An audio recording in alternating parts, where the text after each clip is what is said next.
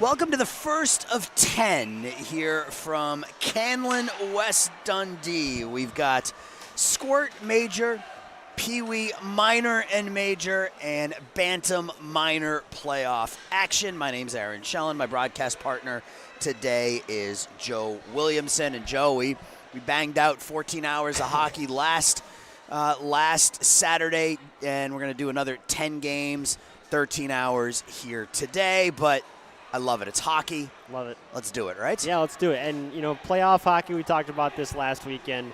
You can't really beat it with any other sport, even in the playoffs. And you just never know what's going to happen, right? We got a Yellow Jackets team who's by far the second best team in this league, and you never know if they're going to even make it through the first round of the playoffs. Well, we saw that last week out in Romeoville, where only one number one seed played for the championship in the Prospect Division last week. So you never know once you get into the playoffs. And to Joe's point, Yellow Jackets come in 26-2-2 on the year, a goal differential of over 142 goals for, 40 against, and the Winnetka Warriors were 19-10 with an overtime loss.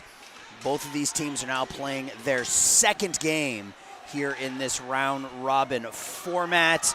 In Game 1, as I pull up the rosters, in Game 1, the Yellow Jackets were victorious and Winnetka lost, so a pretty important Game 2 here for the Warriors. Here's a shot from up high by Camden Montano.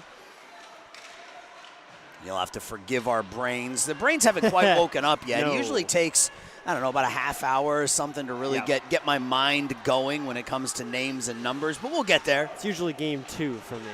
Yep, here's Braden Kiros. He'll throw it through the paint. That'll squirt into the far corner. Back to the points. Montano up the wall. He will stick handle behind the net.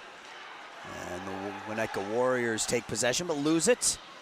Anthony Volovac at the near point will keep it in, and now the Warriors dig it to center ice.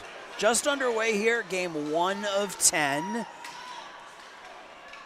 This is one of two Squirt games we will see today. Next will be at 1:50. That'll be the Jets and the Knights, but it's mostly Peewees here in West Dundee, and we're going to have our first penalty of the game, 1:30 into the period, and maybe a bit of a light call there. Not a lot of contact, Joe. Looked more like that Yellow Jacket skater tried to jump around the hit and went down, but going to the penalty box will be Peter McNicholas for the Winnetka Warriors. A little bit of an awkward collision there, but gives the Yellow Jackets their first opportunity at a power play here and a chance to get the scoring going early. Adrian Peters will take the face-off for the Yellow Jackets, and it'll be Reese Barnett for Winnetka. Draw to the left of Arjun Parikh. Number 35 in black and fluorescent green, neon green. And then down to our fluorescent. And then down to our right is Derek Burgess. I take that back. That is not Burgess. It's number 10.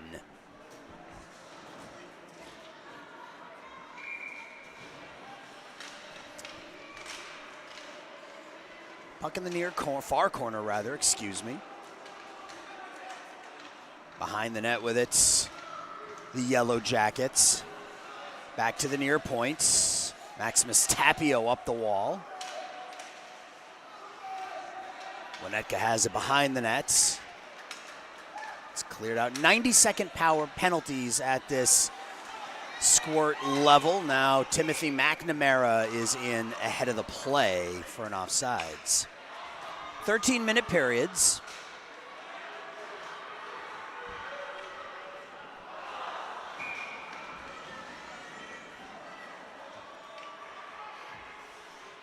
Face off in the neutral zone. It'll be Peters for the Yellow Jackets. They win it clean.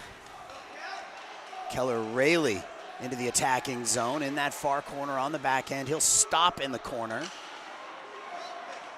Holds, continues to hold, drives from the top of the far circle, loses the puck. Now a shot, bouncing puck in.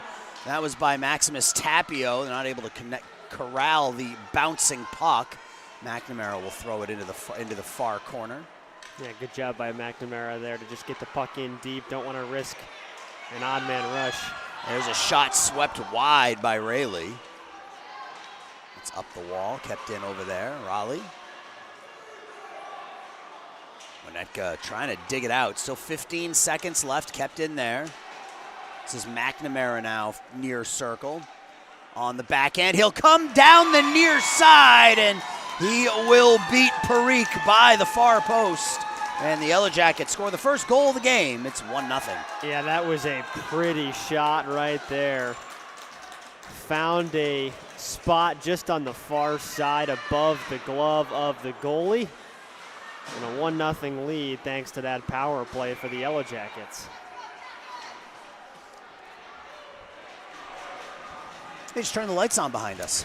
I can see a little bit better now. The rink is waking up with us. It is, yes. That's cleared the length of the ice by Declan Regan, but didn't clear the red line, so no icing. Kept in down in the near corner by the Yellow Jackets. It's Brandon Gorkoff. Gorkoff gets some help from Heleniak. Heleniak top of the near circle. He'll take the shot, the deflected puck. Goes wide of the near post. That was almost a pinball goal. Come down the other way, played there by Montano. Aaron, we've talked about how hockey playoff is the best. You know what else is the best about hockey? What? The names. Yes, yeah. There are some names in this one that I'm going to struggle with right out of the chute, and I apologize for that, but it's what happens when you get scheduled to do a 7-10 game. Sometimes the brain just isn't fully functional yet. Here's Oliver Easthope for Winnetka, has his pocket picked. Warriors keep the puck in. Dominic Naders loses it. And the Warriors will go back to play it with 9 minutes left in the period. Puck is kept in at the blue line. Good keep there by Heleniak, but it does work its way out to center ice where Volovac, one of those names you were talking about, Volovac tries to snake through the defense and can't. Still possesses the puck, though, in the near corner. He'll spin, he'll hold. Now it's on his forehand, dumps it out in front. That rolls through the paint, comes out the other side. Winnetka will take possession here. Up the far side, 1-on-5, though, as the Warriors go for a change. Good speed, Henry Schroeder for Winnetka. He's had the puck a couple times trying to dump it in, and he does there. Yeah, Winnetka, they need a shift, right? Yeah. They've been hemmed in their own zone most of this first period so far. Need a good shift. Don't necessarily need a goal, but just a good shift. Have some offensive time, offensive zone time here in the early going, as that puck's now in the near corner. Wow. Shot had the stick lifted there at the last minute. I think that was James Wilson. No, I think it was Brandon Gorkov also was laid out, had his stick out there too. Gorkoff in the corner, he'll throw it. Winnetka has it there. That was James Wilson in the high slot, not able to get it in on goal. And dug out here by the Yellow Jackets. This is what we were talking about. This is what Winnetka needed. Just a good shift as Maxton Moltz puts it out in front. They didn't even get a shot on goal on that shift, but some offensive zone time is important as they come right back on the counterattack. Gus Smith, he'll lose the puck behind the net. Yeah, hockey is so much about momentum, right? If you can feel like you're putting pressure on the other team for an extended period of time, that's going to turn the tide your direction. That's down deep. Montano loses the puck. That shot into a body. It's played by Shaq Nazarov. Now Jackson. Calder Jackson, top of the near circle. The shot and the save made by Peewee. Behind the net, two Yellow Jackets fighting for it. And it's punched into the corner. Out now comes Winnetka. It's Audrey Brosh. Brosh tries to drive the net, loses an edge. Back to the point. Back down into the corner.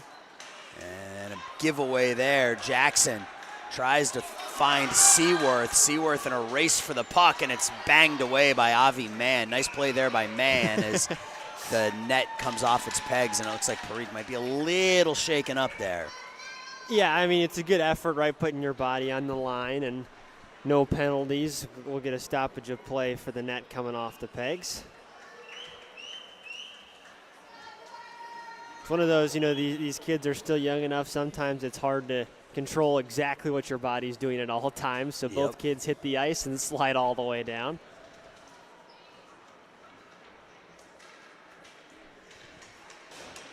They're giving Parikh a minute here to compose himself.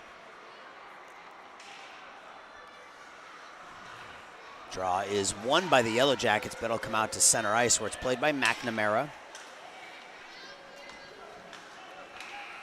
Into the offensive zone, the Yellow Jackets have it here. 5:55 left. Brendan Saunders, the goalie for the Yellow Jackets, has not been tested yet, but right as we say that, a 3-on-1, that shot's high and wide. And that'll come out to center ice, tipped forward by Raleigh. Raleigh with Zakharov, passes through. The shot is blocked wide off the stick of Mikhail Shakhnazarov. There you go. Get it right. Now Winnetka comes the other way. It's Peter McNicholas goes from the near side to the far side, and then his shot is lofted up over the crossbar.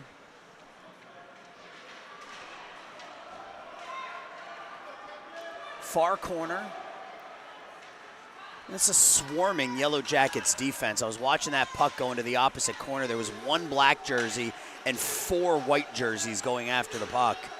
That's cleared in, but Shakhnazarov is off sides. I see what you did there with swarming. I didn't even think about it. Didn't even think about it, but yes. Yeah, no, you can tell right off the bat that these Yellow Jacket players are ready to go. All over the puck, and it's not like Winnetka is not, you know, giving it everything they got right now. They've had a couple of good opportunities early on here as well, but even on that last shift for the Yellow Jackets, you can just tell the offense is clicking early.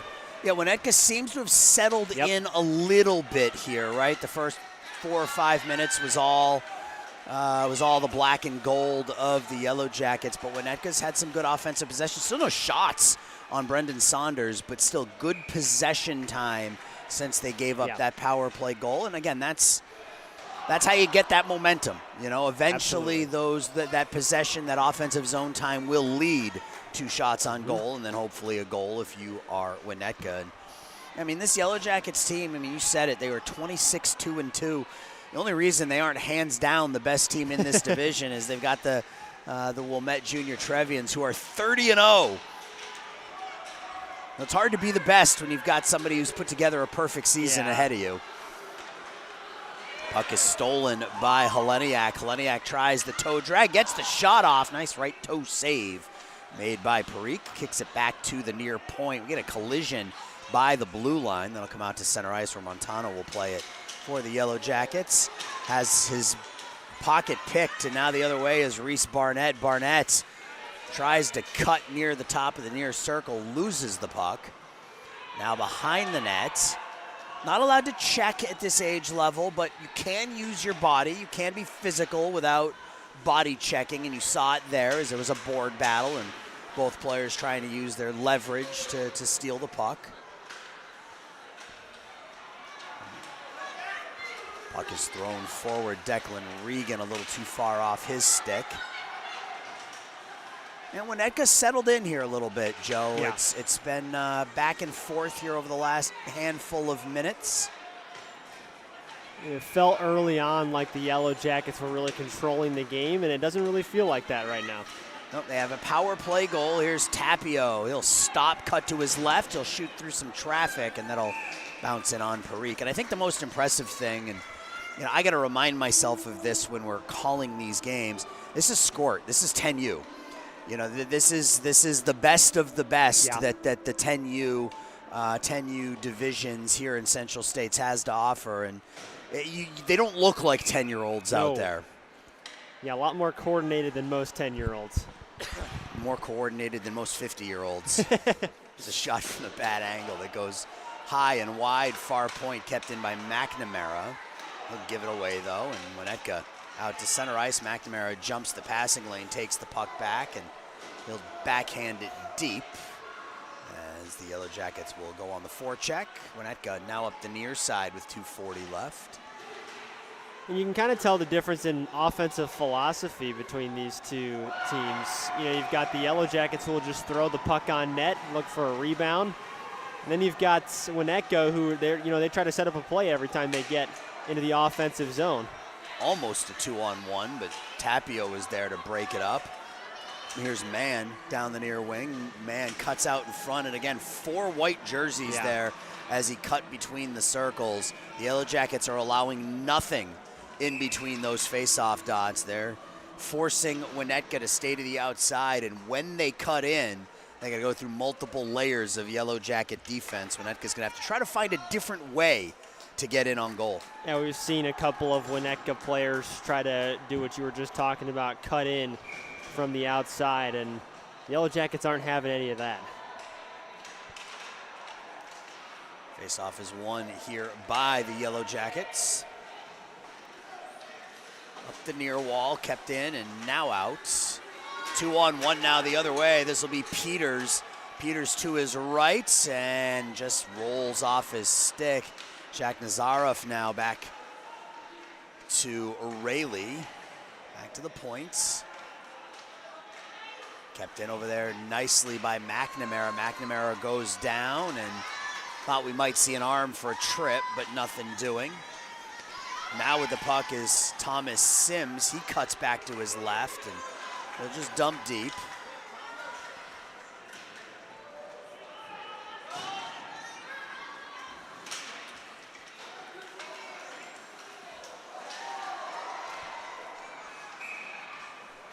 And we'll get an offsides called here with 1:15 left.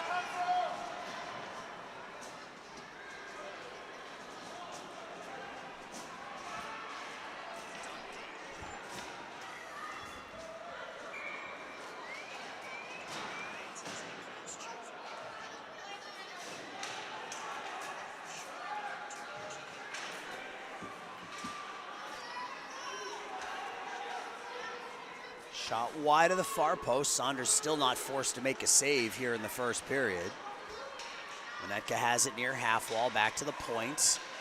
He'll throw it down the wall. Comes out in between the circles, and that'll almost roll in on Saunders, almost forced to play the puck.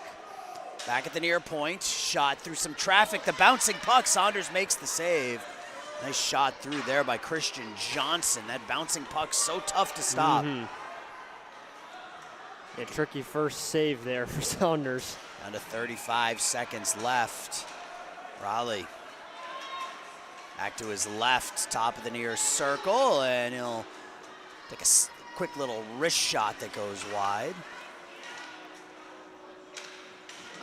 Out to center ice. Anthony Camden tips it into the attacking zone where Montano will play. Montano, Jack Nazarov tries to avoid the hit, goes down. Down to 3 seconds, 2, and the first of 30 periods is complete here from West Dundee. An early power play goal by the Yellow Jackets will send us to the second, leading 1-0.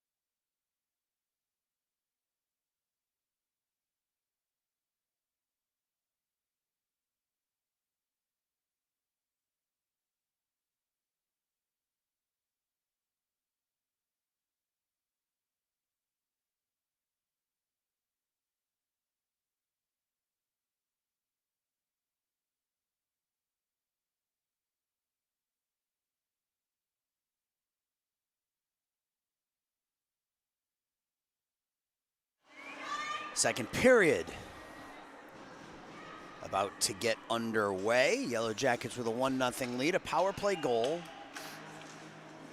But the second half of that first period was a lot more balanced from a possession standpoint. It took Winnetka a little bit longer to wake up. Both teams coming from, I guess Crystal Lake is pretty darn close, yeah. but you didn't have to get up super early to get here today. Puck out to center ice. Heleniak skates up the near wall with it. Near circle. Heleniak, cross ice pass. It's wide. I think it was Gorkov on the back door. Yeah, that's a tough angle shot for the righty. Now Heleniak again. This time he'll just take the shot. Glove save. Oh, Parikh on the rebound. On the backhand, right on the doorstep. Gloves it down and holds on for a whistle and a face-off. Yeah, glove saving a beauty right there. Yeah, that absolutely. backhand rebound shot right there, point blank, and he just gloves it calmly and keeps it a 1-0 game and tapping his posts over there as well. Face-off will come to his left. It's won by Winnetka. Bang it off the wall, kept in by McNamara. He'll just shovel it back down deep. They'll play catch, and that will come out to center ice, but I think we'll have an icing. We will, with about a minute gone by in the second period. So our next game will be Peewee Minor. It'll be Wilmette versus the St. Louis Knights. So we've got Squirt Major, Peewee Minor and Major, and then Bantam Minor on tap here today. Bantam Major and all of your midget games are in Darien. And then your Squirt Prospect Red Tier 3, as well as Squirt Minor is in Glenview this weekend. So that's what we have going on here on Stream Sports Midwest. And down the far side, here come the Warriors. That shot deflected at the last minute, goes up and over the net. Walter Smith gets double teamed, loses the puck. And the Yellow Jackets come out. Flipped up the wall. Played there by James Wilson for Winnetka. Uses his net as a screen. Up the half wall. Wilson still on the puck. Pass too far out in front of Walter Smith. And that'll let the Yellow Jackets back to play at Camden Montano. He'll cut back to his left. Gets his stick tied up, but gets the puck back. Now he'll come forward with a head of steam. Montano tries to skate through, does, but he's below the red line now. Montano still with the puck on his stick. It's knocked away from Shakhnazarov. And Peter McNicholas loses the puck. Shakhnazarov now in the far corner. Throws it out front, nobody on the other end. Cleared back to the point, but not out. Dominic Nader's not able to get the puck out. And on the third attempt, Winnetka will get it to center ice. Cleared in, Volovac for the Yellow Jackets. Not enough on that pass, was looking for Calder Jackson. Jackson lets the traffic go by. Off the right shoulder of Parikh and up into the top corner. And the Yellow Jackets take a 2-0 lead. I don't know if Parikh was expecting a shot there, and it resulted in the puck bouncing off his shoulder and in. And I think 9 times out of 10, that bounce gets you a save, but that one just found the corner of the net. Hey, there was a bit of a delayed reaction, yeah. But he didn't really move his body. He just lifted his right shoulder up. If he takes one stride to his right, that's off his chest, but didn't really move in nets, and that puck beat him. And the Yellow Jackets are up 2 now. Rayleigh right back on the attack. Rayleigh's in, the cross-ice pass. That puck comes out the other end. That rode the goal line, and there's no goal. Nice feed from Rayleigh across to Shakhnazarov, and Shakhnazarov right on that back doorstep tipped it back across the red line. We saw it come out the near side, and fortunate for Winnetka, the officials lost track of it, so they blew the whistle. Yeah, I think that it might have actually hit the bottom of the post there on the far side too, and that might have kept it out. And then Parikh did get a glove on it eventually. Fortunate break for Winnetka there. They're down 2-0. McNamara, his cross-ice pass. Shakhnazarov runs into Anthony Camden, knocks him down. Off the wall and out, and then right back in is Adrian Peters. Easthope, Oliver Easthope tries to dump deep, but gets cut off, and thought we might see a penalty there, but so nope. as well. Now we got a race for the puck. Now that's going to be oh, they didn't call anything there. I thought for sure that was going to be interference. Jack Nazarov got taken down, and we've still got somebody down in the far. Yeah, we got an injured player down in the far corner. We will pause here while they go and attend to the young man down in the near corner. 2-0, Yellow Jackets with the lead.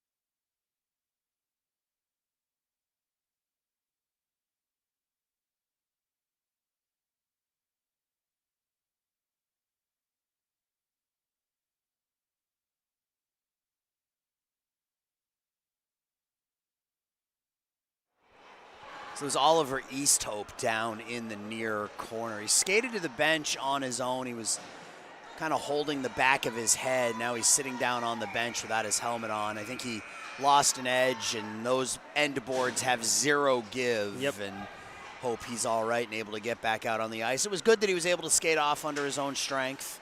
Didn't need any help, but yeah, he went into the boards hard. And we're back live here, 2-0. Gorkov gets knocked down from behind, and the officials kind of put the whistles away here a little bit early, Joe.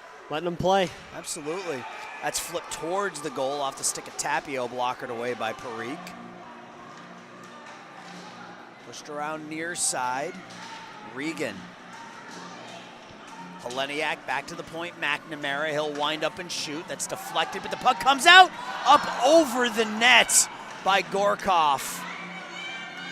Great opportunity there for Brandon Gorkov. Just got underneath the puck a little bit and shoveled it over the crossbar. Now here's a shot in and out of the glove of Brendan Saunders. McNamara gets past 3 black jerseys. Now he comes down 4-on-2.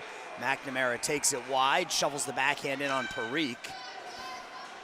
Heleniak behind the net loses it, and Winnetka comes out with it. Nope, gives it away. Heleniak near circle in the corner, pushed out in front. That's deflected into the near corner. Back to the point, McNamara. McNamara stick handles, gets some space, gets caught up in the skates of Heleniak as he tries to shoot, and then has it taken away there. A bit of a spatial miscommunication there for the Yellow Jackets. Spatial miscommunication sounds like a great I don't know, like a techno band. Spatial miscommunication, I like that. My dad has a joke that anytime there's a good phrase, he goes, "That was my nickname or band name in high school." Okay. So there you go. There you Spatial go. miscommunication. Yeah, that was my band good name. One. I like it. I like it, Joe. He's Joe Williamson. I'm Aaron Schellen. This is the first of 10 games here from Canlan, West Dundee. We're also in Glenview and Darien this weekend. All games will be streamed live. Well, I shouldn't say all games. All games on the rinks that we're calling the games from there you go. Will be live. We unfortunately didn't have the manpower to bring you every single game. Hopefully next year. Hopefully next year we can turn this into a full, Central States playoff adventure. But this weekend you'll have to settle for 43 games between today and tomorrow. It's the best I can do for you. Just 43. It's the best we can do. 6:55 left, down the near corner. Calder Jackson behind the nets. Rolls off his stick.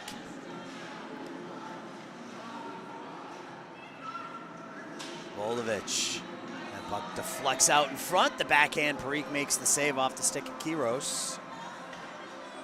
I think this is such a good defensive team. Yeah. This Yellow Jackets squad. The Winnetka Warriors are having not much luck getting anything going offensively. And they're scoring enough, right? You don't need to put up 5-6 goals a game when you don't give any up. Absolutely. That it goes down to 4 in icing on the season. 30 games on the year. The Yellow Jackets only gave up 40 goals, Joe. So there you go. You give up just over a goal a game. You don't need, I mean, to be fair, they did score, 142 goals in 30 games. So they average almost 5 a game, but we will have a goalie replacement here. Brendan Saunders out, Derek Burgess in for the Yellow Jackets. About the halfway point in this game. Yep. Both goalies will get about half a game in. And when you've got, I'm guessing they'll play again later at some point, so when you've got multiple games in a day, you need to preserve your goalie's energy for sure. They'll play on the rink behind us, which has a game going on right now. Can't tell who's playing over there. I think that might be the Huskies. Behind the nets, Montano and Timothy McNamara, their two defensemen, have been really involved offensively. I've been impressed by both of them here. And that's usually a sign of good defense too, right? When your defensemen can get involved in the rushes, can get involved on offense. You know, they're thinking about more than just how to not let a goal go in the back of the net. This is a fierce battle along the boards. You got 3 skaters to a side, and eventually it's swept out by Thomas Sims of Winnetka.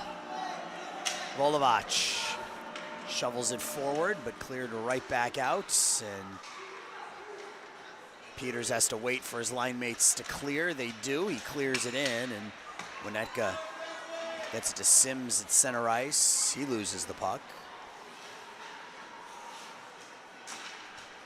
Losing the puck there was Christian Johnson, and now taken over by the Warriors' Gus Smith.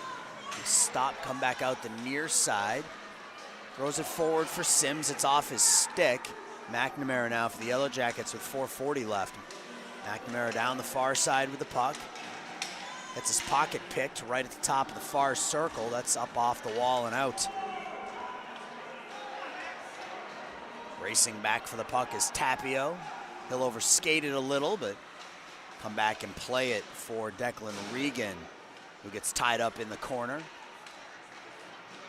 Winnetka has it here behind the nets. Back to the point. D-to-D pass. Henry Schroeder's shot through some traffic is knocked down by the hand of McNamara. And Yellow Jackets are able to get it to center ice. Rayleigh.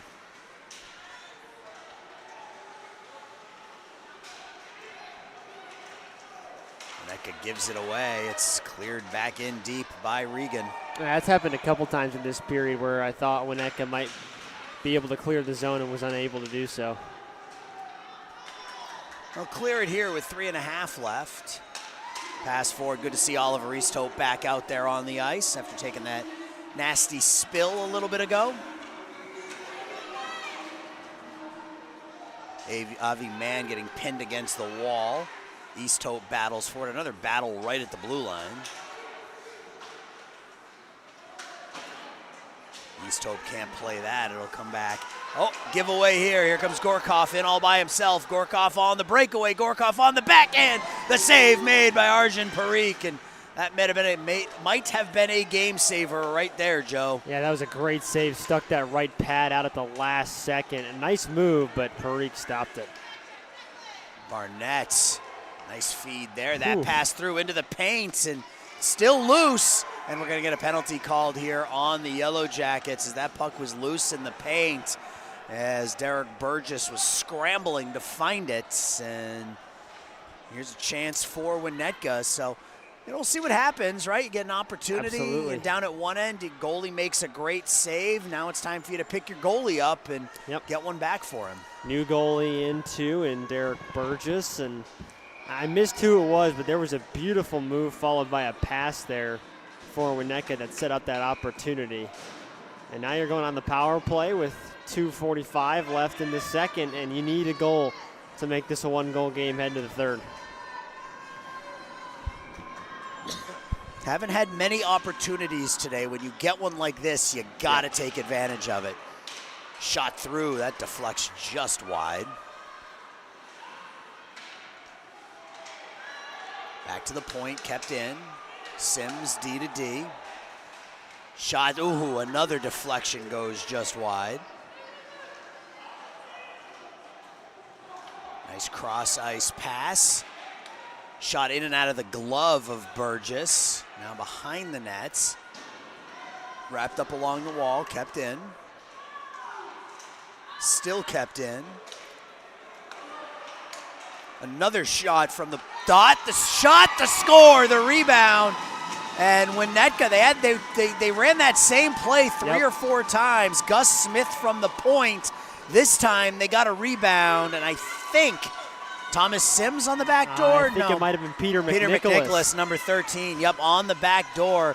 You saw them. I mean, they ran that same play 3 straight times. First 2 times it was deflected wide.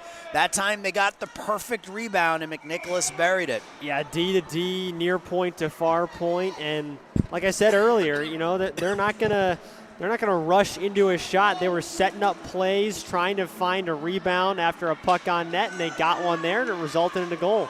It was a really good power play. We're going to get an offsides there as Walter Smith was in ahead of the play. Yeah, really good power play for Winnetka. They set things up.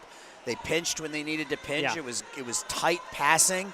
And a lot of times you'll see the D-to-D pass, you know, get rushed, and it'll get thrown out of the zone, and you'll have to reset. Yeah. But no, Winnetka did a nice job there. That D-to-D pass led to a couple of good looks and eventually the goal by McNicholas. And the other thing, too, McNicholas was left all alone right in front there, and that rebound just came right to his stick. Good shot by Maxton. Moltz is gloved down by Burgess. Yeah, I mean, you got to get a body on that back door. Got to get a body on. You can't leave that body, that skater open at that goalie's back door, and McNicholas took advantage of it, didn't miss, had the opportunity, got his team back within a goal. This is why I love playoff hockey. It doesn't matter that you were 26-2-2 in the regular season. You know, it's round robin. You know, we saw last week, I don't remember which team, I think it was the Vipers. They were like 19-3 during the regular season, and then they got shut out in both playoff games. I mean, it's just, you know, playoff hockey is a different beast at every level. I don't care if you're talking NHL or 10-year-olds. Playoff hockey is simply a different beast. It's a fun beast, though. It is, absolutely, 100%. I love it. Let's see if that goal gives Winnetka a little bit of a boost in their step here. Back within a goal. Taking it wide. And shot will go wide. Walter Smith tried to throw it back on nets. It comes out. And Tapio for the Yellow Jackets will clear it deep. Given away there, Shaq Nazarov in the far corner rather. He loses the puck. Now it's played into the near corner where Rayleigh will take it for the Yellow Jackets. Down low, Adrian Peters. 30 seconds left. Peters back to the point. Tapio, McNamara. McNamara winds up. That's knocked down by Anthony Camden, and he's feeling that. I think he took that right off the knee. And the puck will come out to center ice, and just waiting on the official to blow that whistle. Camden's still down. McNamara in, and the save is made by Parikh as Anthony Camden now on all fours trying to get up. He took that one right off. The puck always manages to find that spot that isn't padded, right? Yeah, absolutely. We will step aside while the trainers look at Anthony Camden. 2-1, 6 seconds left in the second.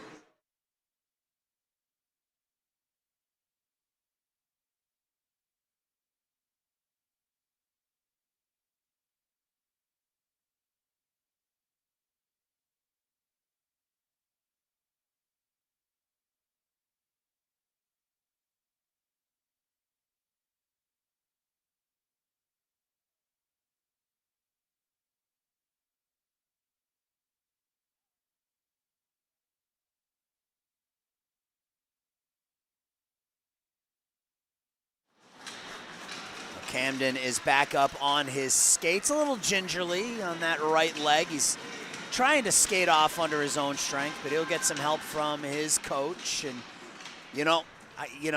these kids are tough, but, like, it's part of the game, right? Yep, You got to put yourself in front of the puck. You got to put yourself in harm's way sometimes, and that's the result as Anthony Camden took one off the knee.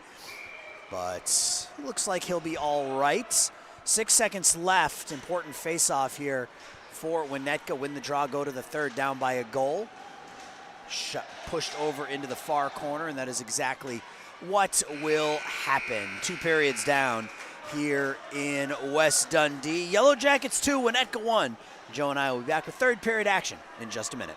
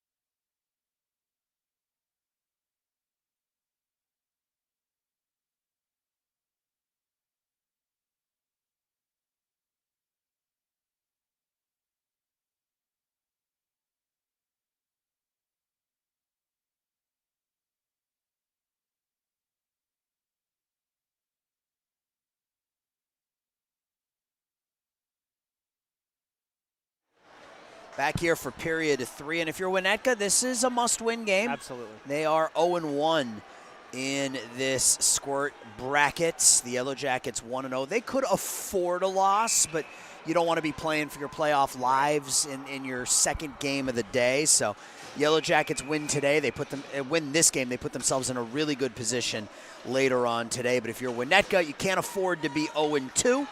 So you got to pick up a W here, which means they got to get at least 2 more goals here between the third period and overtime. And like you said, it's playoff hockey. You never know what'll happen. I was talking to the coaches of this team before the games. We're talking about the Wilmette team that's 30-0, and I just left it with, you just got to get to tomorrow. Right. If you get to tomorrow, it's one game, and anything can happen in one game. Yep.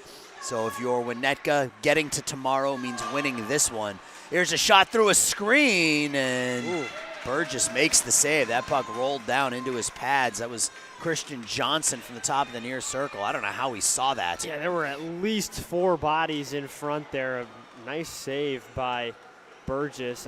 Like you said, don't know how he tracked that puck all the way in. Winnetka down 2-1, offensive zone face-off. Here's McNicholas spinning the stick in his hand, the goal scorer for the Warriors. One back to the point. Nice D-to-D pass. There it is again. Wrist shot will go wide. It comes out the near side, though. Now in the near corner. And what do we got? So we got another injured Winnetka player. The Warriors have taken a beating here today. This is their third skater who has gone down. We will step aside while they tend to this injured Warrior.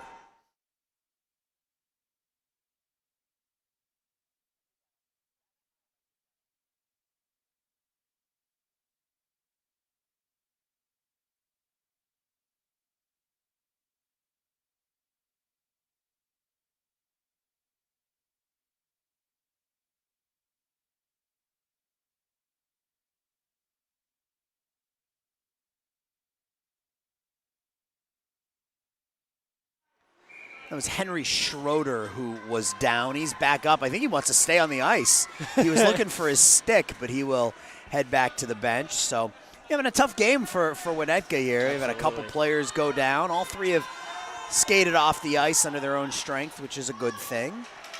It's 2-1 with 12 minutes left. 1 minute gone by here in the period. Gus Smith down below the red line. Stop back to his forehand, cuts back the other way, tries to shovel it out in front.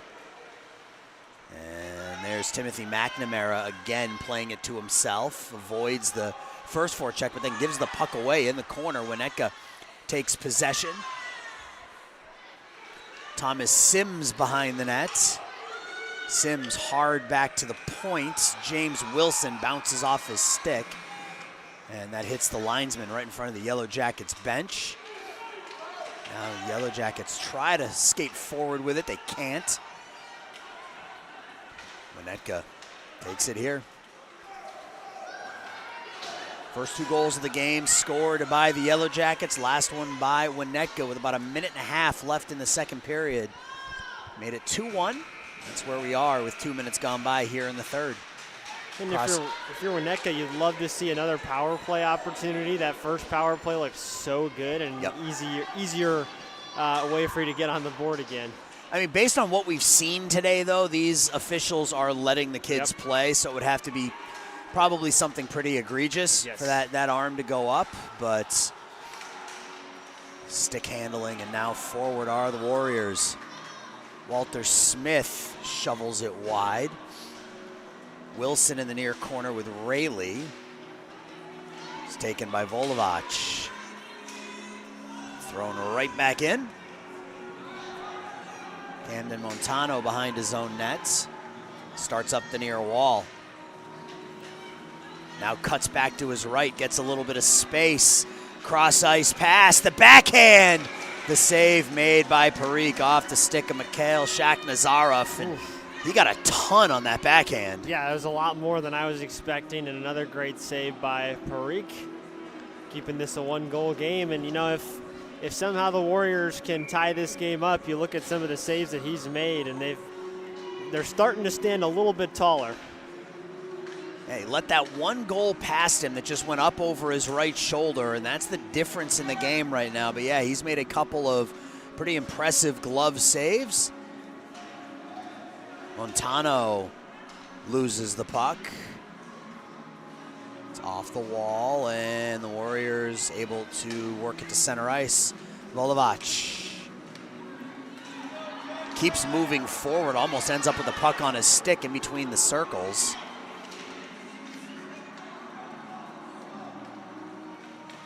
Now Winnetka comes up the near wall with it. As Reese Barnett gets cut off right at the blue line, and that'll be an offsides with 9:19 left in the first period, or third period. Third period of the first game. Period 3 of 30. There you go. Well, however you want to put it. 10% of the way. Almost. So Parikh had a equipment issue down there. He's ready to go, and face-off is won by Winnetka. Thomas Sims will dump. McNamara takes it behind his own net. Back up the far side, kept in at the point.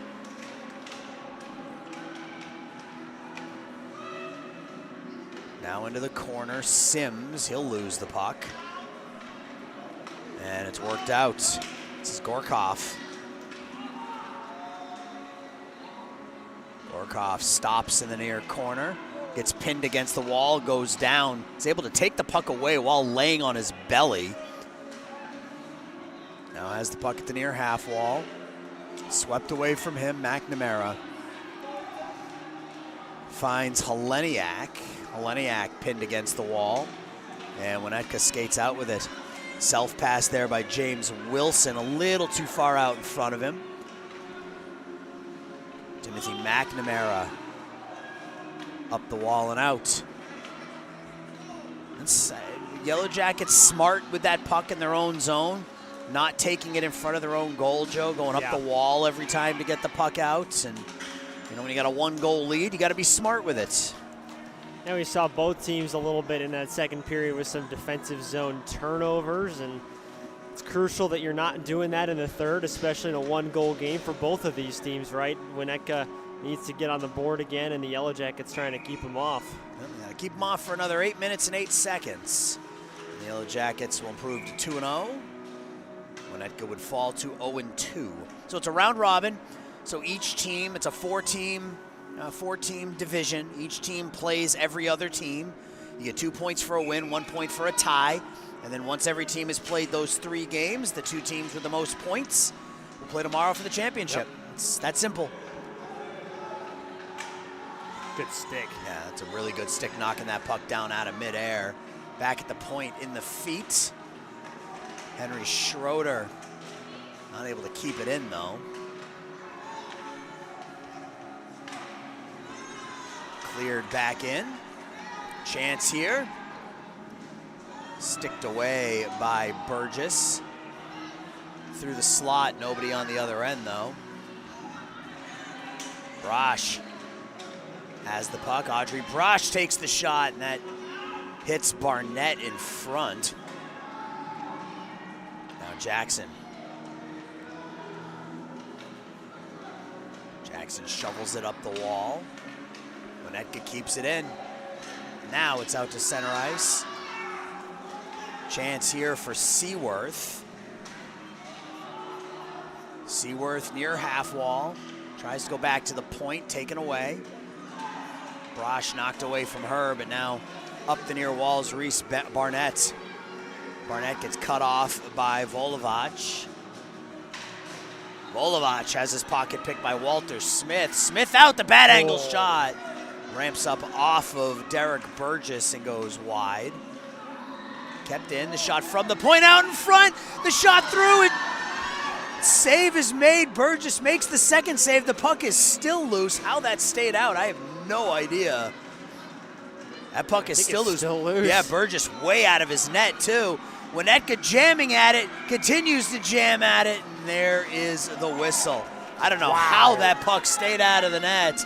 Winnetka all alone in front of Derek Burgess, but somehow it stays 2-1. Yeah, that puck had a lot of free time right in front of the net there, and somehow Yellow Jackets were able to get back and keep it from going in. That was a full team defensive effort right there. McNicholas will take the face-off for Winnetka. Wins it.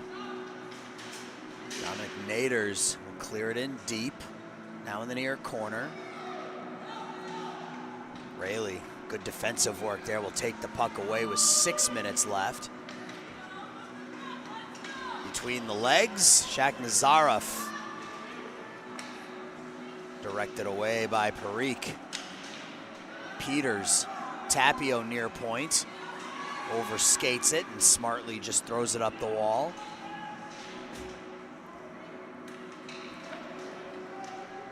.540 left. James Wilson up the wall, but just to the Yellow Jacket blue line. He'll get another chance. He'll try the near side, but too many white jerseys there. Rayleigh.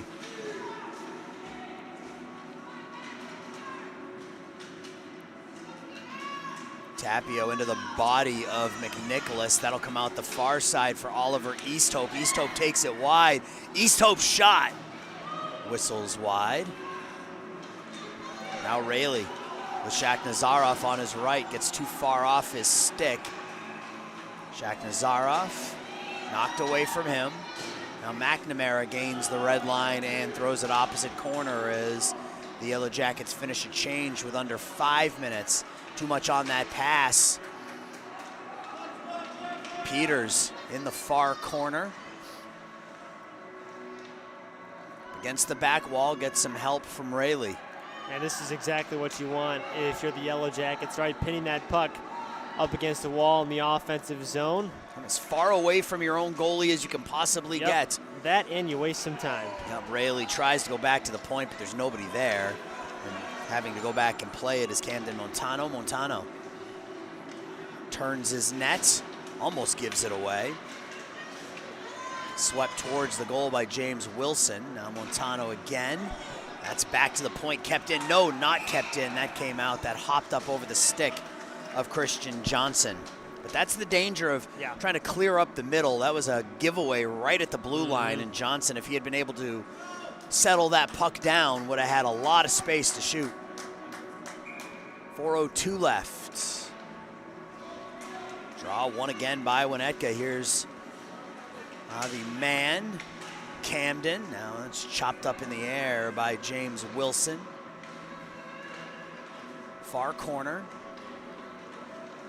Toe drag, the shot. The backhand is directed away smartly by Burgess.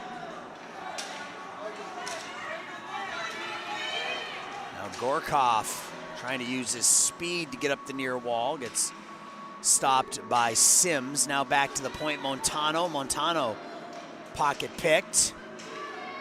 Cross ice pass, looking for Gorkoff too hard. Gorkoff tries the slap pass, and it's up off the glass and eventually worked out by Winnetka. Now Wilson knocked away from him. Camden, Declan Regan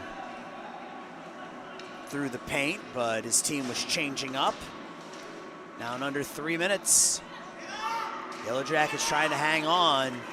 Winnetka out here, 2-on-2. Taking it wide is McNicholas. McNicholas overskates the puck. McNamara now stick handles. Gains the red line and dumps. He's a smart player. He's done that a couple of times here in the last few minutes. You don't force anything. Gain the red line, avoid the icing, dump it deep. Yeah. Now Dominic Naders tries to stick handle through some traffic. McNamara back there to take the puck away. Calder Jackson now straight ahead. Jackson near wall. Behind the net with 2:10 left. Sims. Wilson. Back to his forehand. Now Reese Barnett. Swept away from him by McNamara, then cut off by Kiros. Jackson behind the net. We're under 2 minutes. Tapio gives it away. The shot is deflected wide off the stick of Reese Barnett. Up the wall, kept in for the moment. And now a potential 2-on-1. Jackson with Seaworth. Jackson looking, goes through, looking for Seaworth, but Seaworth got tied up on the back door. Yeah, and that's great defense, too, coming back the other way. Now a 2-on-2, McNicholas overskates it. Walter Smith with 1:18 left, keeping an eye on the goalie down to our left, still in there. Banged along the wall. Sims able to keep it in at the far half wall as we're down to 1:05, and now it's up and out. Jackson. Volovich is going to walk in all alone. Volovich in, and he shoots it wide. I think Parikh may have gotten a piece of that at that near post as we're under a minute. Pass is thrown up, and Parikh is coming out. 6 skaters now. That shot deflects into the near corner.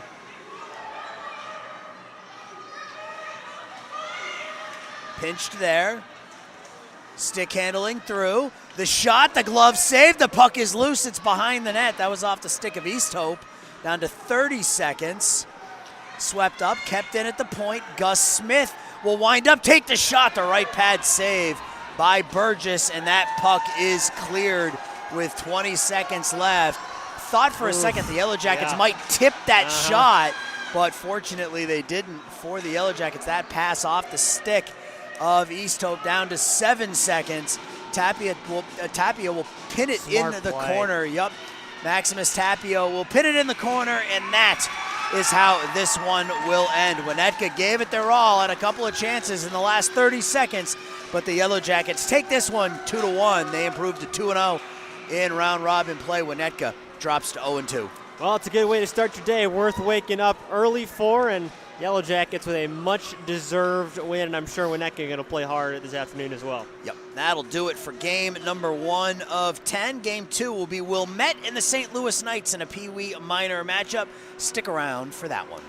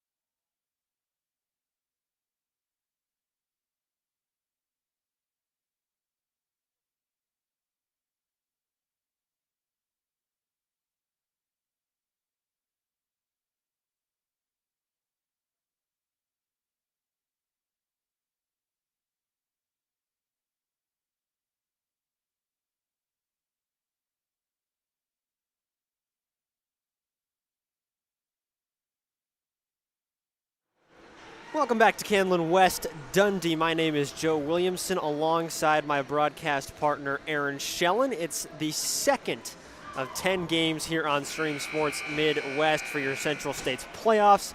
And it's the St. Louis Knights and the Wilmette Junior Trevians. Aaron, we were talking about this.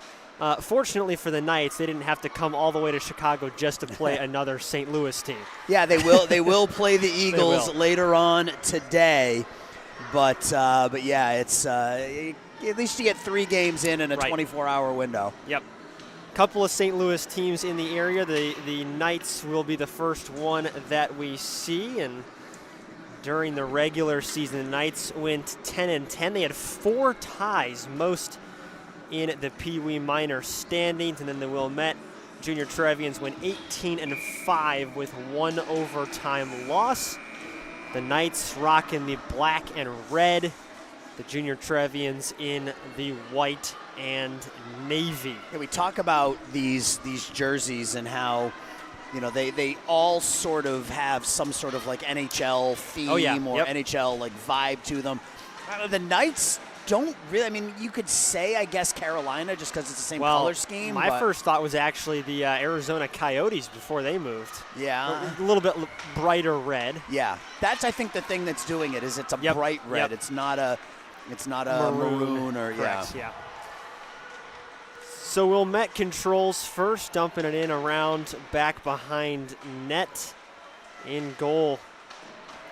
Looks like that is Tristan Leaders for the St. Louis Knights as they bring it the other way. And then it's Evan Willis between the pipes as he covers one up here for Wilmette. And we get a little scuffle in front of the goal. Yeah, our last game was the 10Us. We had the Squirt major matchup right before this. Now we're into the Peewee portion of our day. So we'll get a face-off to the right of Willis, who makes the first save of this game with 13:15 to go. And we'll get new face-off. That's a number 4, which I don't have on the roster. So we'll see if we can catch his name as coming he skates by, that puck comes right through the paint. McLaughlin. Which is not on our roster. Which is not on our roster. So McLaughlin, Mystery McLaughlin, we'll call him. It's entirely possible that I missed it. I spent this week putting together 80-plus rosters for our 40-plus games this week. Right out in front, shot and a nice stick on defense. That shot from Peter Lee was deflected wide and comes right back out. Shot and a save, bouncing off the pads. That one on Malachi Mitchell. It's a nice move by Mitchell. Not a lot of space, just a little subtle move to his right, gave him enough space to get the shot off. From the face-off circle, Pearl Halak, and that one also blocked on defense. A couple of early blocks from the Knights in their own zone. As it comes back the other way, trying to go off the boards to himself, Charlie Koch. That puck eventually dumped back in after being cleared. Back behind the net, trying to find help along the far side, kept in.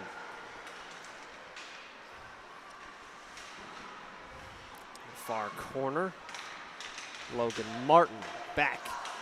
Shot right on net, deflected wide. And we apologize for that shot down in the corner. That gentleman in front of us has elected to take up space in the one place where we can get him on camera. So in between periods, I'll ask him to take a seat, but that's what we're dealing with right now.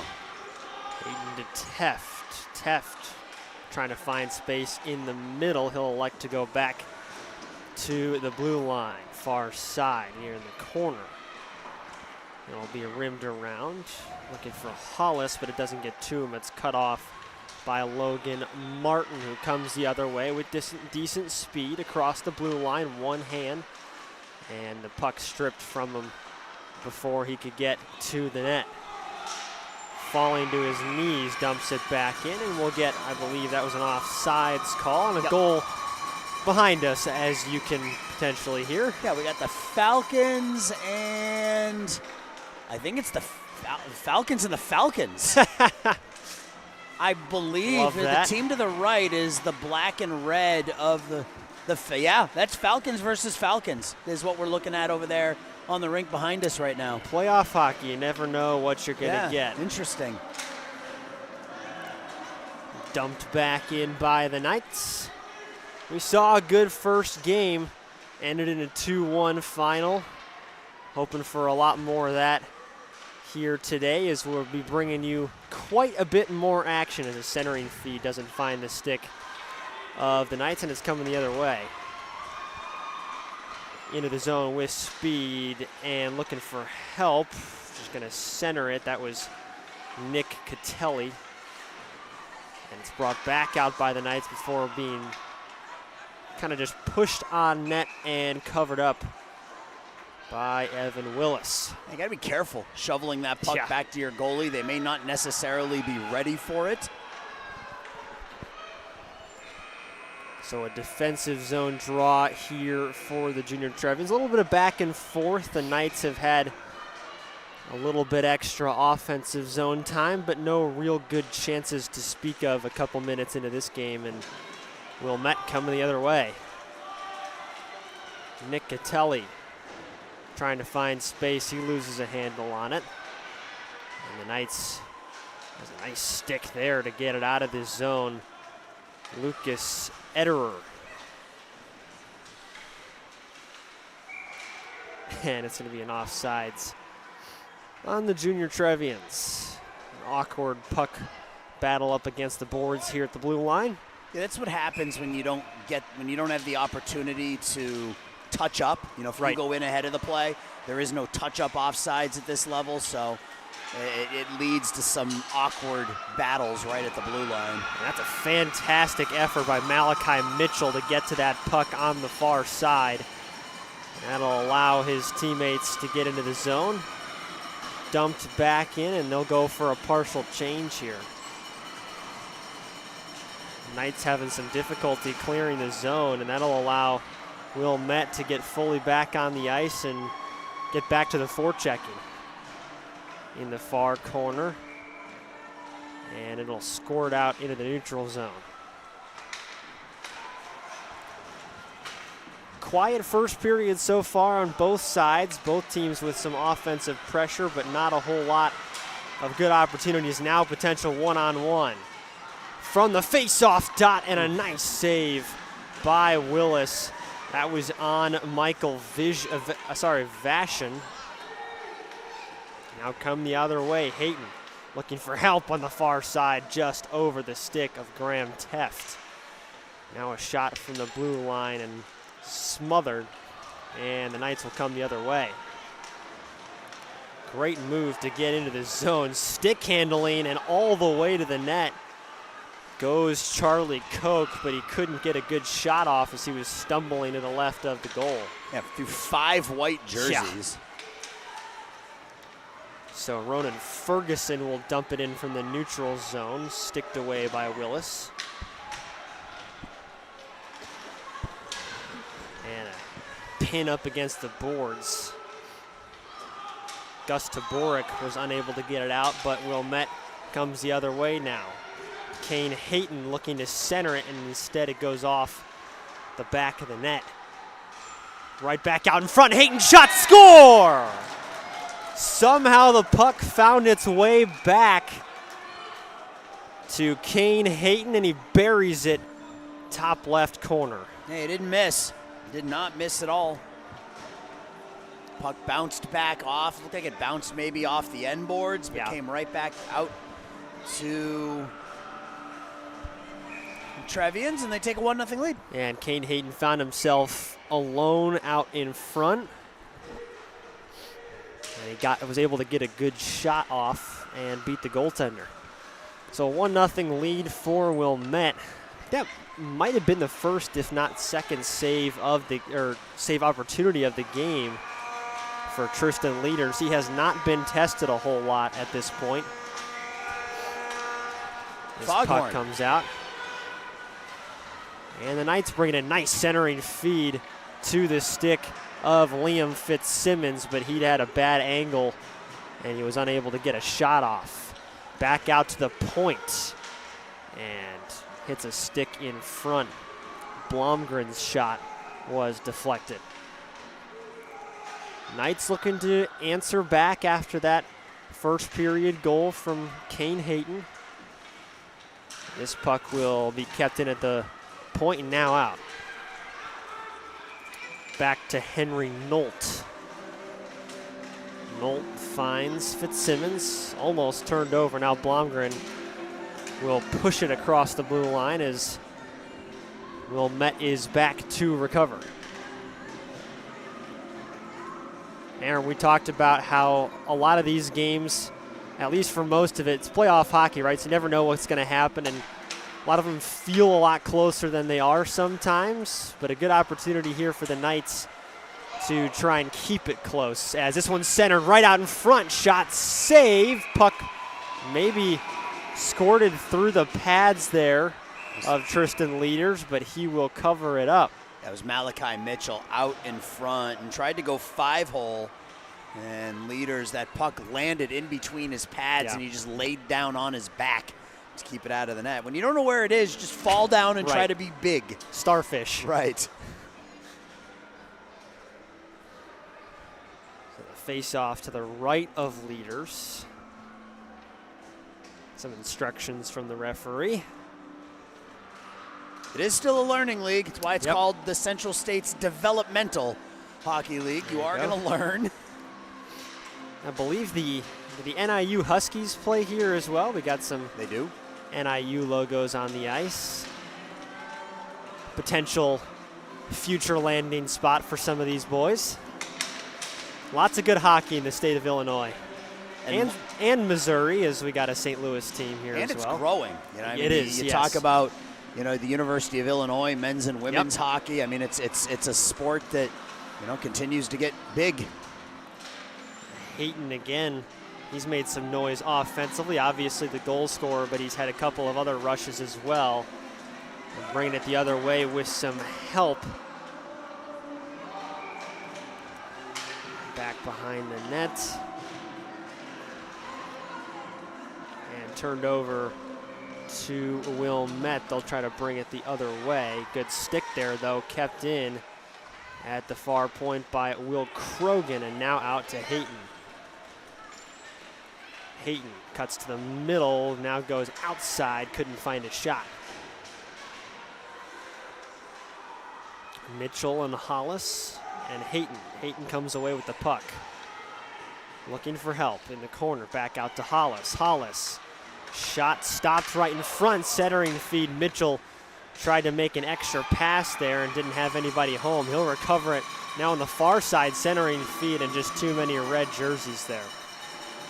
The Knights will come the other way, dumped in by Vision. Vashon, I keep doing that one. It's because it's VI. Yeah. Yep. Brown can't corral that one. Like you mentioned, especially at the youth level, the sport of hockey is growing in Illinois. You see a lot more college programs than you did even 10 years ago. As a falling Charlie Koch tries to put that one on net, and it'll come the other way. Hollis dumps it in, and he'll go for a change. When I first started calling college hockey, that was back in the mid-'90s, it was women's hockey. It was University of New Hampshire women's hockey, and there were, I don't know, maybe 25 women's hockey programs across the country.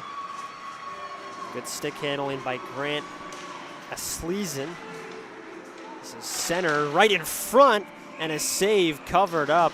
Tristan Leaders, another good save there. And you even talk about women's hockey. Well, you've got the PWHL, which is starting to become a big thing. The Winter Olympics just started. The women's U.S. hockey team started that off with a 5-1 win over the Czechs. A lot of people tuning in for that game.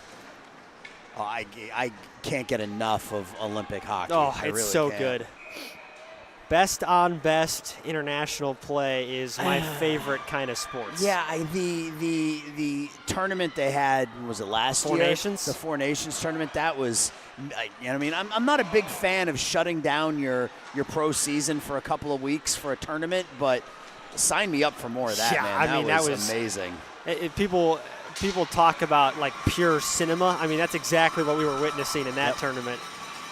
United States versus Canada is bringing it in with some dangles there is Frank Heffron. A lot of these sports are starting to do these tournaments right. You know, Four Nations, WBC. Exactly. Like, you know, a lot of these are starting to be done right. If you're going to do a tournament, they're getting them right now. We'll talk about getting a tournament right. If you want good action, round robin play here today. Multiple games for most of these teams as they look to jostle for a championship position tomorrow. And turned over. We might have a one-on-one here. Shot, save, point blank, and the rebound. Unable to get it back on his stick. I think that was Ederer out in front. Turned over again and kept in. Yeah, Ederer stole that puck. Wilmette was caught in a change, and Ederer right into the chest. Yeah, Evan Willis as we get an icing call here.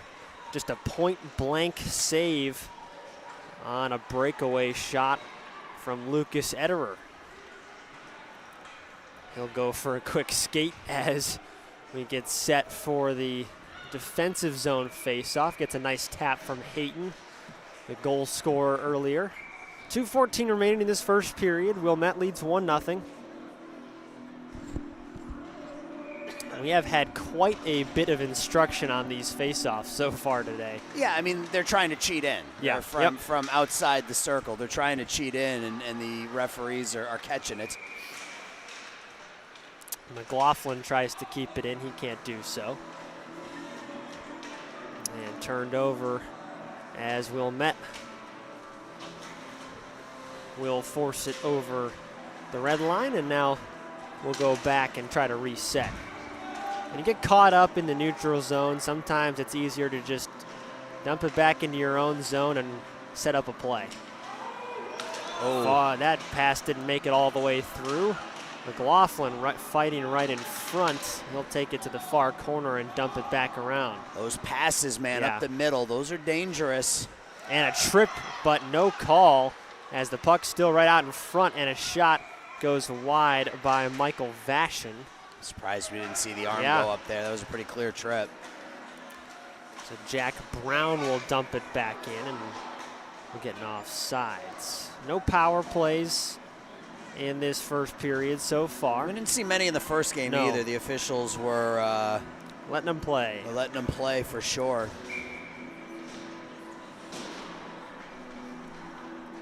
Letting the kids play as we get a center ice face-off. Won by Wilmette. Back to retrieve it. Colt goalie, and he will push it back out of the zone. Nice pass to the middle of the ice, but a couple of sticks, and that puck will find its way over the boards and into the bench of St. Louis. Speaking of St. Louis, we got the Knights, another Knights squad behind us. Must be Peewee Major, I'd imagine. I think we have 2 St. Louis Knights games in a row. Yep. It's usually what happens. They start to get loose behind us here in between rinks. Yeah, a lot of people move in and out of this rink throughout the course of the day. Not you and I. No, we stay in the rink. We stay in the rink. Now, to be fair, we will walk out and we'll get some food, and we got to use the restroom or whatever, but for about the next, I don't even know what time it is at this point. It's 8:50. So for about the next 12 hours, you and I are going to be right here. Yep. And then you get tomorrow off, but I come back. Well, off from this. I have to work another job.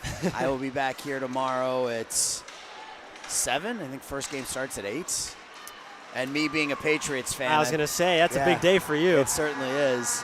I plan on, so teardown usually takes about 15 minutes, get everything packed up and put away neatly. I'm throwing everything in a giant garbage bag and running out of here tomorrow afternoon. Now, we just had 2 more blatant trips right there, and neither one was called as we'll get an offsides here.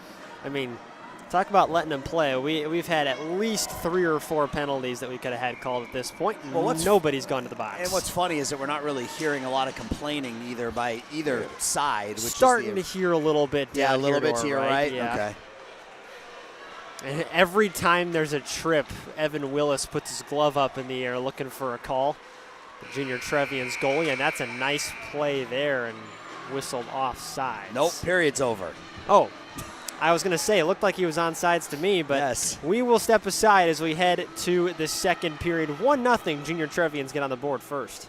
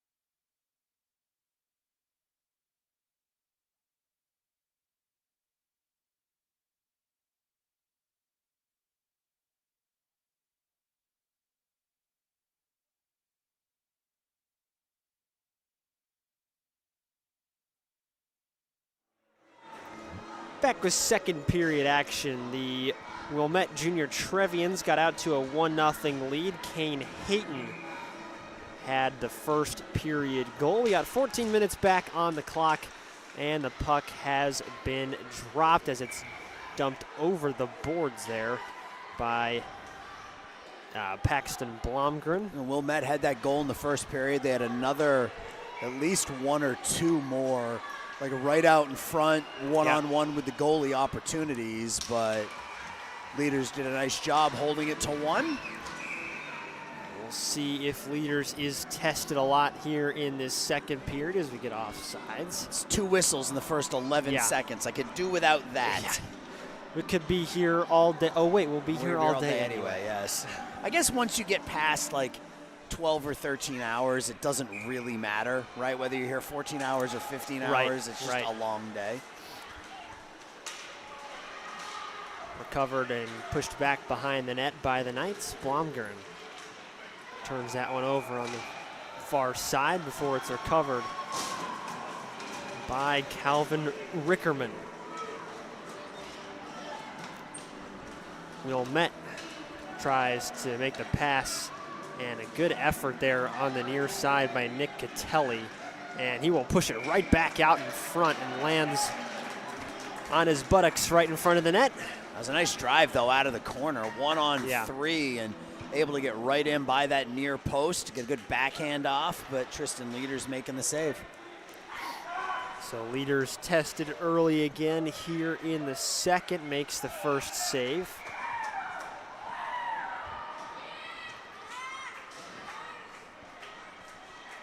The Knights had a couple of opportunities in that first period as this faceoff is won back out to Hollis for Wilmette. Yeah, they had the breakaway, Lucas Ederer's breakaway. That was obviously their best chance of that first period.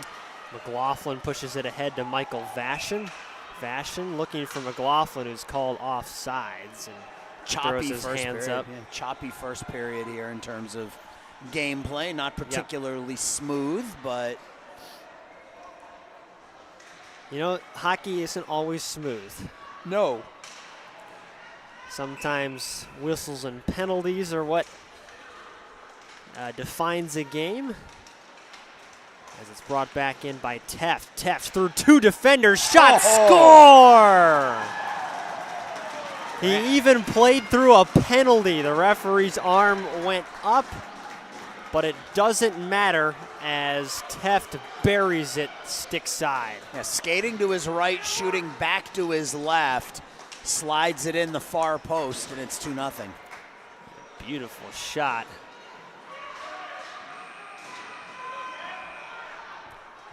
And it's a 2-0 lead for the junior Trevians. So Hayton and Teft, the 2 goal scorers so far for Wilmette. And they go up 2-0 here in the second. Penalty right on the face-off here. That arm went up right away. Did we get a cross check? Wow. Yeah, a cross check right on the face-off. You don't see that very often. No, as they were fighting to win that face-off right after the goal. Looks like Louis Stutzer, I think, is. Oh, no, not Stutzer. That's going to be Charlie Koch. Charlie Koch, 86, yeah. I didn't see it. I mean, they were fighting for the puck. I missed it, too. But the official that dropped the puck was standing right there. Nobody had a better view of it than him. So a man advantage now for the junior Trevians, who just scored. And they'll win the faceoff. Control back to Halak. Far side. Dumped in deep, back behind the net. Centering feed on a nice stick there. Brody Pisani. Resetting, Teft tries to dump it in, but a good stick by Pisani. Hayton far side now, he'll try to get it in, he does. He's got help behind him, he'll just go all the way and back behind the net again. Looking for the centering feed, hops over one stick, gets to a defenseman, and blocked in front. That shot taken by Frank Heffron, and now it's dumped all the way down, but it won't have the legs for icing. To Boric. And all the way in, shot and a point-blank save, rebound. Come the other way, that was Grant Asleason. Yeah, he was shot out of a cannon, didn't look like much, and then you look up and he's standing right in front of the net. And I think we had a delayed penalty there as Wilmette tried to pull their goalie, but touched by St. Louis, and now we're gonna get a 5-on-3 for about 47 seconds. 11:35 remaining here in this second period. So we're gonna get a play drawn up, it looks like, by Wilmette. A 2-man advantage here for 47 seconds.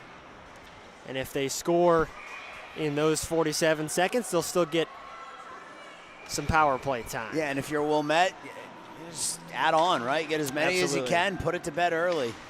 Shot and looking for the tip in front was Gus Taborek, but couldn't get a stick on it, and a save by Tristan Leaders. And Will Krogan with a cross check to the back of Taborek. Don't need another penalty. After the whistle.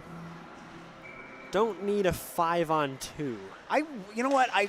That's one of the rules. You know, you talk about, like, if you could change one rule in a sport, what would it be? For me, it would be that in hockey. If you're 5-on-3 and you commit a penalty, you're now 5-on-2. Fair enough. And you commit another penalty, you're 5-on-1. Yep. That's just, that to me, that would, I don't know, it's just a lot of open ice. It would be fun. Yeah, absolutely. Can you imagine a 5-on-1?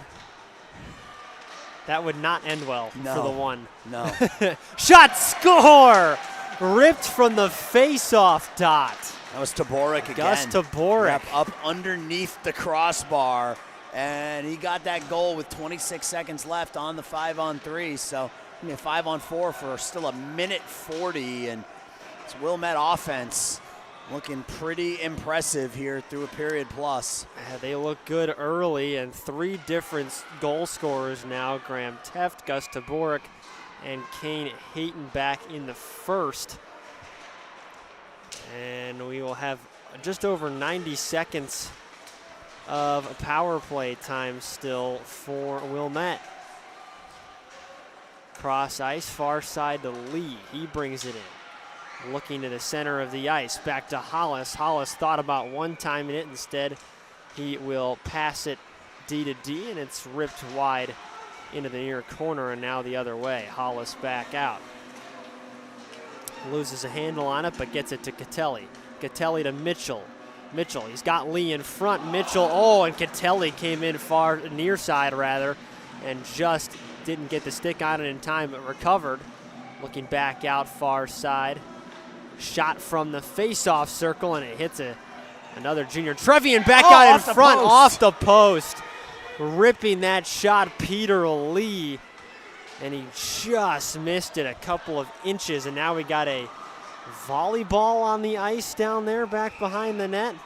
We'll get a whistle here, I think on a penalty though. Yeah, we got kids warming up opposite corner, and that's what it is. Made it, that ball made it in between the screen and the ice. It's youth hockey for you, man. And we're gonna see Logan Hollis heading to the penalty box. So that'll even things back up for a piece now as the junior Trevians hold a 3-0 lead. And if you're the St. Louis Knights here, you kill off the next 38 seconds, and you got to find a way to get one. Yep. You know, you're down by 3 goals here. Certainly not insurmountable, but you have an opportunity shorthanded or an opportunity on the power play. You got to take advantage of it. Coming the other way. 2-on-1 now. Beautiful pass out in front, shot and score. Graham Teft. Yep, down underneath the crossbar. That was a pretty feat. Again, a play that looked like nothing. It was 2-on-2. Yeah. Then all of a sudden you look up, it's a 2-on-1, and Teft is all alone. He goes water bottle, and it's 4-0. Yeah, and a beautiful centering feed as well to get him that open ice shot. This has been an impressive performance, and we're still just 4 minutes into this period, and Wilmette scored 3 times here in the second already. We're not even halfway through this game yet, in a 4-0 lead for the junior Trevians. And they'll bring it back in again, this time off sides. Wilmette, during the regular season, they scored 107 goals. That was second in the league. So they have had plenty of offense this season. Well, it's easy to see why. It's an impressive team. They pass the puck well. As Hayton brings it back in. Yeah, I think the passing might actually be what has impressed me most. Some good shots too, but I mean, wide open shot right there. McLaughlin did manage to get a stick on it. That was a beautiful toe drag there. Yeah, you really can't blame Tristan Leaders for any of those goals. They're all top corner or right up underneath the crossbar. Really nothing he can do against them. And Wilmette found out where they could beat him as a centering feed for St. Louis shot off a pad of Asleason in front. That shot from Lucas Ederer. Back out to the point, all by himself. Shot deflected in front. That shot from Henry Nolt. And a big collision here up against the boards. No penalty though, as Leeson went down to the ice. Ederer shot and deflected left pad save there. And I think St. Louis caught a break there. Pisani's elbow came up on that play right at the blue line, and there was no call. Hayton right into the stick, rather the skates of Brody Pisani, and now we're going to get a slashing penalty. I think it might, in the end, not matter. Who's going is headed to the box? Nope. Oh, no. We called the it's okay, so it is going to be on Lucas Ederer. Yeah, it'll be Lucas Ederer. So in the end, you know, puck don't lie, right? You know, as they say.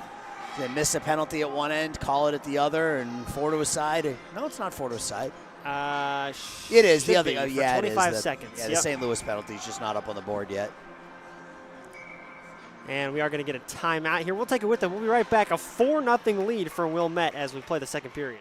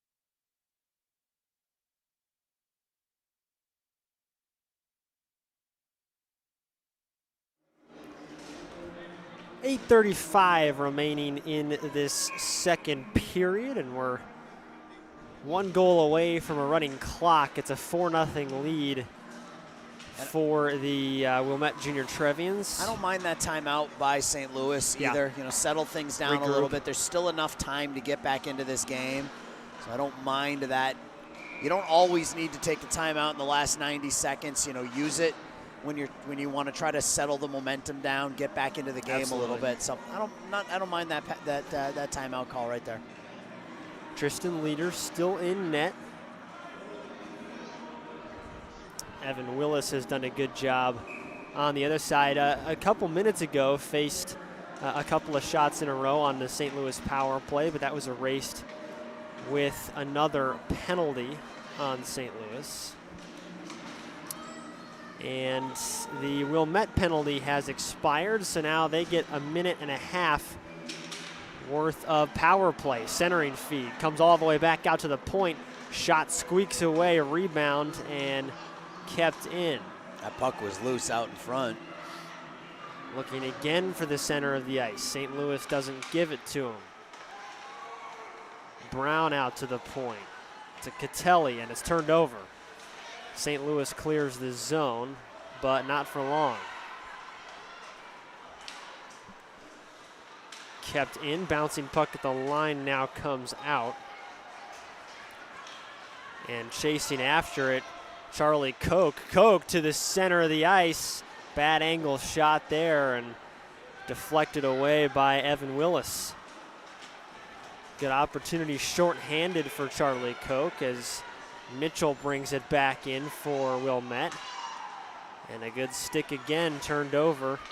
St. Louis will dump it out. They're doing a good job here on this PK rather. Another neutral zone puck turned over by St. Louis. Todoric is going to bring it back in. Shot from the bottom of the face-off circle, just high and wide. Hit the side of the net. Yeah. St. Louis regains control. They'll bring it back the other way as the power play is expiring. Charlie Koch looking for the center of the ice. He's not giving it. And pushed back out of the zone. We're back to even strength. Across the red line, trying to dump it back in is McLaughlin. And now we'll have a puck battle up against the boards here on the near side. McLaughlin hustling after it. And some more collisions up against the boards. Finally, the puck squirts out back behind the Wilmette net, but not cleared as it comes around the far side. McLaughlin is a pest back there. He's been chasing after the puck this entire time, and Vashon goes back to retrieve it for St. Louis now. They've controlled the puck a little bit more since the end of that power play for Wilmette, and a nice play there by Will Krogan. He just put his foot right in the way and stopped that puck. Regaining entry to the zone. Mitchell, he'll take a shot from the face-off dot. And a nice save by Leaders. And Mitchell with a nice move to the inside and then back out to just centering feed, and what a save. Got that right pad out, Leaders. Oh man, could be 5-0 right now. Yeah, that was Mitchell, didn't get all of it. And another shot saved by Leaders right off the chest there. But the fact that he didn't get all of it, I think, is what allowed Leaders to get over and make the save. Heffron keeps it in, but turned back over and then regaining possession right out in front. Oh. Shot score. Forehand, backhand. Heffron somehow with the one-handed goal pushes it in and makes it 5-0. Yeah, that was one hand tucked inside the near post, and I think that was Lee again, Joe, there right on the back doorstep. He went to his backhand, then with one hand on the forehand, was able to push it around Leaders and make it 5-0. We'll have if it stays this way going to the third, we'll have a running clock in the third period. So 5-0 Wilmette. And now if you're St. Louis, you got to focus on at least getting on the board, right? That first goal, probably the hardest one, but once you get that goose egg off the scoreboard, things start to come a lot easier. And maybe if you can get one this period Yep. and then, try to break it down into chunks in the third. But this has been a pretty impressive performance by this Junior Trevian team. Fitzsimmons, nice move back to the center of the ice, and he fans on it. And it's not a surprise. A lot of these players, I was talking to the coaches for the Winnetka squad for the last game that we did. The Squirt Major Wilmette Junior Trevians are 30-0 this year. They also ran the table last year. Right. So a lot of those players are on this team. Yep. And, there's obviously a very high skill set at a young age in Wilmette youth hockey. It's hard to go perfect in a full season of hockey, 30 games. I mean, that's impressive. Blomgren gets it out. That came out of now the we'll zone. get offsides. So what do we got next? What's our next game? Let's take a look. Our next game. I think it's St. Louis again, right? Yes, the Peewee Major St. Louis Knights against the Sabres. Naperville representing. Yep. I think that was the first game you did this year with me. Was it? We were in Naperville. We were at all seasons. Yeah, I think you might be right, actually. Naperville's a bit of a hike, I think, to hear. It's a long time ago. Feels like a long time ago, doesn't it? And you've done a lot of hockey games. I've also had a lot going on since then. You got married. Yeah, you got married. And, as we get another collision, far side, lost a glove.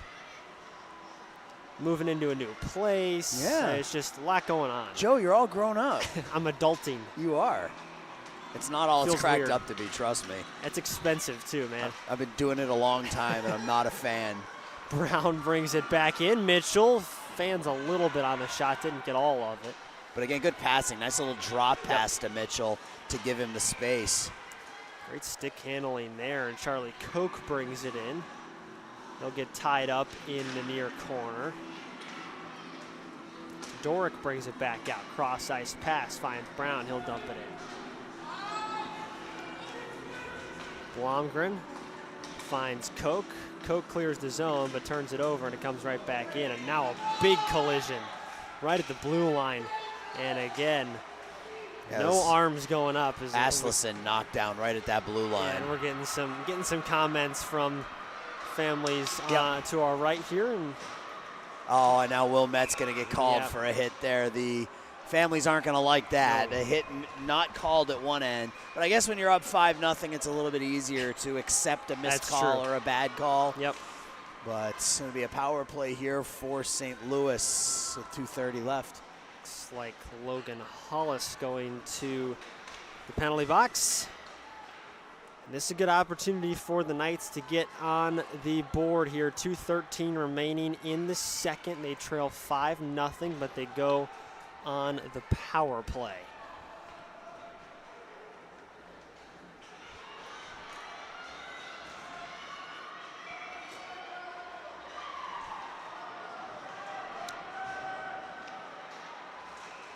Ederer wins the face-off for the Knights. They look to set something up. Shot from the point is stopped by a stick in front and now controlled by Wilmette.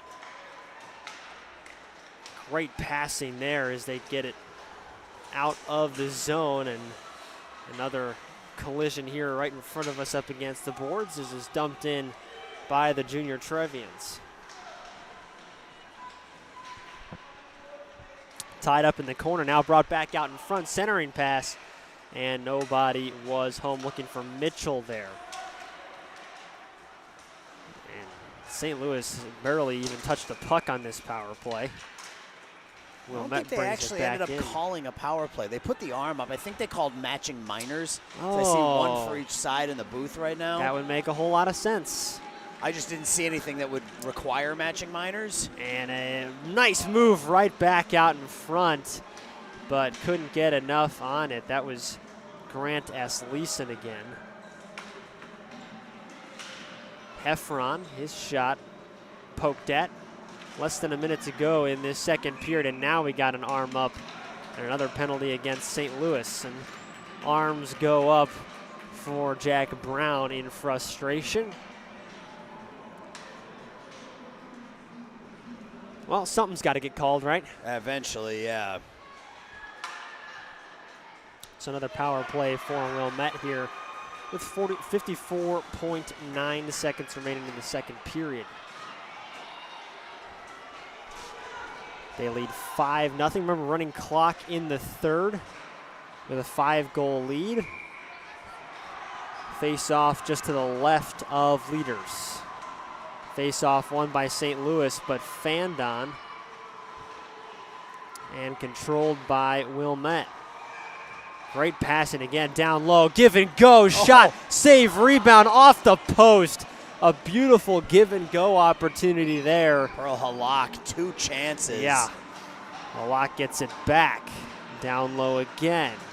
Back to the center of the ice, Mitchell, and a save by leaders right to the stomach. This is a really, really impressive power play. Yeah, very good passing, some tic-tac-toe going on.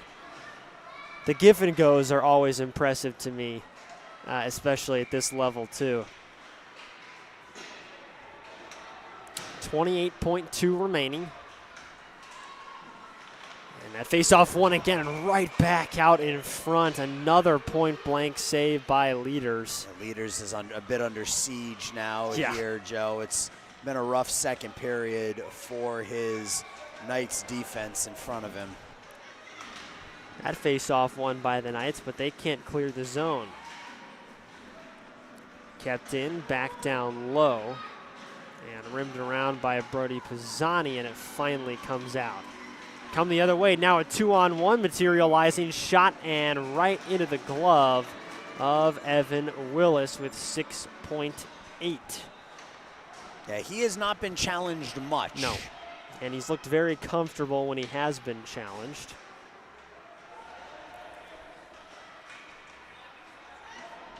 St. Louis, if they win the faceoff, to get one more shot off here to end the second period. 6.8. Faceoff won by Wilmette. They'll clear the zone, and that'll do it here in the second. A 5-0 lead. We'll have a running clock in the third when we come back. Wilmette up big here against the St. Louis Knights.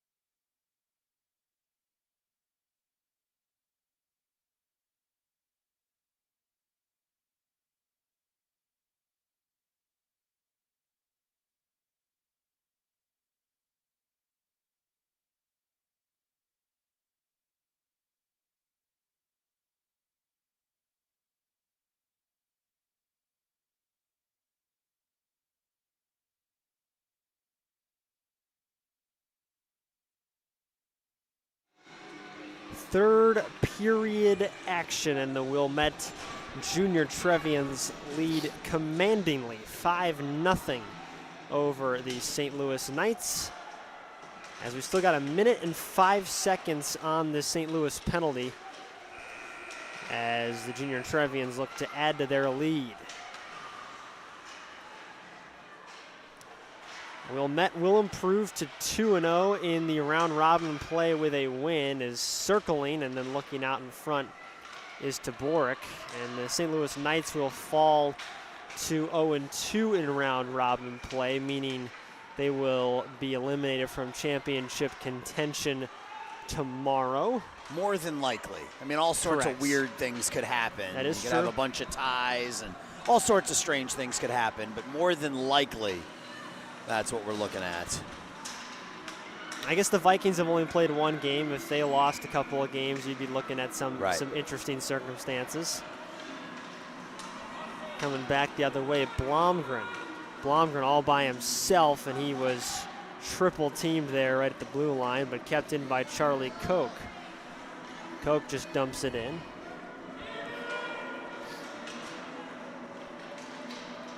Back behind their own net.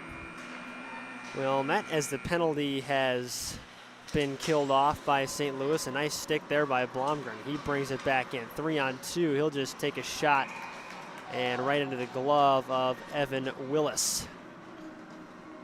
That clock ticks away here in the third period.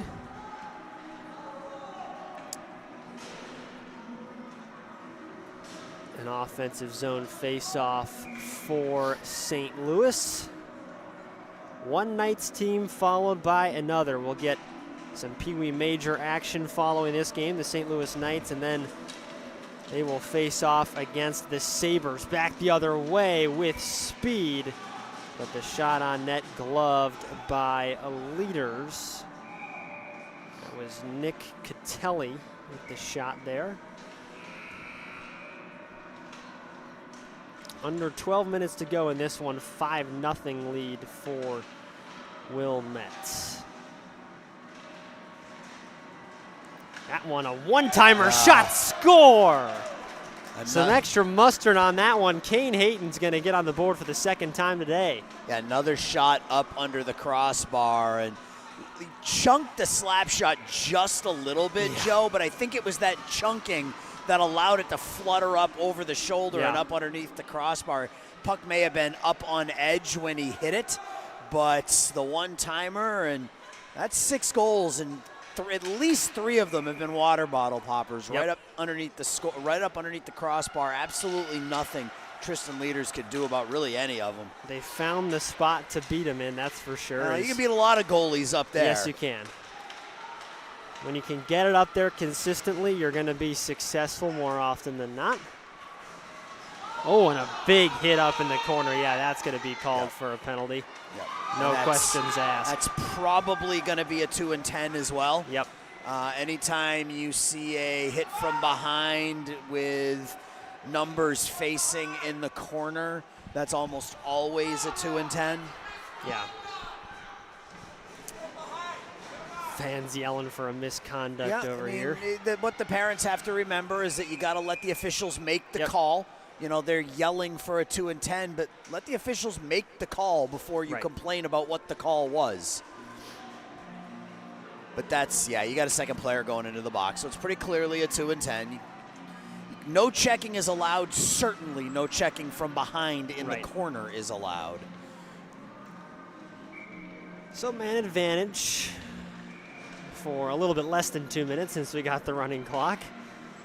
And a shot right off the face-off. Now the puck out in front, and Leaders will cover it up. Yeah, and if you're Wilmette, the best way to get back at St. Louis for, what you might consider a borderline hit is to score. Yep, absolutely. Is to get that 7th right here. This one goes wide of the net. St. Louis bringing it back the other way as they try to clear. And an elbow right to the face there up against the near boards. Things getting physical here in the third. Trying to force his way out of the zone is Liam Fitzsimmons. And he will clear.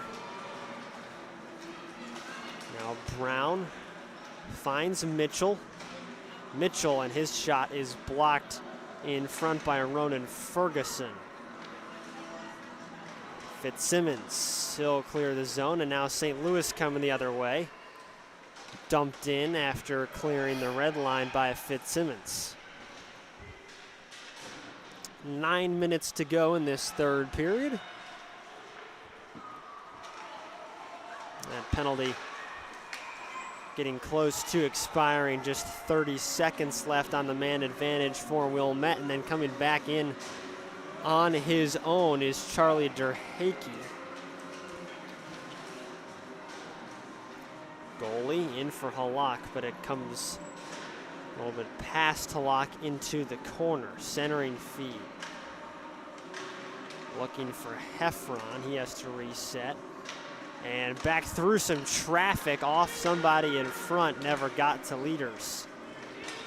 So here comes Logan Martin the other way. 2-on-2. He'll go right. Looking for the bad angle shot, but actually a centering feed. Looking for Coke on Nobody the back doorstep. home. Yeah, a good idea. Coke was smothered, though. He got his stick tied up. Good defense by Wilmette.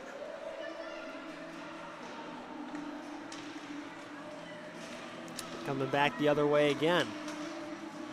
Trying to dangle there a little bit was Louis Stutzer. Now Koch dangling out in front, weak shot. And it went far right anyway. Back to Blomgren from the point and gloved by Evan Willis. There's nobody out in front, so that's easy pickings for Evan Willis. Saw that bouncing puck. Looking for the shutout is Willis. We had a couple of shutouts last Saturday when we called 9 games, I believe. Yeah, that sounds right. I think we had, if I remember correctly, I think we had 2 shutouts. It's a weird schedule. We have more games today, but we're actually going to leave earlier than we did last week because we had a 2.5-hour pause between one of our games. Wilmette brings it the other way. Hollis with speed, trying to split the defenders. He does, and that's going to be a penalty. That was pretty obvious. Yeah, there'd be a hook there. Both arms went up from the two referees here. Pretty easy call there. Split the defenders, but couldn't get his stick back down to the puck, thanks to the penalty. So we'll have man advantage again for 2 minutes for Wilmette. St. Louis has played quite a bit of this second half of the game down a player.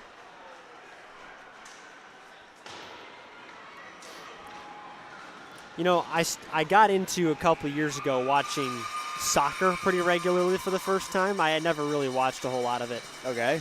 And one of the funniest things about soccer to me is when a player gets hurt and has to come out of the game, you wait to make the substitution unless he's really badly hurt, because if he can come back into the game, he can keep playing. So but once you substitute him out, right? So they just play shorthanded. But there's so many more players on the pitch because I believe it's 11 on 11 if I remember correctly. Technically, 10 on 10 with a goalie. Right, exactly. Yeah.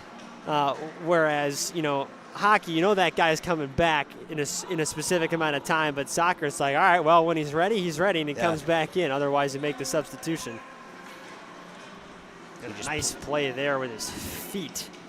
Brody Pisani keeps the Junior Trevians out of the zone.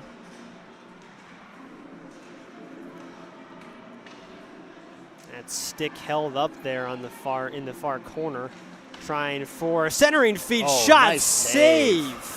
Pretty save by I don't know leaders. how he ever saw that. Yeah, he pushed himself from that near post to the far post, and this game is pretty much in the books, but that was a great save by Tristan Leaders. Still doing his best to keep that rubber out of the net. Yeah, he's made a couple of good saves so far today, despite a couple beating him up high. Face off to his left now with under 5 minutes to go. Right out in front, rebound, turning, spinning, shot, score. That one buried by Graham Teft. I believe that's his second. Well, there's the extra point. It's 7-0. Good football reference there with the Super Bowl tomorrow. You got any Super Bowl predictions, Aaron? I mean, I know you're rooting for your Pats, but the Patriots are going to win by 150. Wow, that might be a record. No, it should be a good one. I think when it's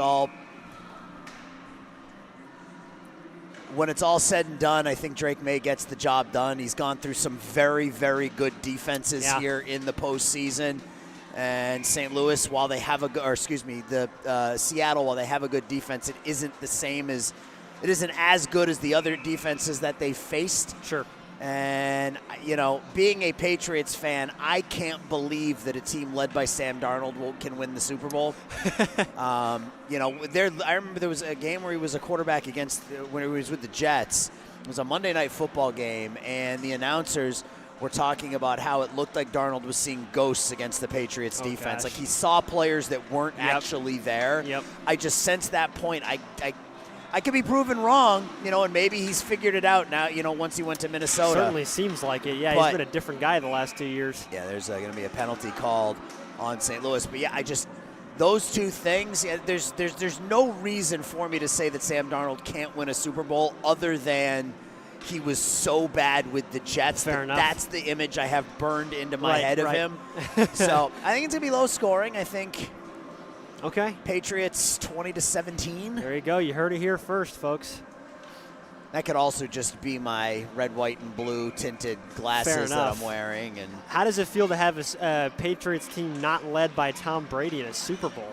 Oh, I don't care about that. I've always rooted for the name on the front, not the name on the back. That's what I grew up watching was Tom Brady. Which is why even when he went to Tampa, I was never angry about it. I was like, okay, bring in another quarterback. Yep. I will say though that I feel great for the youngsters of the greater Boston area. There are 6-year-olds living in Boston who have never seen the Patriots win a Super Bowl. Yeah, that's just, absolutely. I feel terrible for them. Sense a little bit of sarcasm. Yeah, just a tiny bit. Just a tiny bit. Yeah. No, my take. I grew up in Boston, so I'm a Patriots fan. I'm a Bruins fan. I'm a Celtics fan. I'm a Red Sox fan. After each team won one, so 2011 was the last the Bruins won in 2011. Even if they lose tomorrow, whatever. You've seen it all happen. I used to live and die by it, but now that I've got at least one of each, I'm totally. If they win, that's great. If they don't win, the sun will come up on Monday, and we'll all do our stuff anyway. Nice pass far side, another good save by Leaders. So that's kind of my take on it. I used to. The first time my wife saw me cry was in 2004 when the Red Sox beat the Cardinals. We had been dating for about a year at that point, and that was the first time she ever saw me cry. And somehow, for some reason, she stayed with you. Yeah, well, there's a lot of questions about why she made that decision, but she did. But yeah, the win is great. If they don't win, I'm not gonna lose any sleep over it. There's a rich sports history in Boston, that's for sure. Well, the time coming to close here on this Wilmette versus St. Louis game, a 7-0 lead. Looks like it's going to stay that way. Blomgren will dump it in with 24 seconds, and the Junior Trevian's just going to play keep away here for the last little bit. 14 seconds left, and that puck is behind the Knights' net. Squirt's back out in front. Another save made by Leaders, and that's going to do it. A 7-0 win, a statement win for the Junior Trevians, who have all but punched a ticket to the championship game tomorrow. They'll play one more to officially do so. We will be back in just a few minutes with your next game, Sabres and Knights, coming up here on Stream Sports Midwest. Stay with us.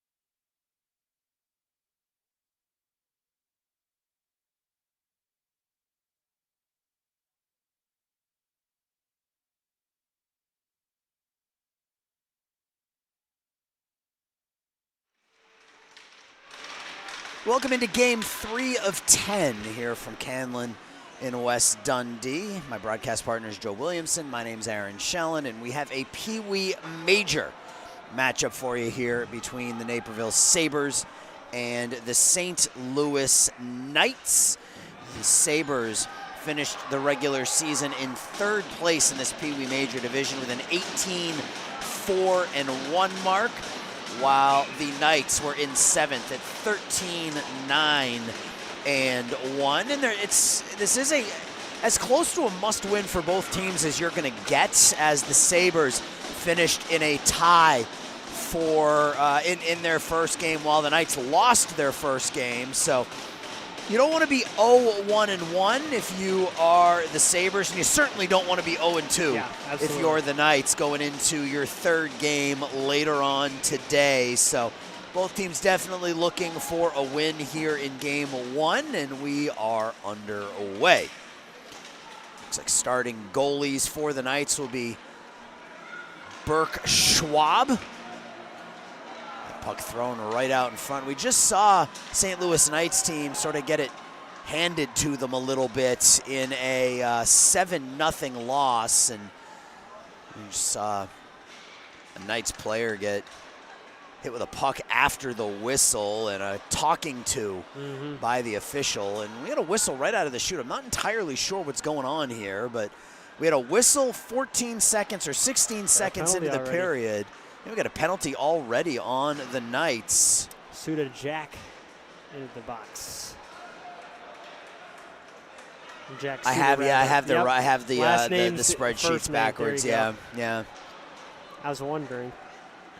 It's not the first time I've done that. Probably won't be the last, but yeah, 16 seconds in, Sabres with a power play here already.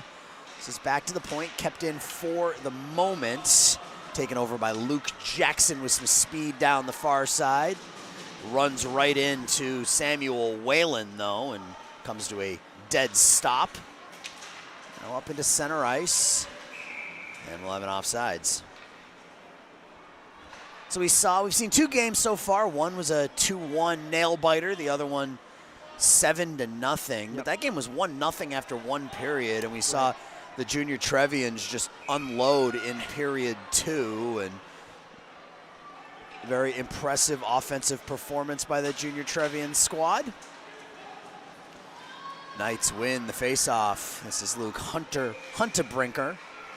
Pushed over to the far side. Eddie Peterson tries to go up the wall and out, and he does. Race for the puck here. Whalen back there with Luke Jackson. It'll be Whalen. Duncan into the neutral zone. Duncan on the backhand now drives the nets. Save made on the far side by Burke Schwabi. And a good effort by Duncan, trying to find some space on that right side, but he was cut off and had to make the bad angle shot. Yeah, really long strides. Big kid, number 3, Jackson Duncan, and ended up able to switch around to his forehand, and he got a lot on that shot. And here's Solil from the point, knocked down, kept in though. It was blocked by Caleb Holmer, thrown out in front. Shot between the circles is deflected wide off the stick of Owen Gormley. Now in the corner, Sabres still have, and they're not able to keep it in here as it splits the defense. Theo Solil back to play it with 42 seconds left on the power play. Solil back to his right, now back to his left, up the near side. Gets around Noah Pozzo. Behind the net, off the wall, Solil. Puck now sitting in the near face-off circle, and Burns will play it in the neutral zone. Sterling Burns for the Sabres will clear it in as the Sabres complete a change. 12 seconds left on the power play. Now with it, here's Pozzo. Sticked away from him. Solil flips it to space up the near side. Evan Johnson for the Knights. Behind his own nets. Tries the self-pass. 4 players collide, and the puck ends up in the neutral zone. Not often you see that happen. No, Cameron Nelson now trying to work forward with it and can't. It's a Sam Jones from a bad angle, and Alexander Zarzicki will make his first save of the game. Zarzicki challenge for the first time. It's felt like some more sustained pressure from the Sabres. They've controlled this game so far. Yeah, you get that power play right out of the chute, though. That allows you to kind of get into an offensive rhythm. So if you're the Knights, now you need a good shift to find that rhythm of your own now that that power play is up. This is Cameron Nelson feeding to Duncan. Duncan tries to tap it forward to himself. He'll play it in the corner. Has it on his forehand behind the nets. Out in front, the shot thrown through with Kovalik on the back door. And here's Peterson now for the Knights. He'll rip the wrist shot off the blocker of Zarzicki. Probably going to go wide, but Alexander directed that exactly where he wanted it to go. Feathered around the near wall, Kovalik. Anthony Kovalik with a nice move. Finds Gallus. Gallus onto his forehand, flips it towards goal. The save made by Schwabe.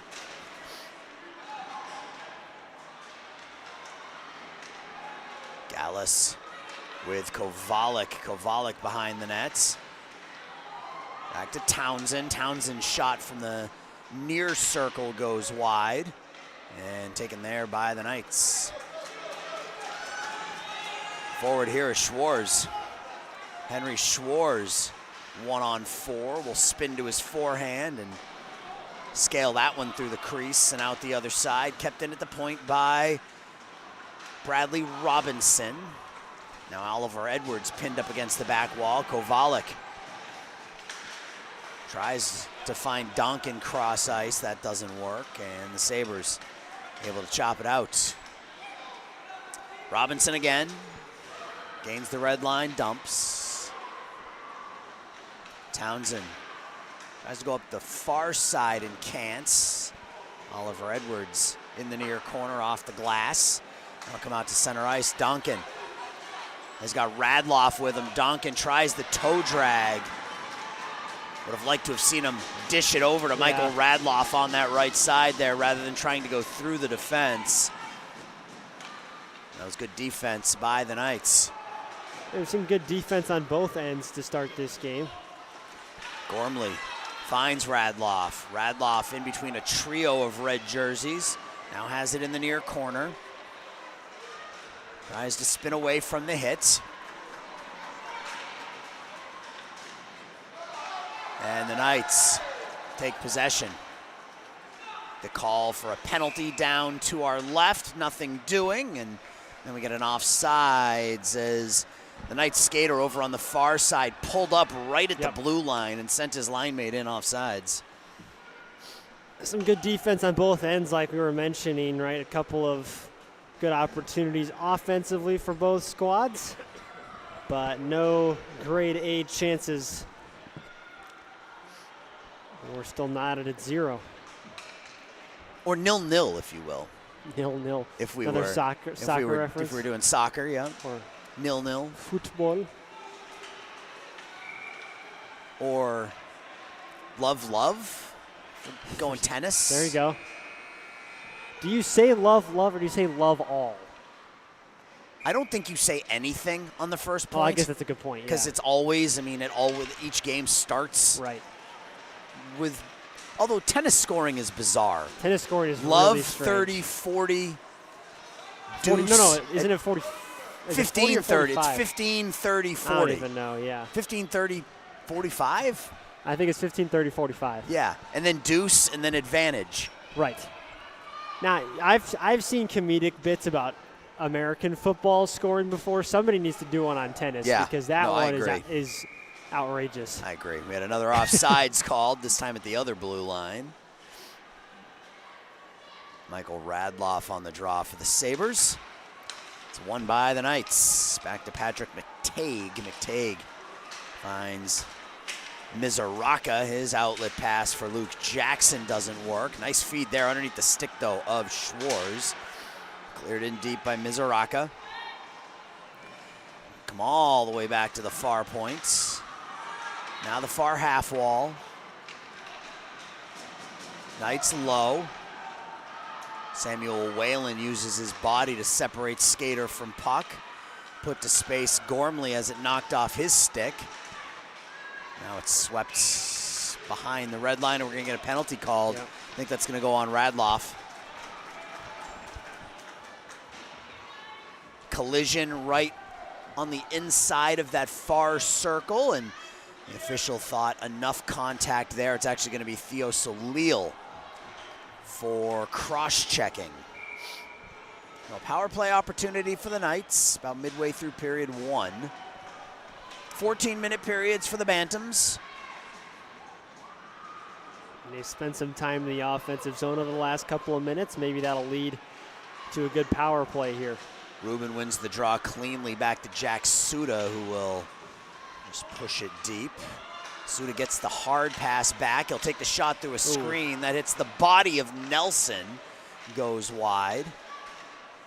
Now Zarega. Back behind the net, Robson. Far side, Evan Johnson now in the far corner. It's one-handed into the near corner. Rubin behind the nets. Thrown out in front and kept in nicely by Suda at the far point. The deflection hits a Sabres player in the helmet. That was Connor Kaufman who took that off the dome. Use every part of your body you can to keep the puck out of the nets. Yep. Johnson lets the puck go by, and it's cleared the length of the ice. No, Sterling Burns only able to get it to the blue line. Now Kaufman will dump, and that should be and will be an icing with 6:34 left to go. First period, still no score. This power play hasn't really had a chance to get set up yet. A little bit of scrambling back behind the net early on. Still got 51 seconds left. Draw to the left of Zarzicki.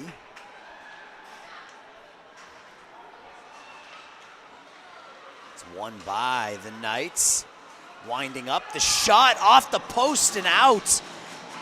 Huntbrinker thought he had a goal. The arms went up, but that puck stayed out. D-to-D pass. Back to the point. Robinson shot over the crossbar off the back of the net. Caden Johnston finds Sam Jones. Jones back to the point. Robinson over to the far corner where it's backhanded deep. Best opportunity so far for either side. The Knights hitting the post. Oliver Edwards high into the air and out. 10 seconds left on the power play. Yeah, like you said, best opportunity for either team so far. And some extracurriculars going on in front of the net, too. There was, I think, maybe a cross-check or two missed. Yeah, I don't care what level of hockey you are playing at. There are always extracurricular activities in front of the net. Yep. That's just part of the game of hockey. As getting tied up was Kaufman. He'll give it away. Now the Knights take it wide. The shot by Luke Jackson is deflected down before it makes it in on Zarzicki. Now a battle behind the net. Luke Jackson will take that. Hard backhand out in front. Robinson unable to pull the trigger. And the Sabres relieve the pressure by throwing it the length of the ice for an icing with 5 minutes left in period number 1. Yeah, momentarily relieving the pressure, but they've had to play a lot of defense here towards the end of this first period. And it's not going to be the right recipe for success. If you want to beat this Sabres team, you got to get the puck into your offensive zone at some point. It's another offensive zone face-off win for the Knights. Cross ice pass, looking for Henry Schwartz, but it bounces over his stick. Sabres throw it along the near wall.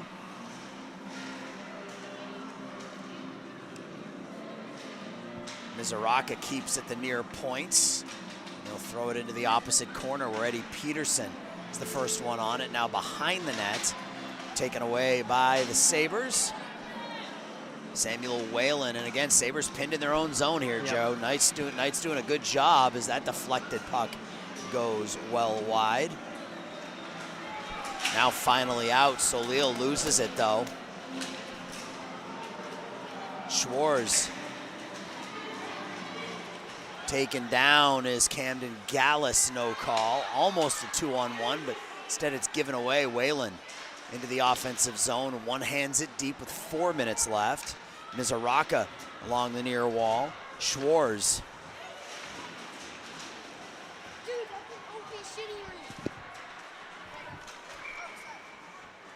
We get an offsides called here, and had to put my hand over the crowd mic. There were some eager young hockey players right in front of the mic, and you never know what you're going to get on an open hot mic. So I made the decision to put my hand over it.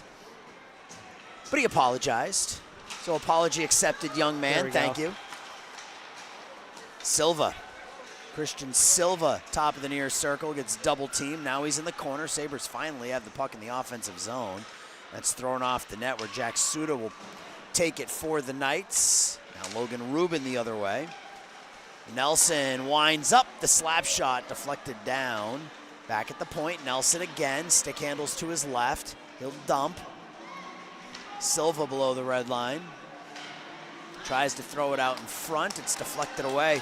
Skated out by the Knights. This is Zarega. Zarega's got Robson behind him. He'll take the shot wide of the far post. Rubin, far half wall, now deep. Back to give and go. The right shot right out in front by Evan Johnson is knocked away by the right pad and the stick of Alexander Zarzicki. Now out to center ice. Knights right back on the counterattack. Johnson, he'll take the shot, and Zarzicki will glove it down and hold on for a whistle and a face-off with 2 minutes and 50 seconds left in period number 1. Yeah, a lot of shots for St. Louis, but not a lot of difficult ones for Zarzicki to really have to work for as far as saves are concerned. Still got a scoreless game with 2:50 in the first. Joe, I just drank some coffee grounds. Ooh. That was not good. No, that's never fun. No. Especially if the coffee's cold. That coffee was cold. Ugh. Yeah, that was rough. I'm struggling right now. Oh, Sam Jones behind the net. Caden Johnston loses the puck to Oliver Edwards. Now I just got to remember I have no more liquids. I got to find some in between games. Back to the point. Shot the deflection off the stick of Huntebrinker. 4-player battle along the near wall. Caden Johnston takes. He gets knocked down, and Edwards behind the net gets pinned there by Potsow. Then he gets double teamed. Potsow takes the puck away. Potsow out in front. The bomb from the point is high and wide by Huntbringer. And now out the other way is Keegan Cleary. 3-on-2. Cleary pass through to Gormley near corner. Gormley centers it, looking for Radloff as we're down under 2 minutes now, and the backhand is aired out of the zone. Icing's waved off.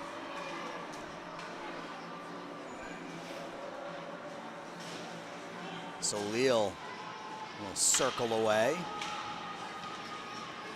Whiffs on the pass a little bit, gets the return pass, shovels it around the near wall.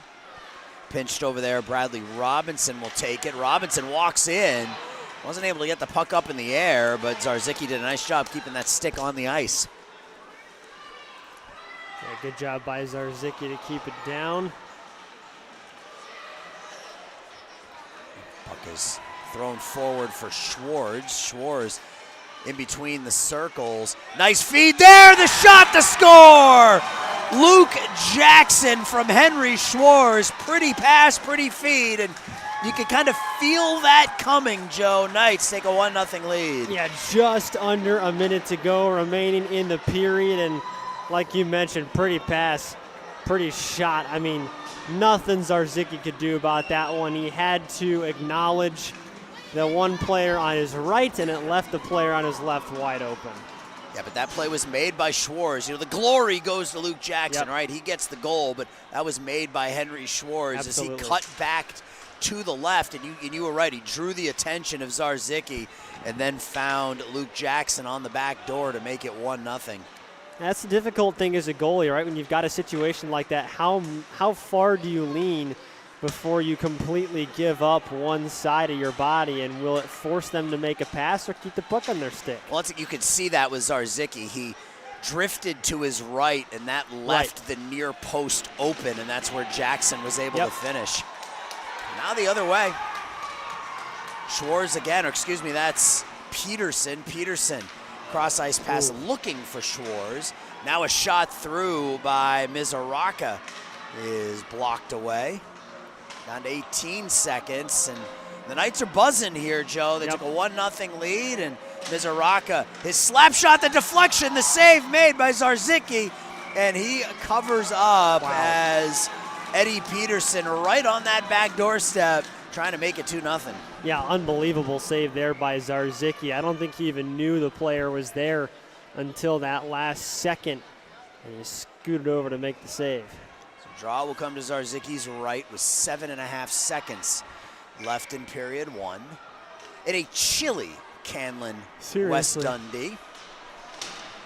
It's okay, I'm dressed accordingly, so it's all right.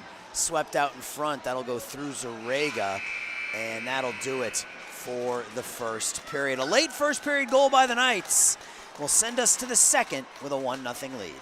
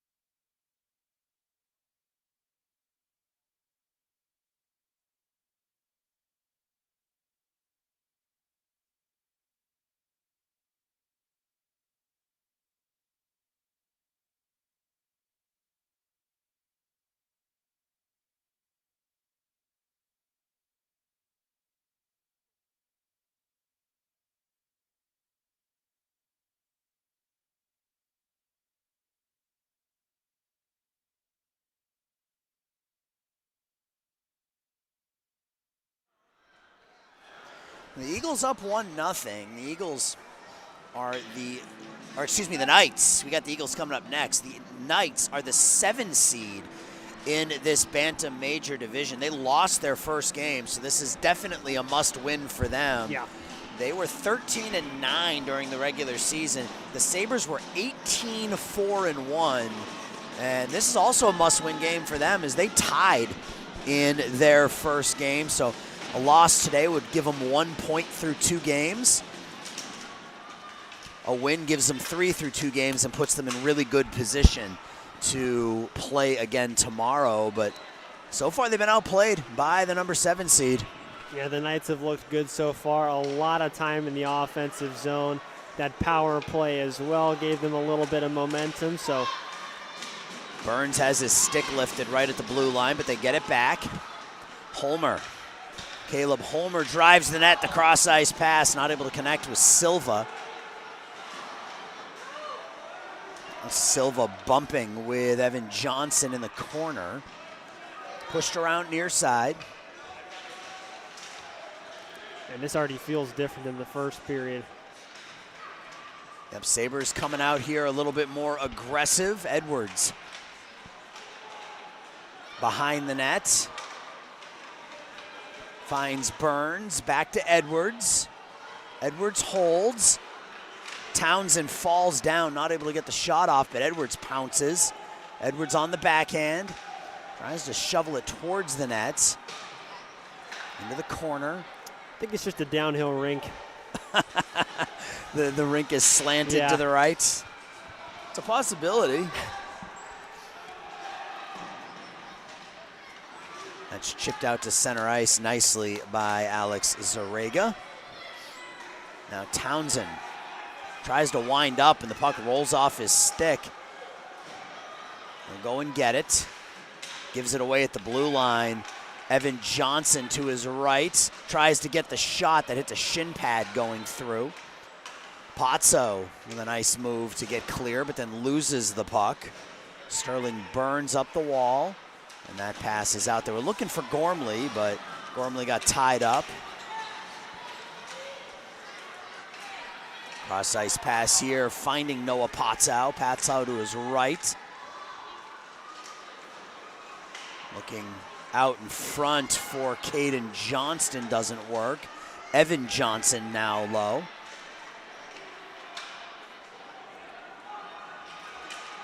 Knights still have possession. Potzel. All the possessions along the outside, but now it's taken away by the Sabres and Owen Gormley. Gormley, ooh, close to onside, but Keegan Cleary, one stride in ahead of the play. No offsides with 11:28 left in the second period. And we saw a little bit at the beginning of the period, the Sabres with a little bit more offensive zone time, trying to even this thing up. Cleary takes the draw, moves forward, gets cut off by 4 red jerseys. So that's chipped into the Sabres bench. Another face-off. So we're in 3 different locations today. We're obviously here in West Dundee. I've got Mike and Ethan hanging out over in Darien doing Bantam Major as well as all of your midget games. And then Eric and Brandon are in Glenview taking care of your Prospects Red Tier 3 as well as Squirt minor games. So all in all, it's I think 43 games this weekend. We did pretty crazy. We did 41 a weekend ago. And we're on game 3. Game 3 of 10. Bradley Robinson fighting for it with Cleary, able to work it up the wall, but not out. Now Gormley behind the net. Gormley finds Cleary.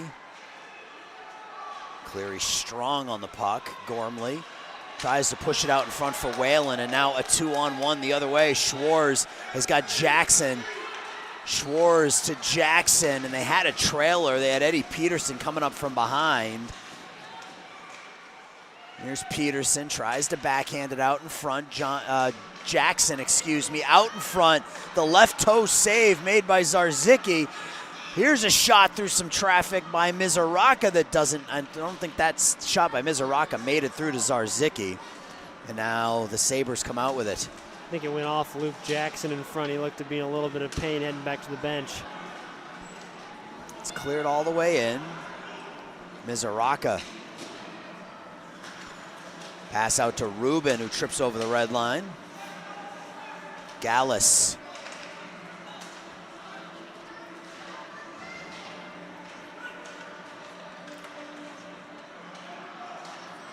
Bouncing puck in and out of the glove of Zarzicki and goes wide. Self-pass there by the Sabres. Pass in, the shot, the score! That was Radloff to Gallus to make it 1-1. Yeah, Tagalas found himself in front of the net, and great patience behind the net too, waiting for that centering feed. And this game is tied up almost halfway through. That was 82, not 42. That was Anthony Kovalik who fed Gallus out in front to make it 1-1. That was a pretty pass. He had time behind the net. He was patient with it. So 1-1, 9:20 left, middle frame. So Sabres outplayed that entirety of the first period. They got it even here. Kovalik fires off the snapshot wide. Duncan behind the net now. Given away, race for the puck. Sam Jones wins the race. He'll skate it wide.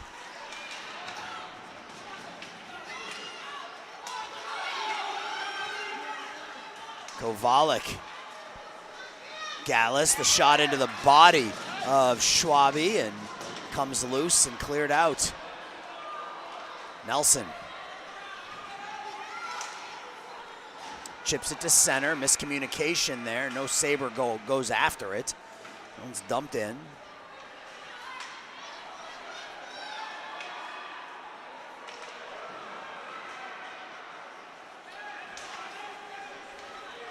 Duncan gains the blue line, cuts to his left, gets knocked down by Jack Suda.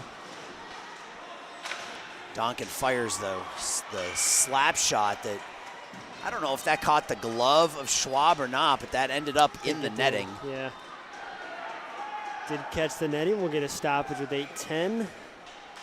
Whole new game now with the game tying goal, back to square one. Both of these teams have had their moments. Yeah, if you're the Sabres, you got to feel pretty okay, right? You got outplayed for the entirety of that first 14 minutes, but you look up here and it's a tie game. And you scored a 5-on-5 goal too. Didn't take a power play either. Right. Kept in by the Sabres. Back to get it to McTague. McTague whiffs on the pass. He's bothered by Burns. Now Peterson. Peterson will dump and he'll go after it. Far corner, Oliver Edwards up the wall, and the Sabres get it out to center. That pass a little too far out in front of Caleb Holmer. Burns takes the puck away, moves forward. Holmer tries to backhand it inside the far post, but shovels it wide. Now Edwards spins away from the hit, gets loose. Edwards tries to hit Burns out in front, but that's knocked down. Holmer out in front all by himself through the paint and out the other side.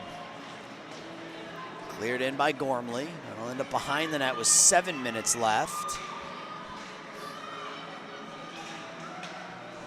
Gormley cut off. Luke Jackson up and out. It'll be Townsend. Townsend up the near wall. Given away. Puck sitting inside the right dot. Shot doesn't make it through off the stick of Zarega. And the Sabres move forward. Ballmer. Holmer clears it in. Mizuraka near side Suda. Mizuraka again. Try the far side with Zarega. Zarega the long pass looking for Luca Robinson. Doesn't work, and that'll be an icing with 6:12 left. Yeah, significant portion of game taken off the clock there. Down to 6:12, and it seems like a very evenly matched game, right? One of these teams is going to get a power play that they can try to break the tie with, or another opportunity to score a goal, but it's not going to be easy to come by. Yeah, and as we mentioned a couple of times now, the Sabres tied the St. Louis Eagles in their first game while the Knights lost to Winnetka. The bouncing puck, Burke Schwab follows that up by his head and covers up. So a win here for the Sabres would move them to 1-0-1 with 3 points in 2 games, which puts you in a pretty good position going into Game 3. And if you're the Knights, you got to win. You are 0-1. You don't want to be 0-2. So big game here for both teams. And the face-off will come to the left of Schwab.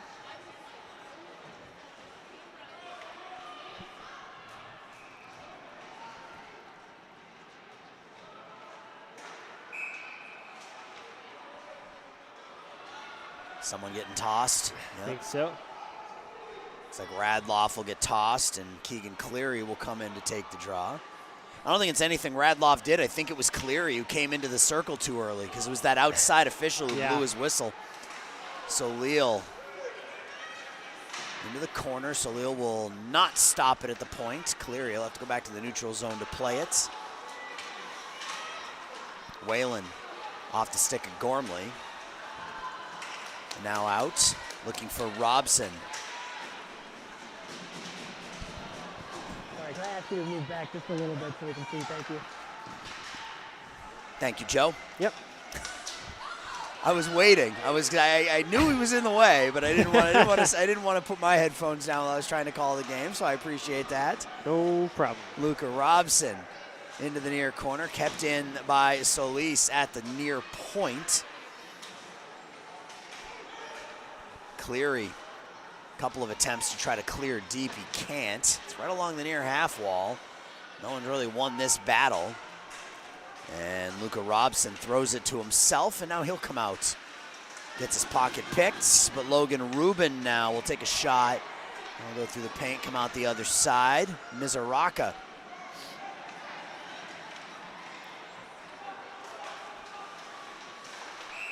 And I think that touched somebody either going onto or coming off of the bench. I think so, yeah. 4:47 left, middle frame.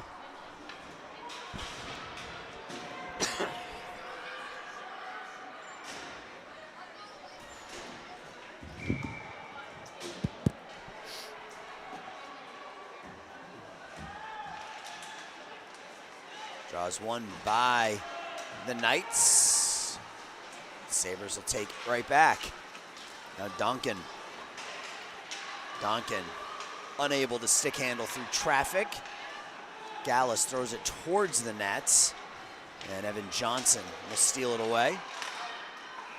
Sabres take it back with 4.5 left. Pushed through the paint off the stick of Kovalik. And that one ends up in the back of the net. Jackson Duncan out front, and you see Burke Schwab, the legs wide open. He wasn't expecting that puck there. No. Sabres take a 2-1 lead. Yeah, not where Schwab, like you said, was expecting that puck to go, and results in a 2-1 lead for the Sabres, and an interesting kind of momentum shift in this game, right? Remember that St. Louis scored first, and then, despite a power play early, and so... Yep.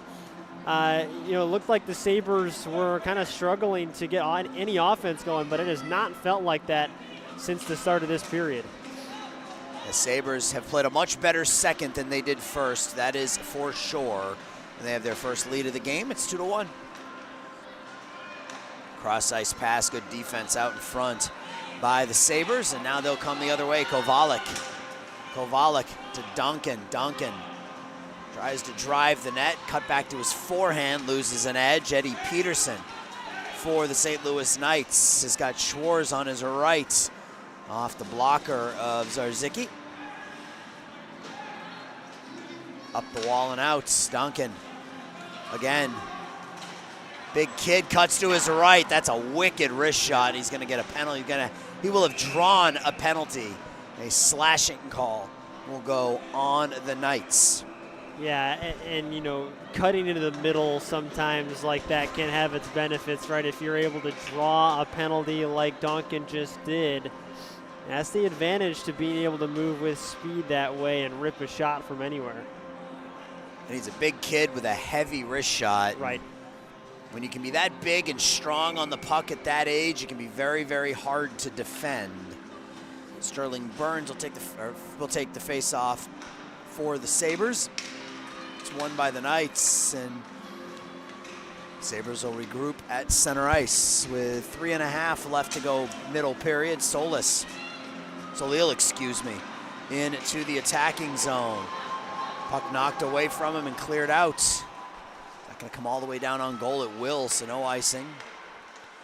Tapped from Zarzicki to Owen Gormley. Gormley starts up ice. Hard pass, Burns. Silva rolls away from him. That's gonna be, I thought we might have a penalty on the Sabres there for a hit from behind, but instead we have a save made by Schwab. Another big collision there in the corner. Draw will come to Schwab's left. It'll be Gallus on the draw for the Sabres, and looks like Logan Rubin for the Knights. Rubin wins it. Evan Johnson around the wall finds Pozzo, who will clear it out. And this part of the game can do a lot for momentum purposes, right? You got less than 3 minutes left in this second period, and if either team gets on the board here before the period comes to a close, it changes the whole outlook of the rest of this game. I was gonna say momentum for either side, really. Pozzo gets the puck into the attacking zone, then gets double teamed, and Sabres will take it here with 2:20 left in the period. Forward to Duncan. Jackson Duncan down the near wall. Duncan spins in the near corner, throws it out in front. Gallus not able to pull the trigger. A couple players go down, kept in at the point by Whalen for the moment, and that's hammered out by Noah Pozzo. Radloff right back on the counterattack. Legs taken out from under him, no call. And just like we've seen in the first two games, these officials are letting these kids play. Specifically the tripping calls. Like, that's the one that I feel like, you know, there have been a couple of missed calls, but, you know, they're down there on the ice. They've got the final say.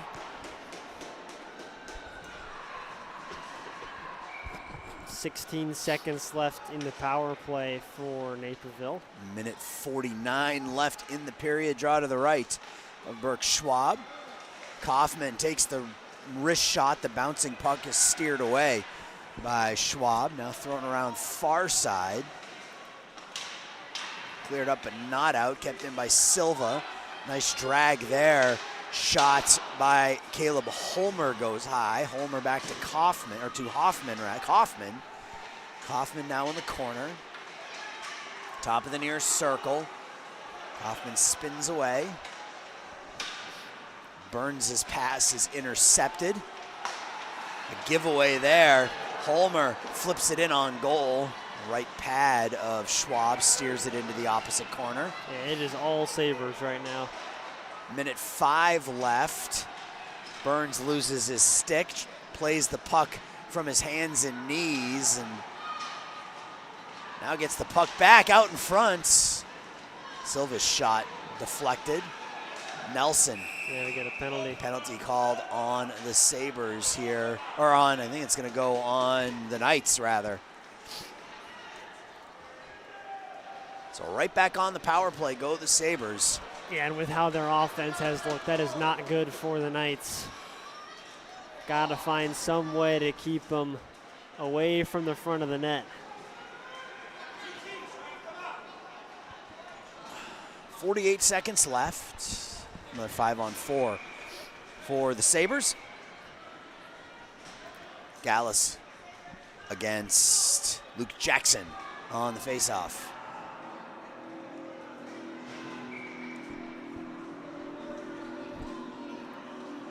Gets tossed. That he does. Jackson Duncan will come in. Draws one by the Knights up the wall. Whalen, the wrist shot, the glove save. With a screen right out in front, Camden Gallus.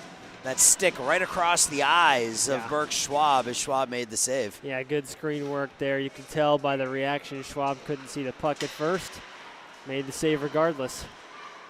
Whalen at the near points, walks the line. The deflected puck goes up over the net. Gallus. Puck is knocked away. Radloff gets it back. Radloff tries to feather it through. He can't. Whalen. Bit of a nutmeg there to play the puck forward. Has the puck behind the net now. Nobody out in front. Tries to jam it in the near side. And one more chance here for the Sabres as that puck's behind the net with 1 second. And the second period will end with the Sabres up 2-1. So they came into the period down by a goal. They go to the third up 2-1.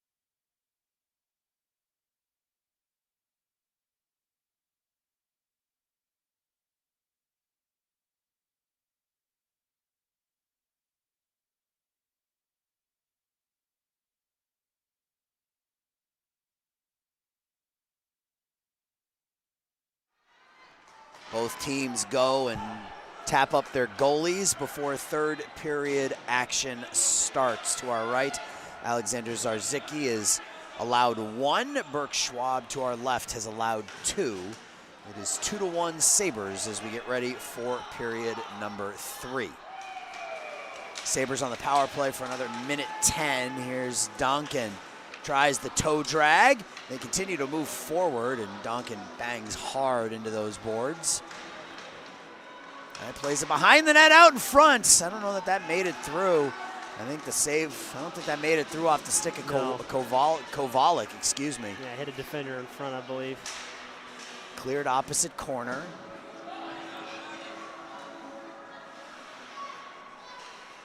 Whalen will take his time.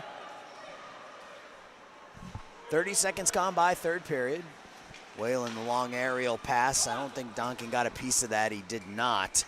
So that'll be an icing on the Sabres with 28 seconds left on the power play. Another power play goal here would be huge for the Sabres. Give them a 2-goal lead. The first period belonged to the Knights. Second period to the Sabres. We'll see what happens here in the third. Don't forget, the Knights were up 1-0, and they had a 3-on-1 coming down the other way in that first period as well to extend that lead. They couldn't finish there, and since then, it's really been all Sabres. Here's Silva. Silva pushed up against the wall by Mizaraka. They both go down. Edwards, top of the near circle. Thrown through the paint, and Homer not able to tap it in on the back door.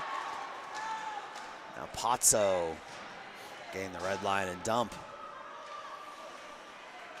Almost had a breakaway there, but got caught up too, so the dump is a smart choice. Edwards, or excuse me, that's Silva for Solil. Solil shot off the post and in on the back door, the rebound. I think that's Sterling Burns, number 50, never gave up on that one, Joe, and it's 3-1. I mean, that puck bounced like straight back out after hitting the post and makes for a juicy rebound and a third goal for the Sabres. So Burns got that started with the nice feed to Theo Solil. Solil hit that far post, came right back to Burns, who was driving the nets, and was able to jam it in that back post to give the Sabres a 2-goal lead. It's 3-1. Follow-up shots, kids. It's worth it. Follow your shot. It's just like basketball, right? Follow your shot. You never know when you're going to get that rebound. Yep. Here's Henry Schwarz now driving deep. Delayed penalty, looks like. And beyond the Sabres. Back to the point. Schwarz in the far corner. Extra attacker. And that puck will come out into center ice. Played here by Robinson.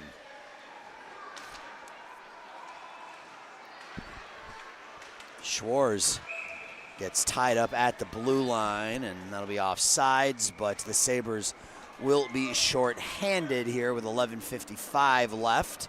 Yeah, this is big for the Knights too, right? They just conceded that third goal, down by 2. Now you go back on the power play. Good opportunity to make this a 1-goal game again.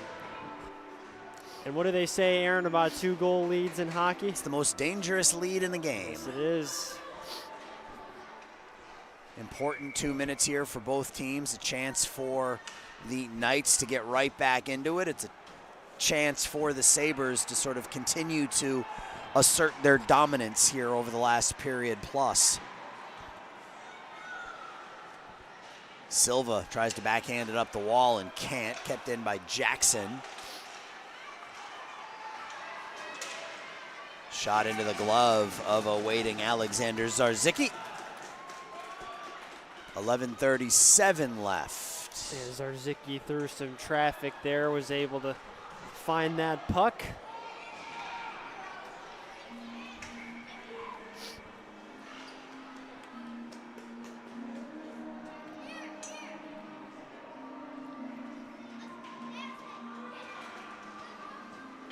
Face off one into the corner.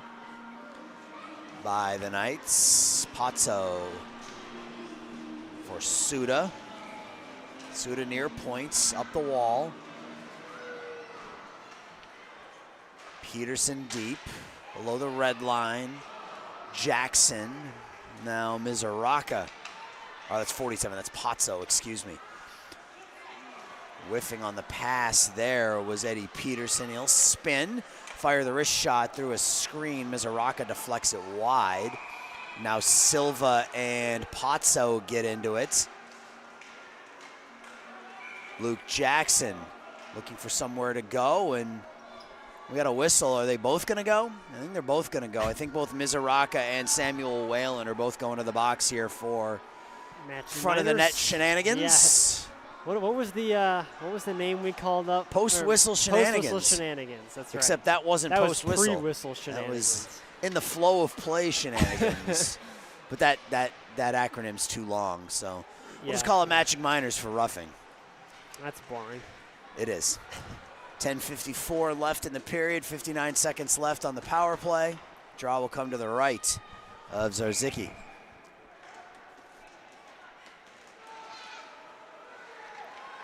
A good power play so far for the Knights. Good possession. Rubin takes the wrist shot that goes wide. Sabres around the near wall. Kept in the corner.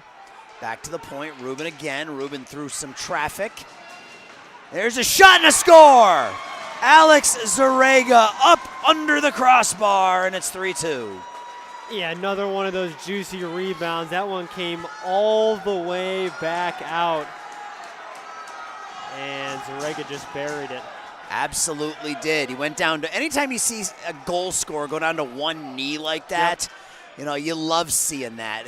Eyes wide open, knew exactly what he wanted to do with it, and he didn't miss. And back to a one-goal game. Yeah, went top shelf again. Now Duncan down the far side, 3-2. Duncan, Kovalik stick handles, backhands it in on goal. The puck's loose in the paint. And that'll come out, kept in at the point, though, by Nelson. Nelson stick handles. He'll fire the shot. The deflection goes wide. Unbelievable job by Schwab there to keep that one out of the net. Nelson gets tied up in the linesman. He and Logan Rubin both whack at it in front of the linesman. Now you got 3 white jerseys, 1 red. It's dug out by Duncan. Duncan to his left. That's into the body of Jack Suda. Now Duncan behind the net. Out in front. Kaufman on his backhand. Now the Knights out with it. Zarega, the goal scorer, tries the cross-ice pass. That hops up in the air. Now Gallus loses the puck. Robson, he loses the puck. Now back to get it's Evan Johnson.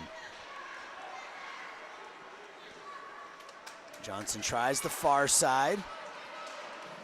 Tied up at the blue line, but out. Caden Johnston tries to go self-pass and can't. Duncan just using that size and throwing Sam Jones off the puck. Now back to Nelson at the Sabres blue line. Theo Salil into the attacking zone. Salil to his left.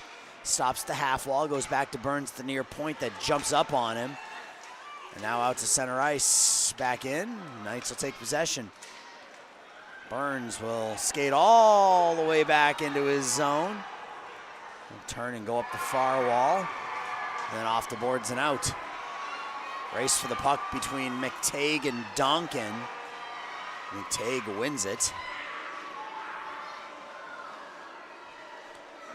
6 skaters along the near half wall. 3 in the red jerseys, 3 in the whites. It's dug out by Solil. His shot goes wide, and you're gonna have a penalty called on someone. It's gonna be on the Knights. With 8:05 left, and Sabres will go back on the power play here with just over 8 minutes remaining. Yeah, that's poor timing for the Knights. Not the time of game you want to take a penalty at, especially down 1.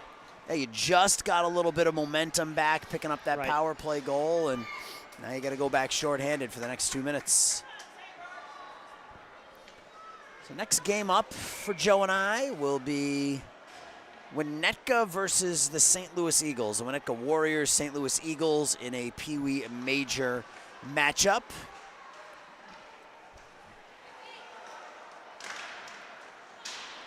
A thud of a slap shot from that far wall. One-handed out in front.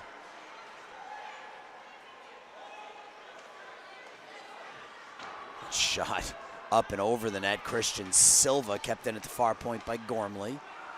Gormley to Holmer. Holmer in the corner. He loses the puck. 30 seconds gone by on the power play. Silva near half. Deep for Holmer. Holmer's second attempt is whipped through the paint. Gormley at the far point now. He'll stick handle. Holmer not able to play the puck cleanly. That'll bounce out in front, and the Knights will take possession. Luke Jackson up the far wing. Got Peterson with him. He'll dump behind the net. Salil starts up ice as we're under 7 minutes now. Salil off the back of the nets. Jack Suda kept in, knocked away, and now Jackson with some speed, but 3 white jerseys jumps away from Caleb Holmer. Pushed around the near wall. Here's a short-handed bid that goes up and over for a whistle and a face-off. Yeah, that'll catch the net there, and a good opportunity there for the Knights coming in short-handed. You got to do everything you can to get that last goal on the board, and short-handed goal is not the least exciting way to do that. No, and now you got an offensive zone face-off, so win the draw cleanly, maybe get a good look Right. from the point. It'll be Luca Robson on the face-off against Camden Gallus. Robson dumps it into the corner. It's skated up ice by Michael Radloff now. Radloff finds Donkin. Donkin waits. Now Gallus. It's away from Mizoraka. Gallus back to the point. Whalen. It's underneath the stick and out to center ice. 8 seconds left on the power play. Radloff. Ovalik to his right. Power plays up. 5 to his side. 6 minutes left. Kept in at the point by Duncan. Duncan onto his forehand. Runs into a couple of red jerseys. But the Sabres keep it in. Now Duncan below the red line. Knocked away from him. Picked up by Harrison Mizoraka. Mizoraka up the wall. Kept in by Whalen. Now Kovalik. Kovalik pass behind Duncan. Now shoveled forward to Robson. 3-on-2. Robson has got Zarega. Robson elects to shoot. And it's knocked down. It's going to be offsides as Patrick McTague couldn't stick handle long enough to allow his line mate to get back on sides. Well, 5 minutes, 20 seconds left.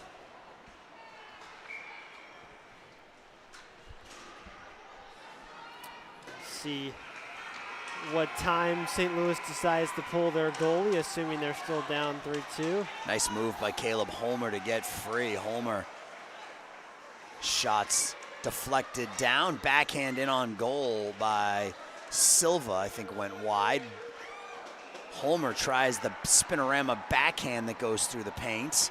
Now he has it behind the net. Holmer out in front. Silva shot goes wide. He hammered that one from in tight. Kept in at the far point nicely, but now out. Kaufman in his own zone with 4:40 left.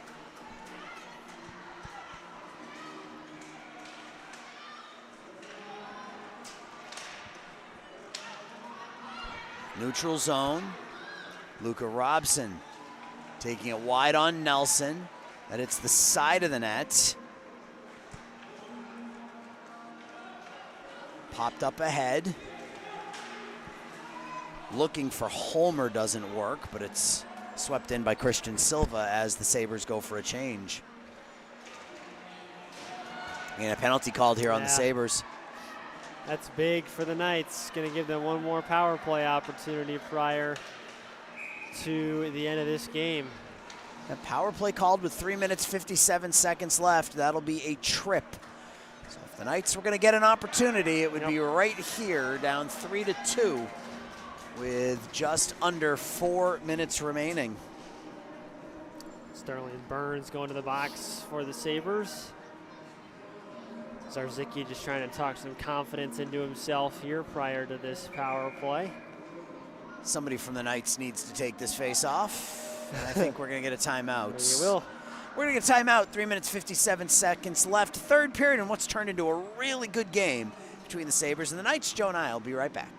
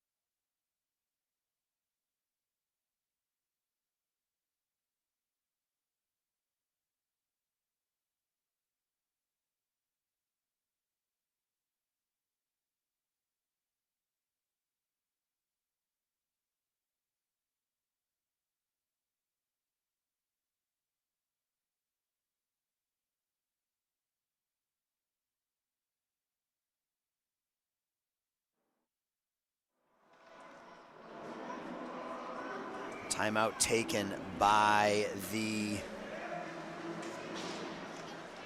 Knights. They win the draw. Suda, D to D. The slap shot. Bouncing puck by Evan Johnson, and was gloved down by Zarzicki up by his head.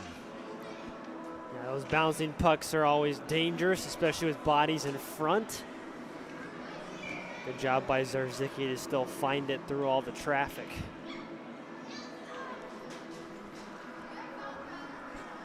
So the Knights scored their first goal of the game on the power play, so we'll see if they can get this one tied. I guess it's not Knight. Although we talked about this last week, when you're here as long as we are, you totally lose track of what time of day it is. Yeah. Off the shin pads and cleared out. Although I can see outside from here, so I do know that it's bright out today. Yeah, I know it is light out. Giveaway there in the defensive zone by Suda, and that's going to do it on the power play as Luke Jackson with a hit from behind on Cleary. Yeah, not a smart play there. Your team has power play opportunity with down by a goal. You really cannot take any penalties in that situation. Well, we'll go 4 skaters to a side for 1:27 and then a 33-second power play for the Sabres. But at that point, there'll only be about 2 minutes left in the game.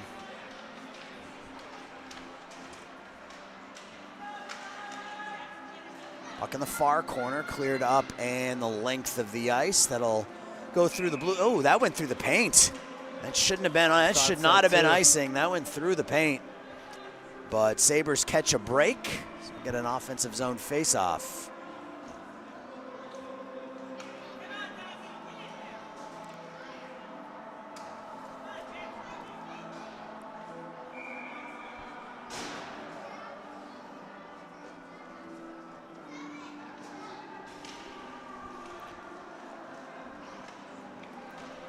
Out to center ice, where it's taken by Solil with 3 minutes left.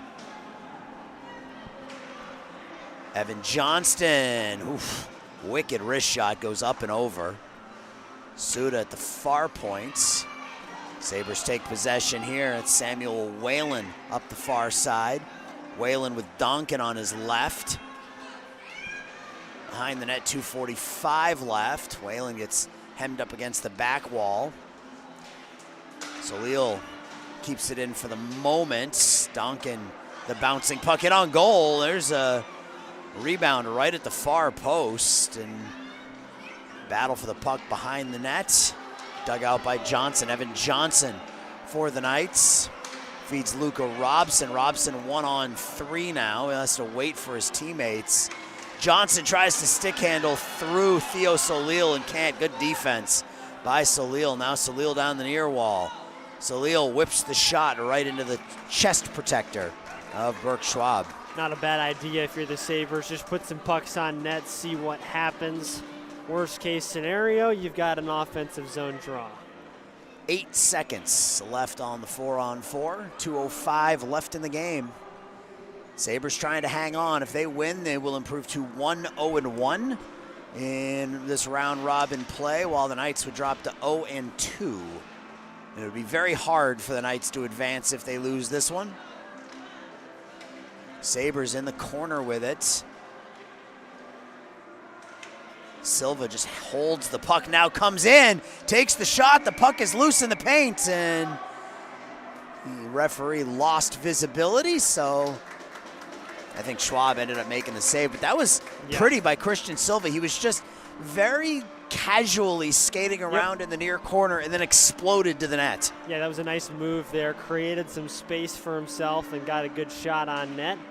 Again, put the puck on the net, good things will happen. That generated a nice rebound there. Nelson throws it towards the goal where it's picked up by Bradley Robinson. Robinson to Peterson. Peterson up high over the net, bangs into the end boards. Up the wall and out. Holmer. Now Burns taken away. Down to 1:20 left. Power play's up, so 5 to a side. The goalie's probably getting pulled on the next offensive possession for the Knights. The Knights got to get the puck out of their own zone first. Hemmed in here, Robinson not able to play the puck. Behind the net, Huntbrinker. He loses the puck. Sabres just playing catch behind the net. Doing a really good job here, down under a minute. Now the puck is shoveled forward into the feet of Eddie Peterson. Sabres clear it right back in. Now Robinson with 44 seconds. Eddie Peterson, or that is Bradley Robinson, excuse me, top of the near circle. Sweeps it through the paint. Extra attacker now. Extra attacker is out there, shot through, doesn't make it through. And now Caleb Holmer 2-on-1, looks for the empty nets. And Caleb Holmer hits it. And the Sabres look like they are going to improve to 1-0-1 as they bury that one. It's 4-2. Yeah, that's the dagger with 27 seconds left. And that's what you got to do if you're the Knights, pull the goalie. Unfortunately, they turn the puck over, and it means a 2-goal lead for the Sabres. 27 seconds left. Sabres on their way to improving to 1-0-1 in round robin play. 3 points through 2 games, a pretty good position to be in. Usually in this round robin style play, if you can avoid a loss, even if you just tie all 3 games, you're usually in pretty good shape. Absolutely. So you do what you can to avoid the L, as Solil down the near side with some speed, 5 seconds, puts it wide, and the Sabres will complete this 4-2 victory as we have some pushing and shoving after the play here between Solil and a couple of the St. Louis skaters. And you see Jackson Donkin coming over as the biggest kid on the team and just removing his teammates from the equation. Well, that's going to do it here for Game 3. Sabres come from behind. They win 4-2. Joe and I will be back in just a few minutes for Winnetka and the Eagles. Stick around for that one.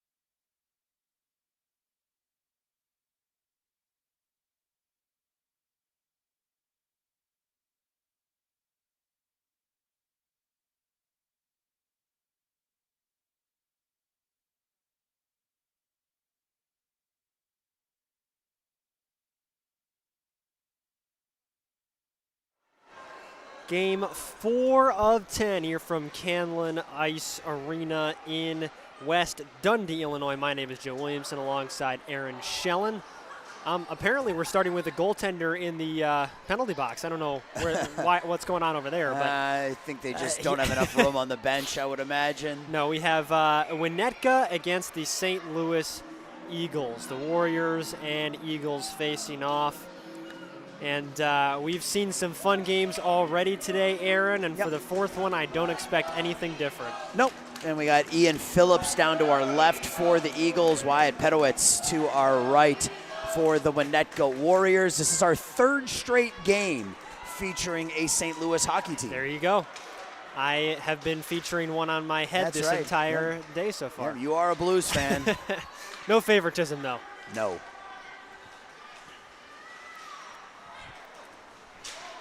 Puck bouncing around in the neutral zone, controlled by the Warriors as it's dumped in by Carter Caruso, and right in front of the net, Phillips keeping him on his toes early. That one hits a stick, jumps right back out in front. I think you're going to say it was played with a high stick. Before that, even if that puck had gone in, it wouldn't have counted. The funny thing was, I don't think it was on purpose. I think he was kind of standing there with his stick up, and the puck found it.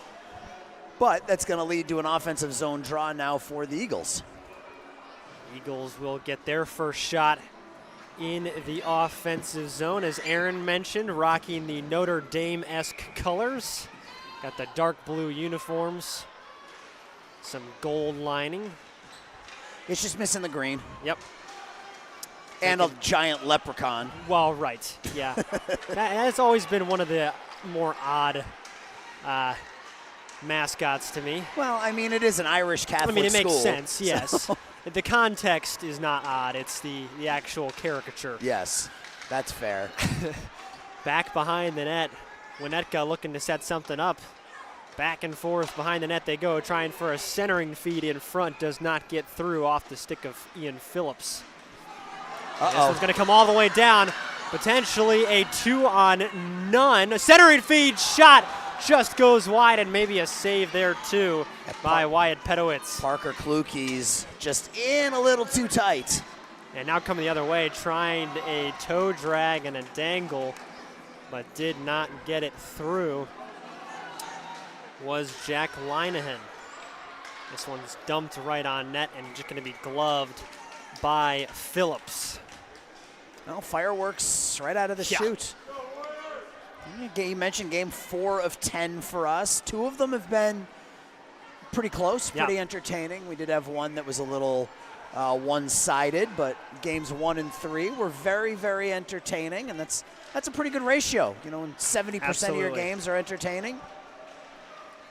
Warriors can't control this offensive zone face-off. It's going to come the other way off the stick of Sherwood, and he'll regain control. Now a 3-on-2 come the other way. Sherwood can't get around a defender, and he's going to draw a penalty. Got Fletcher Christopher taking down. Yeah, Fletch, as our sheet says here. Well, you only get a nickname when good. You don't get. We don't call you by your nickname when you get called for hooking. I'm sorry. So it's Fletcher. Fair enough. That's my rule.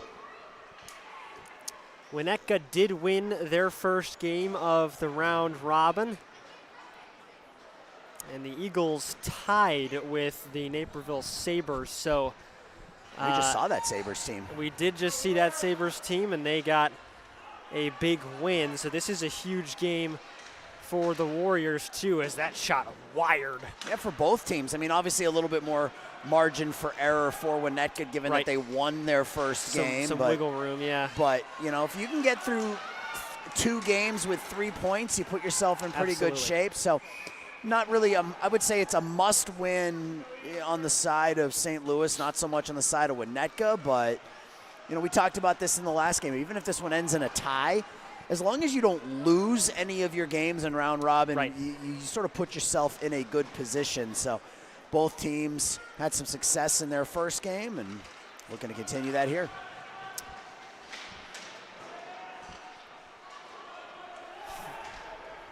This one back around the boards to the far side, now back out to the neutral zone. and turned over. Speed coming the other way, and a nice effort there by the Eagles, but they couldn't materialize anything.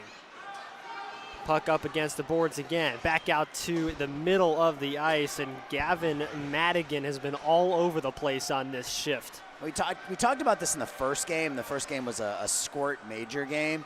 Like, I think we forget just while we're watching the game that these are 12 and under. Yeah. Like, these are kids. These aren't like, high school age hockey players we're seeing here doing some really impressive things out on the ice. Coming back the other way, St. Louis. Madigan, he'll get it in on the far side.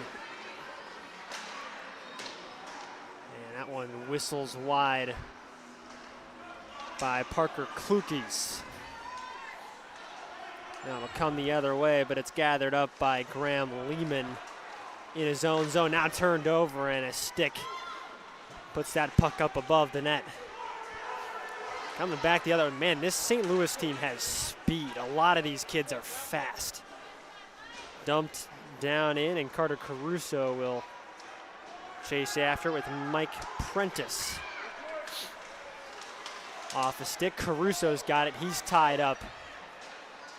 And now a nice move through his own legs, trying to center it, and he just couldn't do it. Wow, good effort there. Yeah, almost looked like he just whiffed on the shot, but then he went through his legs. I think he did whiff on the shot, but then recovered enough to go between his legs and get a clean look. And we will get an icing called against St. Louis here. Winnetka will get an offensive zone draw.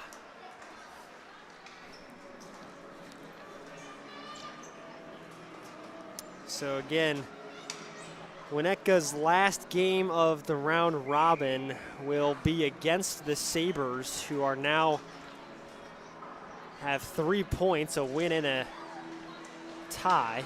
Which is why this one is so important. Exactly. Because they're, if Winnetka loses, they're all of a sudden 1-1, and they have to win that game. But if they win this game, they're 2-1, and that's going to require some other teams to do some stuff in order for them to miss the playoffs. So, a puck up against the boards in the corner, and finally comes out. Now we're going to have a breakaway, but great hustle. 2-on-1. Centering feed is a little bit past the stick of, I believe that was Adam Donnelly. Yeah, Sam Wiscon for the second time, a puck out in front. Yeah. And it was a great hustle, though, by Fletcher Christopher to get back and play good defense on it. Fletch, there you go, there you go. Now you can use the nickname. Yeah, you use a nickname, something good. Now he's Fletch. Oh, and a recovery right outside of the face-off circle, and a shot on net from Parker Klukies, but a nice save by Wyatt Medowitz.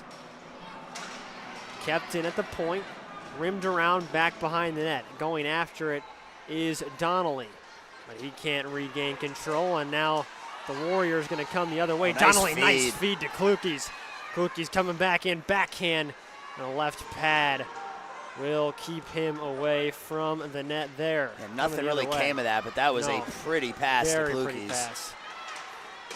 Into the center of the ice. Oh my goodness, through 3 defenders, shot and score! Max Mann. I think that's Henry Zuschel. No, it's 43. That's Max Mann. Oh, I'm sorry, Max Mann. I was looking at the wrong 43. Yeah, that was just right through the defense onto his forehand. I mean, went through 3 defenders, right, left, right again. It's been a fun first 6 minutes here, Joe. I like this. This is a good one. And these kids are all moving fast. You've already seen some really good skill sets on display. And a great goal there by Mann for the first one of the game. And now a recovery save. Ryan Shea. That was a pretty shot through a screen. Yeah. Nice save made by Phillips. Ian Phillips had to adjust on that one, and especially right after allowing a goal. That is not a fun shot to face. So the draw comes to the right of Phillips, and St. Louis is able to clear, and now coming the other way.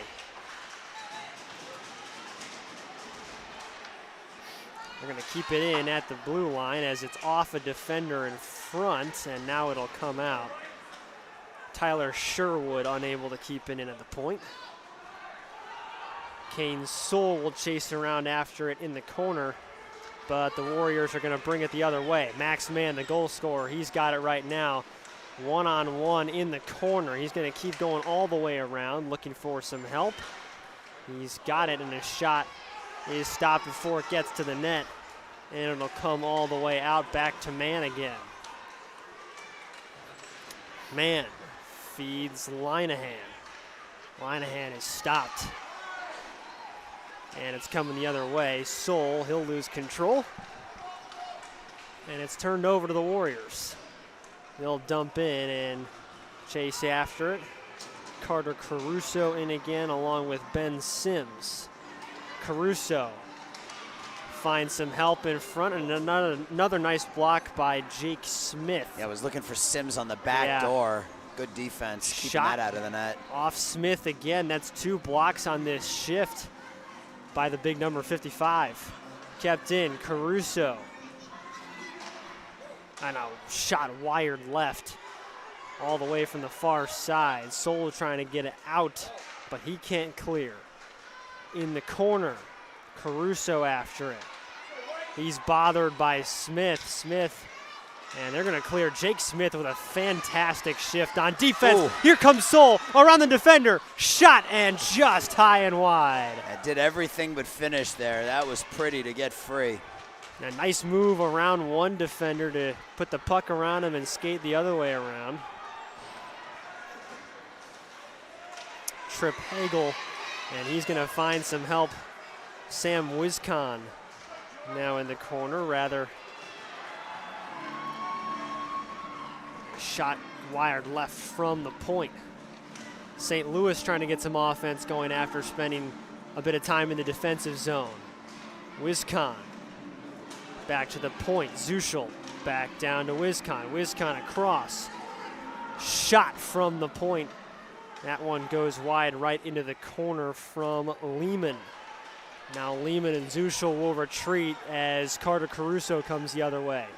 Caruso with no help, 1-on-5, skating in, shooting on the backhand, and a save by Ian Phillips. Carter Caruso, a one-man wrecking crew on that play, and he almost got all the way through. Phillips made that save, and his momentum, Joe, almost carried him into the Right. net. He was drifting backwards. I feel like as a goalie, if I were to play goalie, I feel like I do that all the time. Just slippery ice. You know, you're trying to stop a puck from going in the net, so naturally your body wants to absorb that momentum. I got to say, you know, a lot of people talk about hitting a baseball and some of the other things. I feel like being a goalie is one of the most physically and mentally just like, there's so much pressure as a hockey goalie. Absolutely. Nice neutral zone takeaway for the Warriors, and that puck stopped again on defense. I mean, the number of blocks we've seen from this St. Louis Eagles defense so far has been insane as Thatcher Burkhart gets the puck on the far side. He looks for George Smith. And this puck turned over in the near corner, but the Warriors will regain possession, and a puck that was redirected on net. Phillips will have to stick off to his left. Jake Smith with some help on the far side, and now a nice cross-ice pass, but just a bit out in front of Donnelly. Now coming the other way, mid-change were the Eagles, but they got back in time thanks to Parker Klukes. Yeah, Mikey Prentice had that puck, rolled on him a little bit, and that's what allowed the Eagles to get back defensively. Reed Jang kind of whiffs on one, and now here come the Eagles the other way. A shot off the stick of Pedowitz, and it'll go left. Now off the glass. Nice stick by Edmondson there. Jack Edmondson, and he helps dump it on in. This has been a rapidly moving first. Very it's been quick up first, and down. It's been fast hockey yeah, and good hockey. We've seen lots of great passes on both sides, good defense, and that's going to be offsides as we talk about how clean this game has been. Yeah, it's, it's whatever. It's my fault. But no, it's fast has probably been the best word. It's every rush has been up and back. There hasn't been a lot of slow carries up through the neutral zone. Some rushes, some one-man rushes, some two-on-one rushes. Sherwood is going to win the face-off back into the St. Louis zone. Warriors looking for a centering feed. There was nobody home, but it is recovered by man. Banging for the puck. Ian Duncan wanted that one. He got it, and a shot on net. Produces a rebound, and now we got a stick flying.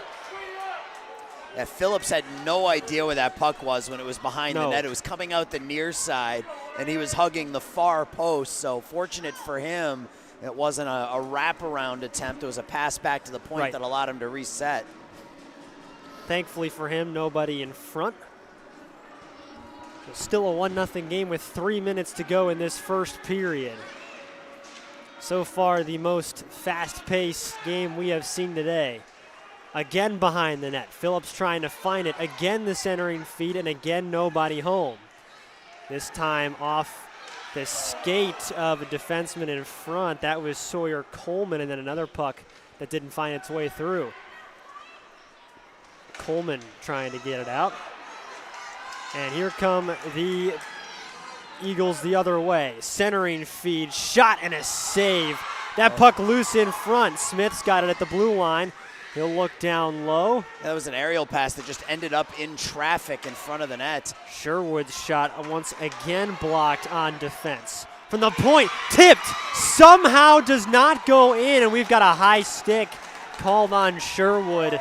Oh my goodness, that puck was tipped right in front, and I don't think Pedowitz ever saw it afterwards. No, they're saying it was played with a high stick, so again, even if it had gone in, it wouldn't have counted. So it's going to come down to our left, a defensive zone draw now for the Eagles, down 1-0.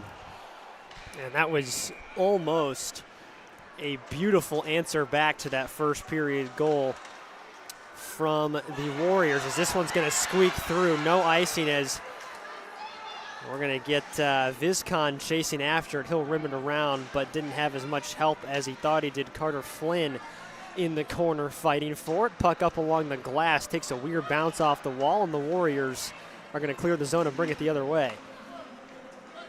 Coming in, Cal Warmus. He can't retain possession of the puck, and it's going to come the other way on a great move by Gavin Madigan before being dumped back in. Henry Zuschel, and I believe that was an offsides. Yeah.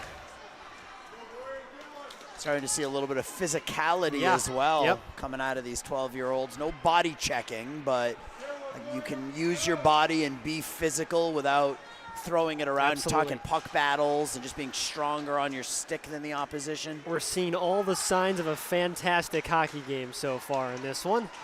Flynn coming the other way. He's just going to dump, and the Eagles will chase.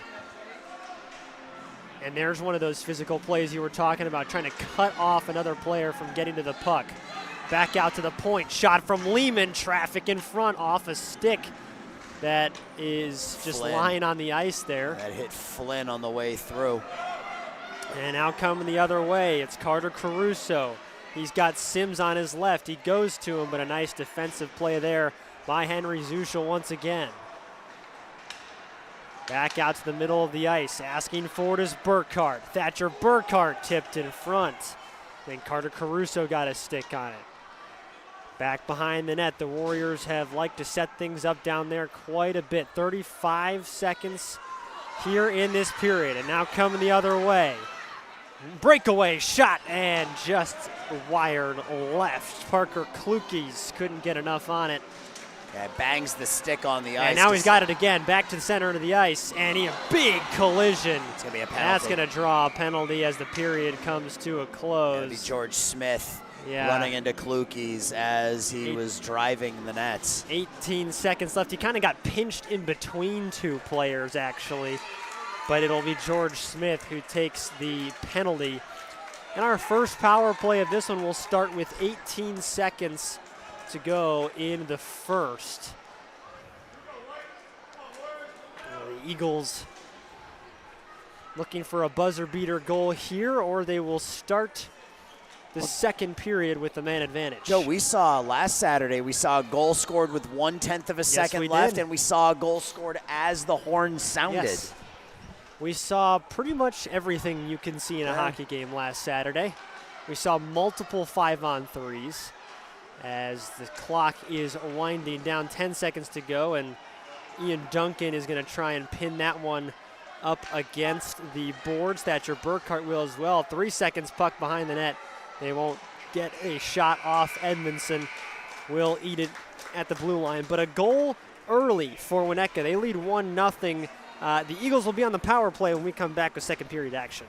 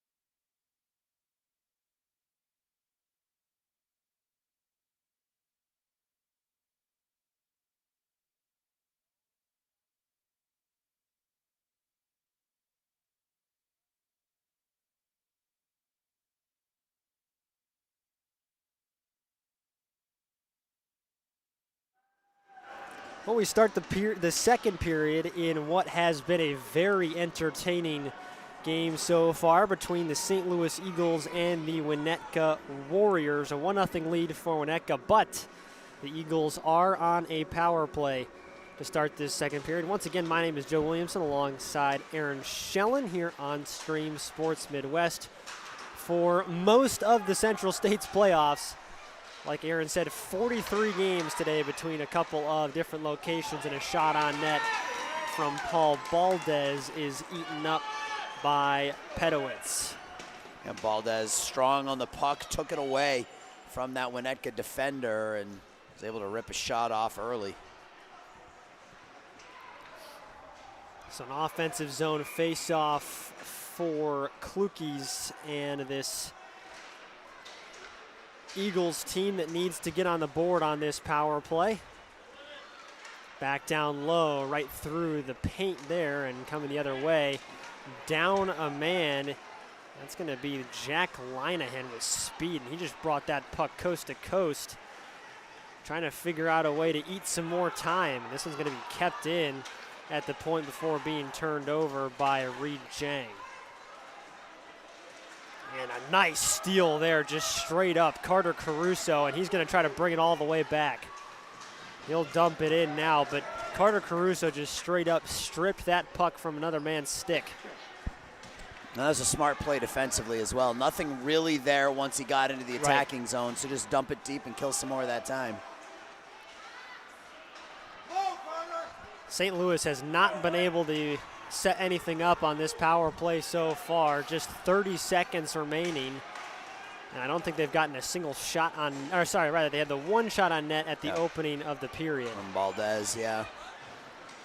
They're dumped in, and St. Louis will chase now. They can get something set up.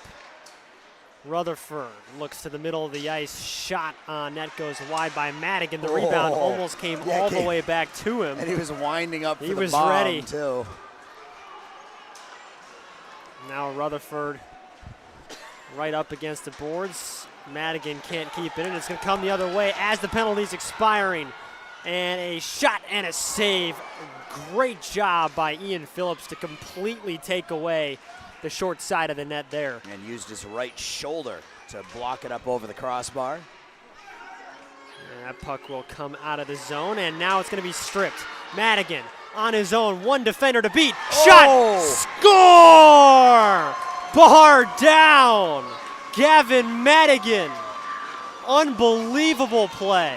That was impressive. Used his speed and went up over the blocker side, stick and blocker side shoulder of Wyatt Pedowitz, and it is 1-1. Who needs a power play when you got a shot like that? My goodness. So we're right back to square one. A 1-1 tie with 11:53 left here in the second period. And we got, wow, the St. Louis fans. Yeah, they travel well, don't they? Sherwood in the middle, looking to backhand, and he can't get it on net, but centers it again, and a nice stick by Mike Prentice. Maybe he's earned his Mikey title now. Absolutely, yes. Prentice back behind the net, looking for help. Good defense and just a fantastic effort over there behind the net as Henry Zuschel was down on the ice just trying to get a stick on that puck. Back to the middle of the ice, a fight for it in front of the net. Sticks and skates everywhere, and somehow it doesn't find the back of the net. Thatcher Burkhart right to the glove of a stickless Ian Phillips. And that all started because of a dangerous clearing attempt by the Eagles. Tried to go up the middle. It was cut off at the blue line, and then it led to some chaos out in front of the net. And the Eagles have to be careful that they don't get too complacent after tying this game up. They still got to stay on the attack. It already feels like the Warriors are trying to come the other way with some force, as it's going to be clear out of the zone here by Madigan again. I mean, just unbelievable speed as he almost chases down that icing. Little stick lift at the end for good measure. He's hustling, that's for sure. And he earned a goal from it. We'll head back down to our right for an offensive zone draw for the Warriors. I'm digging the all white and green. It's a nice color combo. My only complaint about Winnetka's jerseys is I wish they'd put the names on the backs. That's fair. From a broadcaster perspective, that's my only complaint. It's a clean look. That puck right out in front. Somehow does not find the glove. And they're waving it off. They're waving it off. No goal. Yeah, they're waving it off. The official blew the whistle. It was never in the glove of Wyatt Pedowitz. Yeah, the Warriors absolutely caught a break there. Yeah. That should have should be 2-1 Eagles right here. But yeah, Winnetka caught a huge break right there, Joe. But yeah, finished my thought. Very clean looking jerseys. I just wish they had names on the back. Would make my job easier. Yep. Well, you know, it's different like when you and I are calling Chicago Dogs baseball games. We know all those players so well. When we're calling these games, you know, once a week, we don't know who these kids are before we start calling the games as a centering feed off a stick in front. So it's a little bit more difficult when we're doing it on the fly, but the nice big numbers help.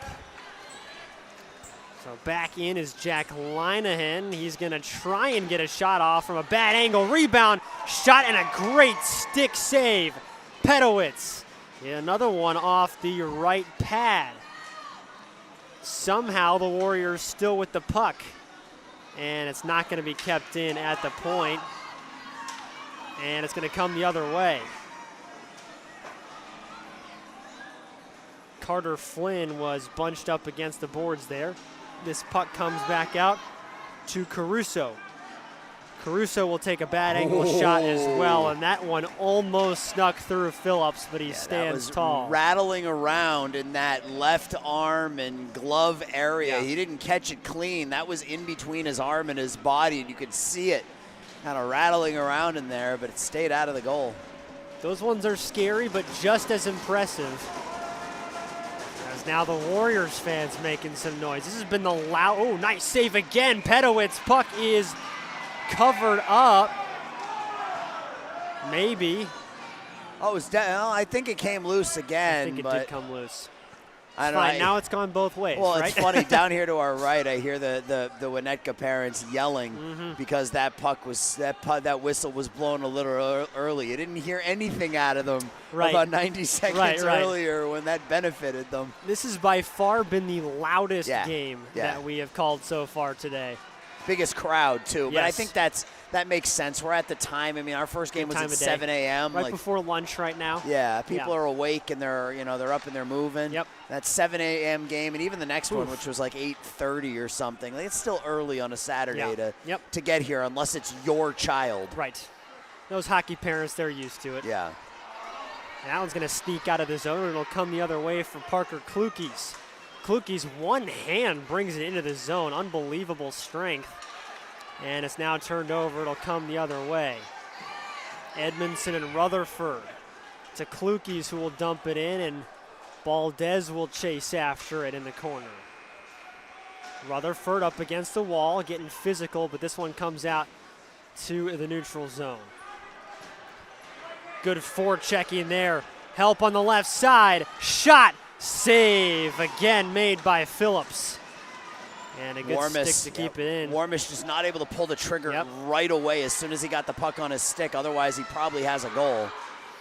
That puck pushed out, and a pass in the neutral zone is going to result in another turnover, and almost awkward, but they stay onside. Nice toe drag move, and a shot whistles wide. Fantastic effort by Jack Linehan, and now we're going to get a penalty on the Eagles. Linehan, not a lot of space to get that shot off, and that was a wicked wrister, as they say, or a wicked wrista. A wicked wrista. All right, Mr. Boston. Yeah.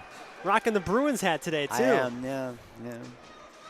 Yeah, the accent's gone. I've been in Chicago for 26 years. You played me a clip from when you were calling the game at University of New Hampshire back in '96. It was obvious. It was still there. Yep, absolutely. Yep. I feel like if it were to come out during any sport, it would be hockey, right? I mean, it comes out when I get tired, usually. That's fair. Yep. So you'll probably hear it towards the end of the day. I don't think I'm ever losing the nasally Midwestern. Yeah.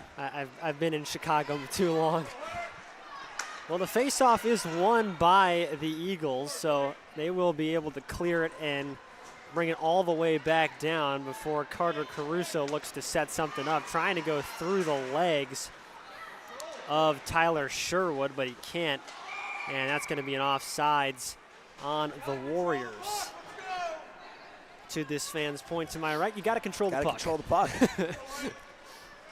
Warriors have been caught offsides a couple times. Had a couple of close calls as well.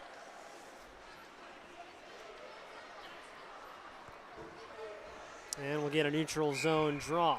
We got a penalty, by the way. Yep, 1:35 left on it. That was the penalty from just a minute ago. Yeah, that's right. As a nice move there in the offensive zone, looking to set things up. George Smith, he goes to Caruso down low, trying for the one-timer, an awkward angle from Jack Linehan, and he can't get much on it, and it's gloved by Phillips. Just on his wrong side. Was trying to switch to his forehand, to your point, so he was skating back to his left. The puck was going to the right, and just an awkward angle to try to get anything on that shot. And a falling shot rebound, and it's going to be covered up by Phillips. Man, ever since he allowed that goal, he has looked very, very good in net, as we got some extracurriculars or shenanigans or whatever you want to call them. Shenanigans, post-whistle shenanigans. Post-whistle shenanigans. PWS. Not enough to justify a penalty, nope. But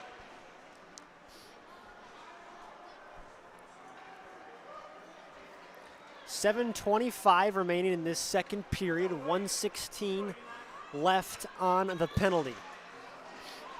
And this one's going to come out of the zone, and chasing after it is Coleman. He won't get there, though.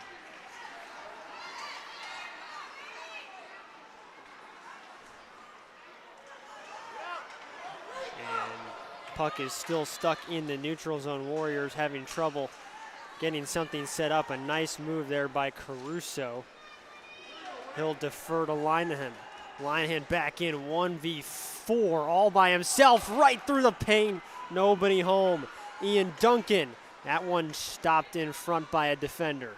Now another centering feed. This puck is, oh, I thought it was covered up. I guess not. And oh my goodness, sitting up, covering it, did the puck cross the line?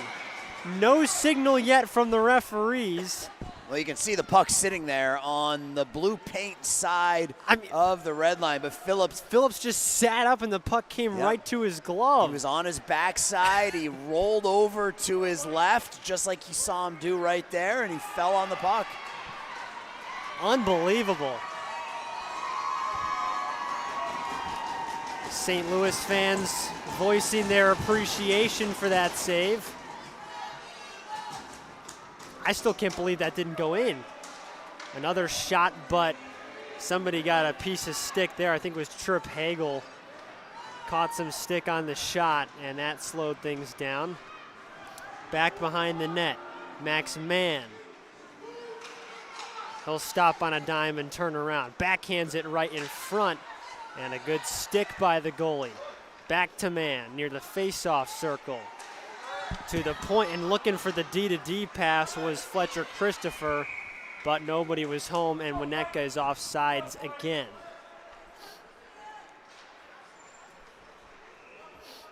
So both teams will look to make a change here.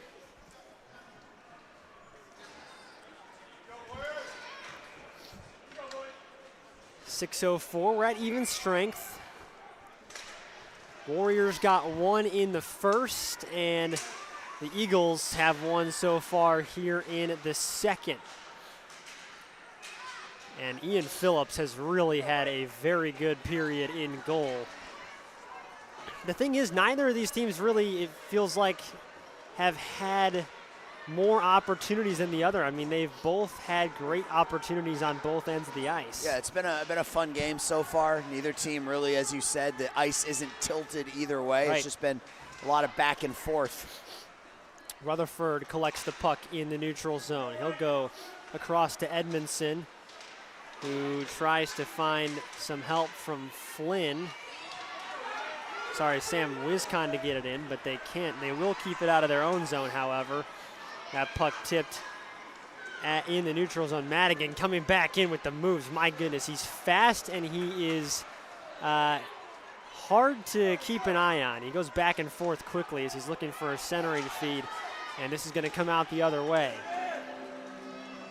That pass just past the stick of Cal Warmus, and he'll tie him up in the corner there as they try to get that puck up against the wall. Kept in along the blue line, going to Chase Jewett. Jewett, a bouncing puck and a great play on defense to just settle the puck down. That, once again, that was Jake Smith.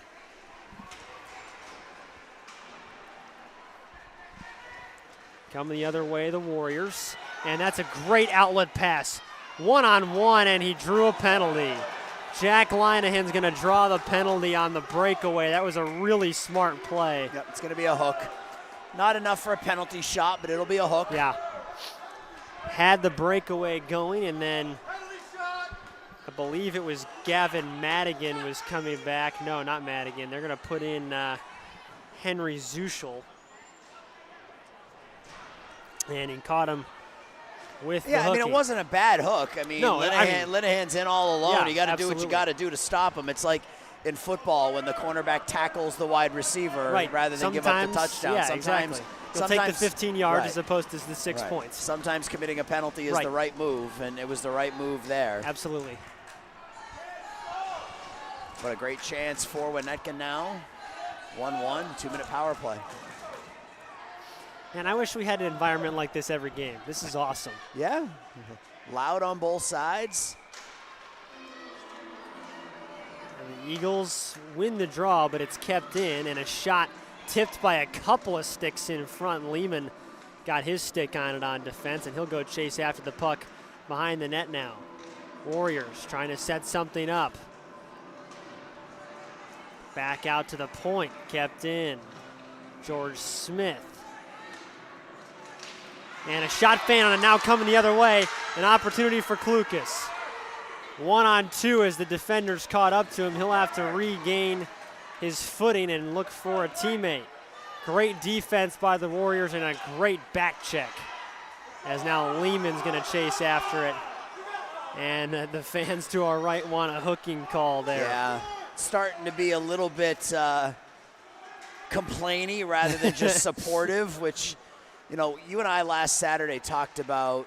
As the puck will come right in front of the net there. We talked about the that's a nice keep. It does come out. Talked about good energy. Right. Right, and cheering for the kids and cheering for the teams and getting loud like we've heard. Like, that's good energy. Yep.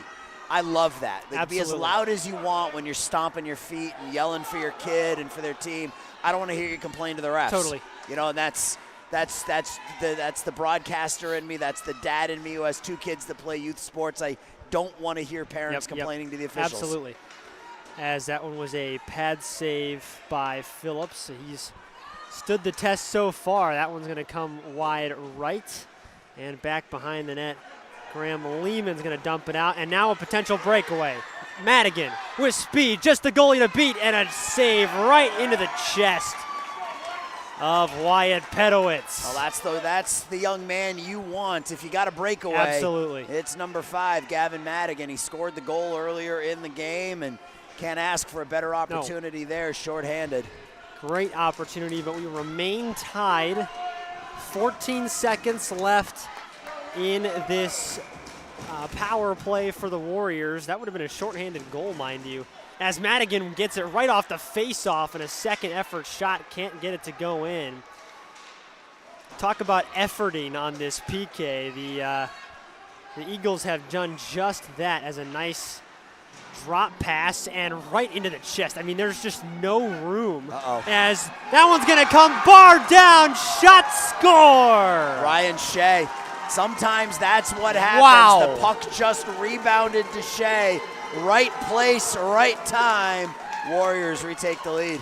And Shea was left unguarded right in front of the net. He went high over the stick side shoulder, and he makes it 2-1 Winnetka. Yeah, I mean, like I said, right place, right time, right? Yep, Like, absolutely. that wasn't a setup play. There was a shot from a bad angle that, you know, and Shea, I mean, to Shea's, you know, Shea was all alone in between the dots. The Eagles didn't mark him, and he went down underneath the crossbar. You know, I was praising Phillips for completely taking away the one side of the net, but what that does is when you get a rebound like that, the rest of the net is wide open, and that's exactly where it left him right there. Caruso brings it back in as the Warriors looking to add. Shot, score! Goodness! Carter Caruso from the face-off dot. What a shot! Oh my gosh. That went from the outside of the right circle up into the opposite top corner over the blocker's shoulder of Ian Phillips. What a shot. I don't know if you could make a better one. I mean, that was literally the perfect spot. I don't know if you could hit that spot without a goalie. If you know, tried one it, time out of 100. Yeah. And That was a beautiful shot from Carter Caruso, who basically set that play all by himself as well. So back out to the neutral zone, and all of a sudden you're looking at a 3-1 game as Caruso gets the puck back. And, you know, if you're the Eagles, it's not like you're out of this game yet, but it does feel like all the momentum is going the way of the Warriors, and it happened quick. Yeah, I mean, we said a couple of minutes ago that it didn't feel like either team had complete control of the game, and it still feels that way when Netka's just pounced with 2 quick goals here in a matter of a minute. As Valdez comes the other way, he'll get it across the blue line and fighting off some sticks from the defenseman, as it's not going to be kept in by a Lehman. And we hit the 1-minute mark here in the second period, and we get icing against the Warriors. We got a broken stick on the ice. I was going to say dead wood, but it's not wood. It's firewood. Not even wood. Yeah, it's fiberglass. Fiberglass. It's carbon poly. It's, you know. Plastic. I don't think it's plastic. But, I play hockey with a plastic I was going to say that's stick. what I would use, yeah. These kids are a little bit more advanced than me. Dude, hockey's hard. Yes, it is. And that one finds its way right to the front of the net, but nobody is home. And a great move there, but the defenseman caught up to him. That was Hunter McLaughlin. Now come the other way. Klukies tries to toe drag and go to the middle of the ice, but he lost the handle on it, and that went right up towards the face of George Smith. He'll bring it the other way with 25 seconds left. Warriors, 2 late goals in this second period to take a 3-1 lead. Maybe one last effort here for the Eagles as Klukies dumps in with 10 seconds left, and they're going to rim it around. And a big hit up in the corner. That was iffy right there. And with 1 second, a shot on net. Well, the Warriors took control right at the end. 2 quick, beautiful goals. They lead 3-1 as we head to the third.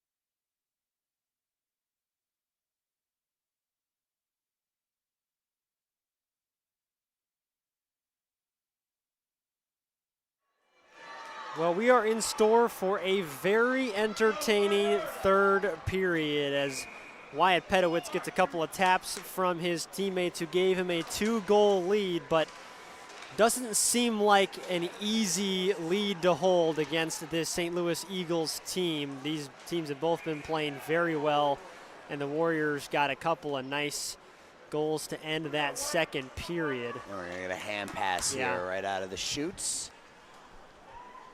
Yeah, I mean, the Eagles have had their opportunities, and it was 1-1 up until about 2 minutes left in the period. 2 quick tallies by Winnetka, so Eagles got to figure out a way to get one here.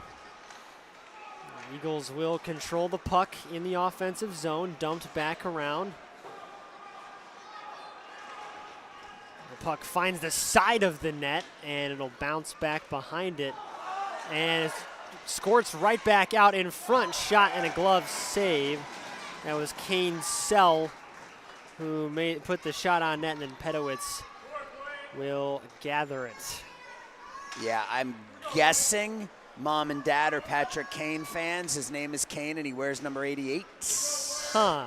You see that a lot. I mean, they are from St. Louis, potentially. Oh, man. Yeah, you could be right. That is interesting. Or maybe he's just a Patrick Kane fan, and he said, my name's Kane, so I'm going to go with 88. Yeah. But you see that a lot. I noticed that, doing a lot of these youth games.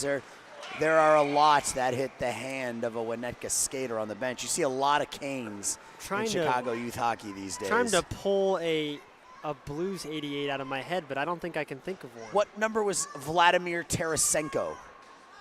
Wasn't he 80-something? I think it was 87. Okay. But that would be the right time frame. Yeah.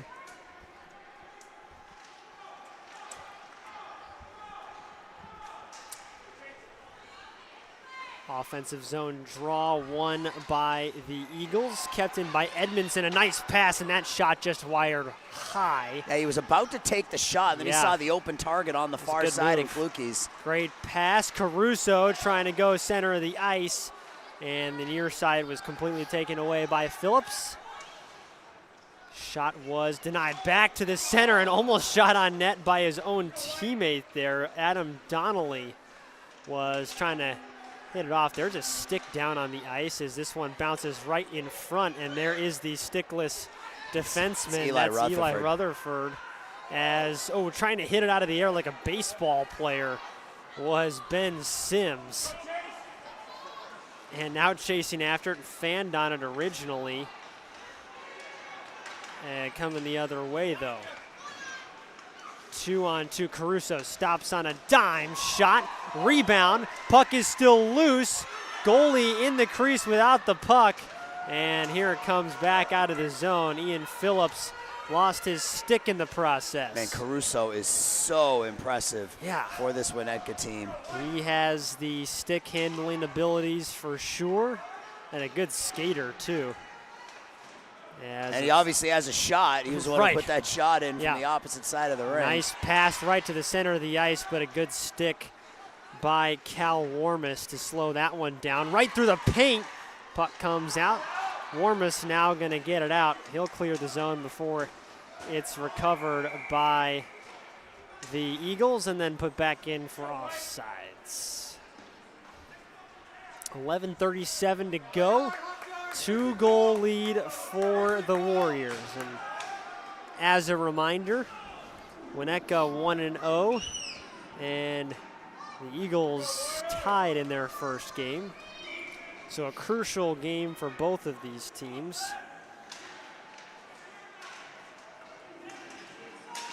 Winnetka plays the Sabres, who have a win and a tie in their last round robin game. So a win here keeps them 1 point above the Sabres and would allow them to clinch a championship spot with a win here.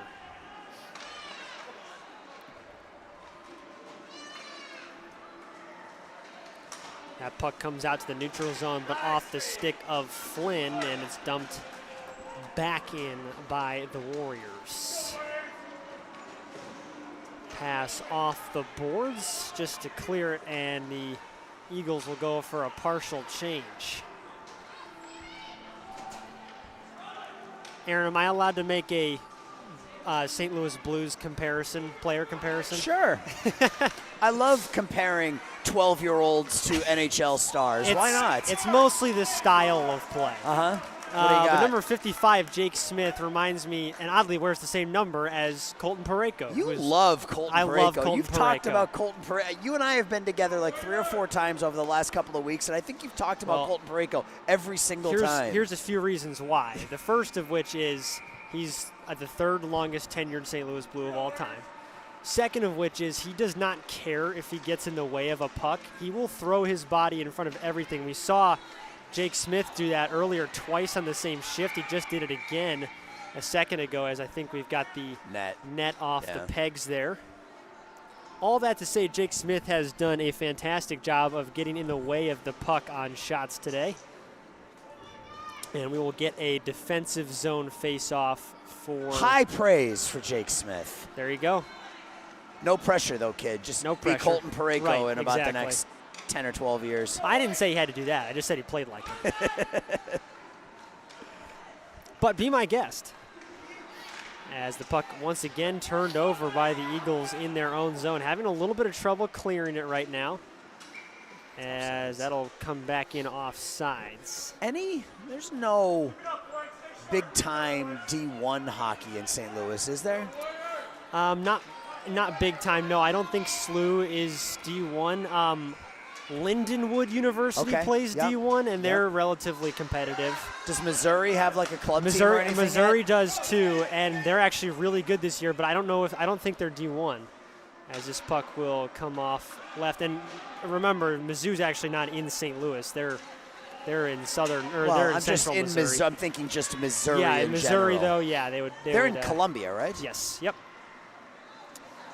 Coming back to the center of the ice, they had a really good football team this past year. A lot of people thought beginning of the season they would make the college football playoffs. Well, we'll talk more about that when we're doing some high school football in the spring, in the fall. This one out, nice cross ice pass, and Sell coming the other way. It's a 2-on-2. He tries to come back the other way. Shot and a save. Somehow finding his way to that puck was Sawyer Coleman.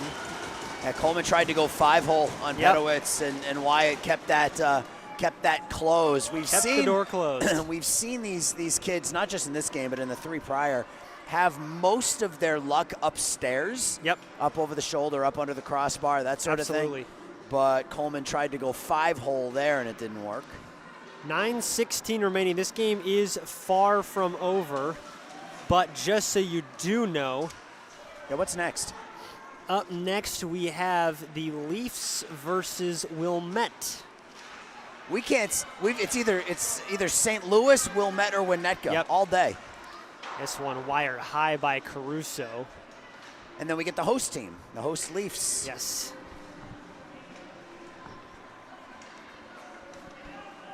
Back to the neutral zone. Coming the other way is Donnelly. And Donnelly, a nice drop pass there. Donnelly's got it back. Now behind the net. Right back out in front. He tried to go high like you were just talking about. And it goes wide. Again. Yeah, Klukie's had a really nice game for the Eagles so far here today. But yeah, tried to go up under the crossbar again, but just got underneath it a little bit and put it up over the crossbar. 8:25 to go. Eagles are going to need to find their way back onto the scoreboard here soon if they want a chance at tying things up. Madigan will take the offensive zone faceoff. He's been quiet since the second period. He shoots that one high and wide. Back to Zuschel. He'll keep it in again at the line, and a falling Wiscon can't keep it in. Zuschel goes back to retrieve it. Instead, it's Lehman who dumps it back in. Zuschel fans on the pass. Recovered by Madigan. Madigan ahead to Flynn, who tips it in. And just back and forth from the neutral zone into the Warriors zone. Which is fine if you're Winnetka. Yeah, right, As long as it's not in your defensive zone, it doesn't matter where the puck is. Lehman, shot from the point. I think maybe it was tipped, and I thought that puck was covered up. We'll get the whistle now. And now he gets some more shenanigans in front. Reed Jang trying to protect his goalie out front as he got tangled up with Gavin Madigan right by that right post. But not enough. I don't think anybody's going, so good job by the linesman to separate these youngsters and do some coaching rather than just penalizing them for. Yeah, that can only do so much, right? Right. So 7:35, Madigan once again taking the offensive zone draw.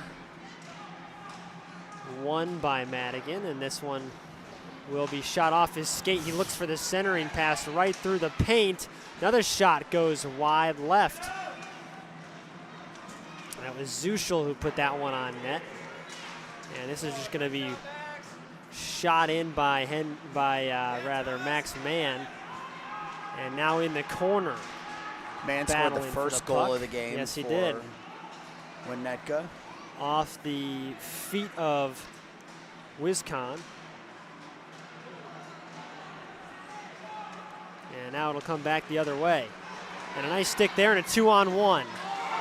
Offsides is the call. Madigan had that one hop over his stick, and he just couldn't stay on sides. If he had, it might have been a really good opportunity for the Eagles. Yeah, just half a step away from being a 2-on-0 breakaway with Madigan and Valdez.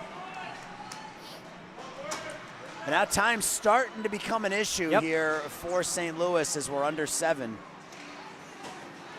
And a nice stick there by Coleman. He'll win the draw and dump it in for the Eagles. It's going to come almost all the way out before being dumped back in. Sherwood and Sell down there in the corner for St. Louis. Sell can't get his stick on this one, and Smith is going to keep it in the zone. Oh, and a good effort there right in front to try and tip it in. I think that was Tyler Sherwood. Yeah, it was. Sherwood. Jake Smith put it on net, and Sherwood tried to redirect, but he just couldn't get his stick on it. And then he went right at the goalie, Yeah. hoping for a rebound. So if you don't get the first tip, keep plugging away. It's a smart play. Yep. The Eagles right on the doorstep as Sherwood will take the draw. He's got Smith and Hagel behind him. He's got Coleman to his right, and he's got Klukes to his left. Taking the draw for Winnetka is Jack Linehan, and Winnetka's going to come away with the puck. It does stay in the zone, though. Coleman now to Klukes. Klukes shot just off the stick. Nice save by Pedowitz. And not going to be kept in on the far side by Hagel. Coming the other way, it's Linehan, and he's taken down and no call. Coming back the other way, the Eagles. Nice move there. All the way back in, 3-on-2, and somebody got a stick there on Sawyer Coleman as he tried to release that shot.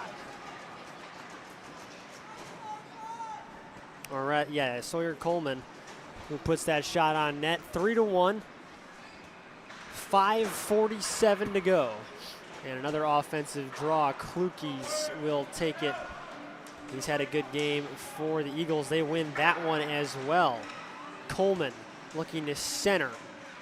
Donnelly is down there with him. Donnelly comes away with it. Now turned over once again. It's Jack Linehan who's been all over the place in the last minute or two. The Warriors coming the other way. And that's going to be offsides. Yeah, Ben Sims just couldn't keep that trail foot on this side of the blue line.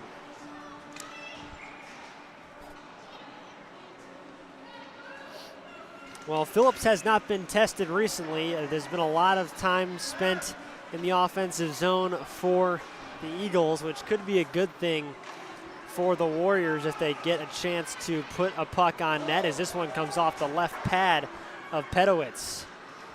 Back down behind the net and brought back out in front once again. Linehan coming the other way. And a puck just out in front of Ben Sims. Now to the corner. Sims will try to rim it around, but Lehman is there. And off the stick of Sims. Sims, Lehman, Donnelly, Linehan down there in the corner.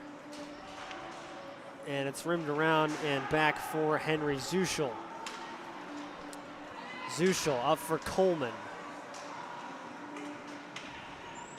Or rather, that is Sam Wiscon. And this one's going to jump over the boards here with 4:30, still a 2-goal lead for the Warriors. But like we mentioned earlier, it doesn't feel like they're really controlling this game right now despite having a 2-goal lead. No, it was a 1-minute span towards the end of the second period. Yep. They pounced for 2 quick goals, and they've made it stand up. They played pretty good defensively here.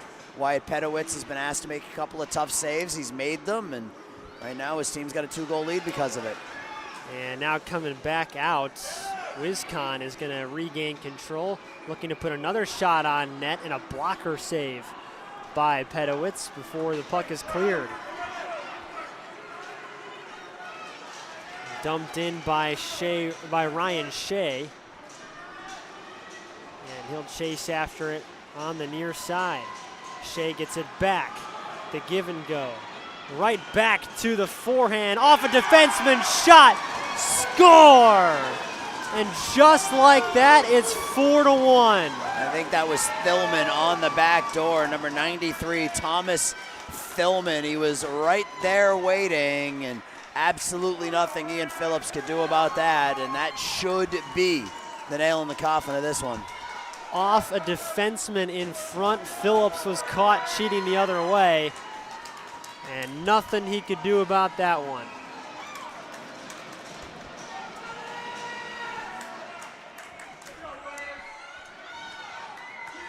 I'm watching one of the Naperville Sabres coaches. He was in attendance watching this one because he's got Winnetka coming up later today in what will be a battle of 2-0 versus 1-0-1. That'll be a good game. As a nice effort there in the middle of the ice, but he finally got caught up. That was Hunter McLaughlin, who couldn't keep the puck on his stick. With 3:27, it's Mikey Prentice who brings it back in for the Warriors. Now here come the Eagles. Other way, led by Sherwood, and a great stick by Hunter McLaughlin.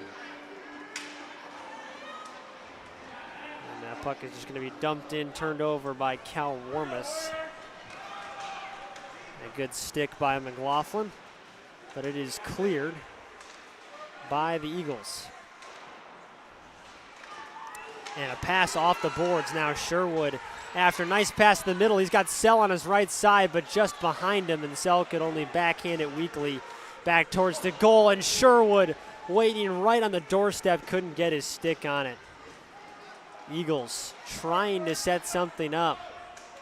And this puck's going to come on out with 2:30 left. Again, they have outshot, and for a lot of this third period, really out-hustled and outplayed this Warriors team, but it hasn't mattered. The one goal in the period belongs to Winnetka, as they got it on one of their last real sustained offensive shifts, one of maybe two in this period. Eagles will clear and bring it up the far side across the red line. Now into the offensive zone. A great effort on the far side by Paul Baldes. To the middle of the ice, a nice drop pass to Klukes. That one gets stuck in some defenders in front. 1:40 remaining. Still the 3-goal lead for Winnetka as it's dumped in. Looking to finish things off is this Warriors team, who have put together a couple of great offensive shifts. A shot, and from the reaction from those guys in front, it looked like the puck might have gone in, but no goal. Yeah, it almost did, as Pedowitz was drifting to his left, and the puck went back towards that right post. Valdez just missed making this a 2-goal game, and it's now dumped in from just across the red line. As we hit the final minute of play in this one, the Warriors about 53 seconds away from clinching a spot in the championship game. That's true. They'll be the only team that has 4 points. They could lose in their third game of round robin play and finish second, but they would still make that championship game.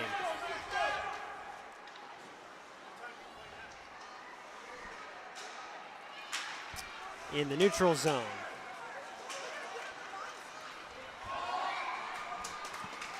And that's going to be offsides. I take that back. Is it the winner of the two pools from the divisions that play? If there's 2 brackets, that's the team that's at the top of each bracket. I believe there are 2 brackets, so they would have to win their game tonight, or at least tie. A tie would keep them 1 point ahead of the Sabres. So a win gets them 1 step closer to that championship game. Offensive zone, or rather neutral zone face-off, won by Madigan, 15 seconds to go. And a 3-goal lead as a player will fall down on top of the puck. And as he gets up, that puck comes clear. Edmondson can't get the shot off. The buzzer sounds. And a convincing 4-1 win for the Winnetka Warriors, who look to punch their ticket tonight when they play the Sabres. Yeah, Aaron, what a game. Yeah, it was an impressive performance by the Winnetka Warriors, and they are 2-0. Awesome. We will step aside as we get ready for our 5th game of the day. Final 4-1, Warriors beat the Eagles. We'll be right back after a break.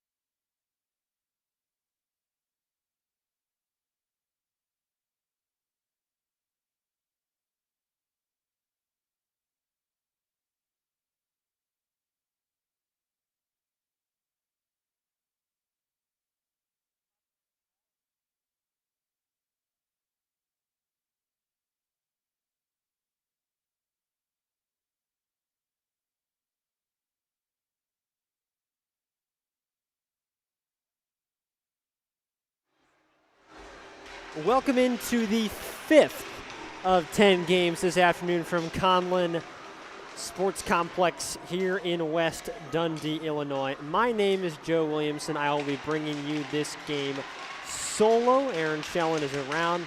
He's taking his break game because it is a long day. Or like I said, 10 games that we're bringing you right from this rink. And another fun one coming up for you here. It is the hometown Leafs. And they will be facing off against Wilmette.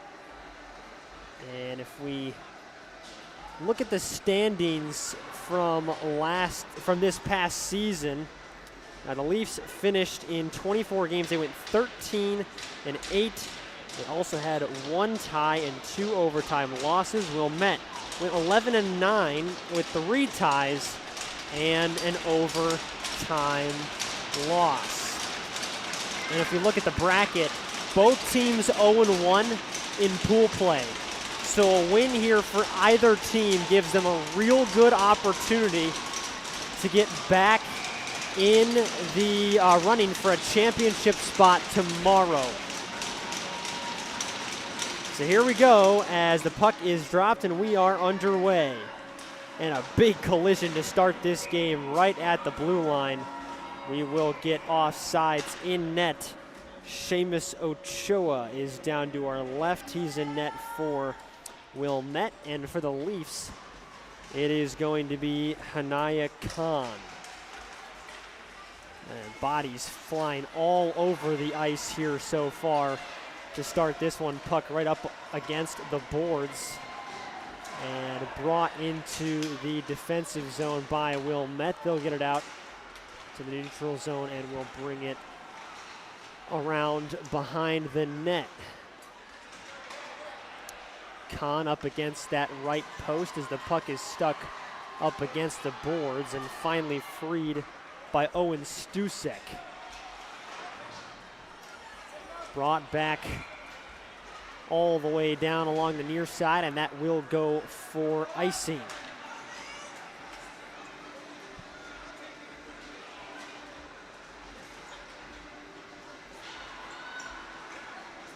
The Leafs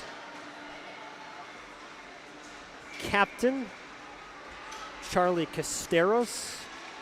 He'll go for that opening defensive zone face-off, but it's won by Wilmette.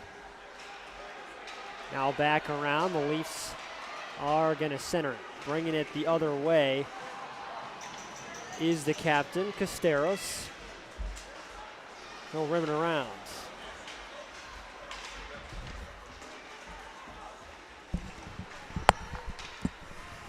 And we have the wonderful Aaron Shellen back with us. I'm here for a little bit until I got to go get our food. I love it. Guess what? I got about 10 minutes to hang out with you. You want the play-by-play or the color? No, go ahead, man. This is your game. All right. Maybe we should switch then. Huh? I said maybe we should switch then. You want me to take the camera for a few minutes? That'd be nice. I'll take the camera from you for a few Sweet. minutes. The things that happen live on air, folks. And look, we didn't even lose the feed for you there. No. Stuck in the corner the whole time. All right, rimmed around, and it'll sneak out into the neutral zone. Aaron, I was telling everybody before you showed up, both these teams 0-1 in round-robin play so far, so both teams need a win badly here in this game. Yeah, you can't go 0-2 in a 3-game round-robin and expect to have much of a shot. As the puck still stuck along those boards on the far side. Neither team has had a shot on net so far as we're about 2 minutes into this game. That one's going to be dumped in back behind the Leafs net and tied up again along the boards. We've seen a lot of that so far. Puck being caught up against the boards, not being moved around a whole lot. And we've seen a lot of that too, collisions. That was both a big ways. hit by Sustek. There was one literally 3 seconds off the opening draw. Well, again, they're at that age, right? I mean, it's allowed. Body checking is allowed at the Bantam level, and I've said this before that you've called every level of Central States hockey this year, from 10U up to the midget 18U, and there is no the league that has the most hitting are the Bantams, because it's finally like they got the leash taken off, and you're allowed to go hit, so they take advantage of it. Yep, no more training wheels. We get an offside call. Ashione, yeah, almost. Ashione would have been in pretty clean there, but speaking of clean, I love those Wilmette jerseys. Yeah, they're going to give Penn State vibes a little absolutely, bit. Absolutely, yeah. The white helmets and then the dark blue. Then, of course, you got the classic Leafs uniforms. The host team. The host team, yep. The hometown Leafs, as it's back around to Nathan Sivers. Sivers and Anthony Pistolaritis playing back and forth. It's meant for Sivers, but that one's going to come all the way down to Cameron Baxter, and he can't clear the zone. Shot from the point and looking for the redirect, but not getting the stick on it. Hayes Roween. Now come the other way, it's the captain. I did get pronunciation on Anthony. It's Pistolaritis. Pistolaritis. Yeah, I got it from the coach after I'd already put the rosters together. There we go. Pistolaritis. Pistolaritis. You could barely fit that on the back of his jersey. It's Greek, by the way. That does not surprise me at all. Yes. Some names are Greek enough that you just know. You just know they're Greek, yes. Yep. We'll get an icing call. We'll come back down the other way.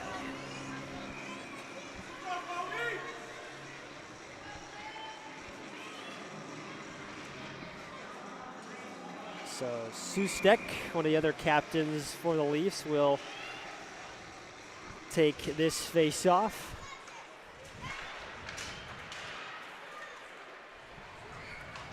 And it's back out to the neutral zone. I think that was our crowd mic that was making that little humming noise in the back. That. And a breakaway shot and a save. No, score! Off the blocker and in. And unfortunately, Hanaya Khan couldn't keep it out. Tried, just flipped backwards, tried to sweep at the puck, and was not able to keep it out of the net. So it's a 1-0 lead on the first shot on goal of the game for Wilmette. I believe Ashione is credited with that goal. The Leafs win the center ice draw after conceding the first goal of this one.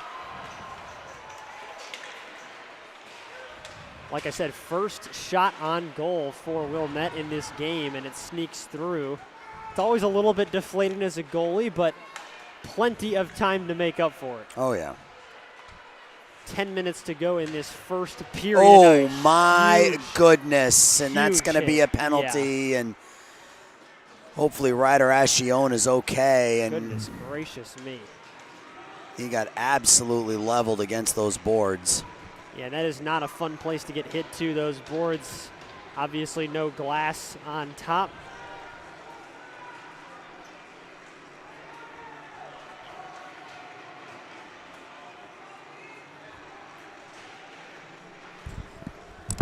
Ashione made it back to the bench. Well, actually, he's still out on the ice. So I guess he's okay. That's impressive.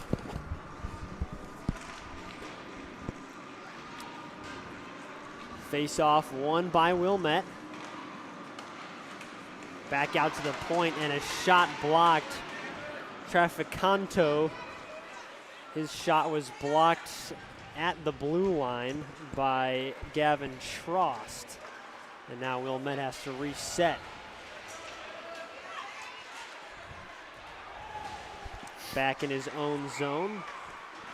Pistolaritis. All right, Joe, I'm on food duty. Oh, you're on food duty. I'm on food duty. You got to jump onto the camera. I will jump back onto the camera. All right, well, folks, when I come back, I'm going to have cheeseburgers. We will look forward to those. For now, though, we got a center ice face-off. Charlie Katsaros, and he can't win it. Wilmette regains possession, and And they'll dump it in and chase as they look to expand on the 1-goal lead. Right back out in front, and another big hit. That time in the corner, and maybe a retaliation hit there a little bit. Back out to the neutral zone and now turned away. Frost coming the other way, but he'll lose possession of the puck, and it's going to come back with Wilmette. Nice move up the center of the ice there and off sides, but Rory Knapp controlling the puck well for Wilmette.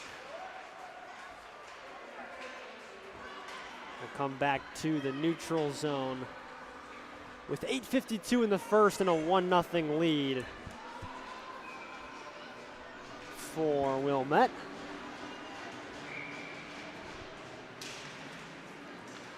Face-off won by Wilmette, but almost pushed out by the Leafs. Now a centering feed and a great effort defensively to get back and get a stick on it.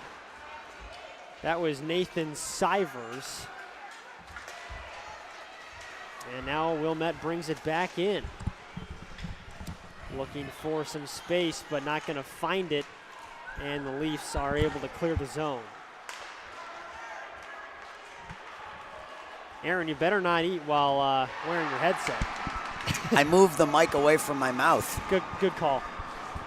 A shot on net saved by Hanaya Khan. Now back in front, shot and score. That's Vari Lavar right in front for the tip-in. And he makes it 2-0 Wilmette. A beautiful centering feed. And Wilmette's going to get out to an early 2-goal lead. Leafs bench trying to get things going. And they can maybe spark some life into this team that has not had a shot on net. Back to the neutral zone, and the Leafs are going to recover. Baxter come the other way off his foot, couldn't retain possession. And another hit, now a shot and a save by Khan. Puck loose in front, a scramble for it. The ref lost sight of the puck and will blow the whistle. And now some pushing behind the net after the play is whistled dead.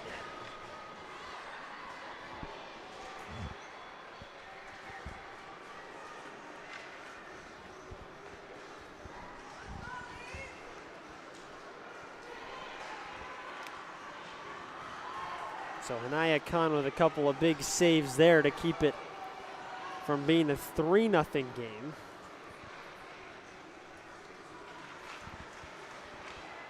And Khan will make the glove save after Wilmette wins the opening draw and puts one right on net. The Leafs the better team in the regular season, but both of these squads are 0-1 in round robin play. That one turned over right behind the net, trying to find some space on the wraparound. Ryder Ashione, but there was none. And the Leafs had the puck once again, turned it over right behind the net. Again, puck loose in front, and again, it doesn't get through Hanaya Khan.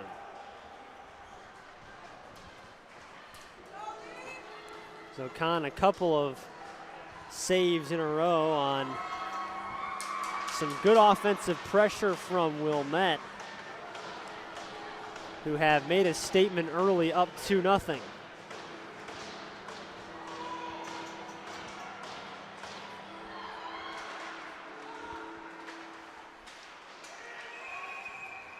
The Leafs clear the zone.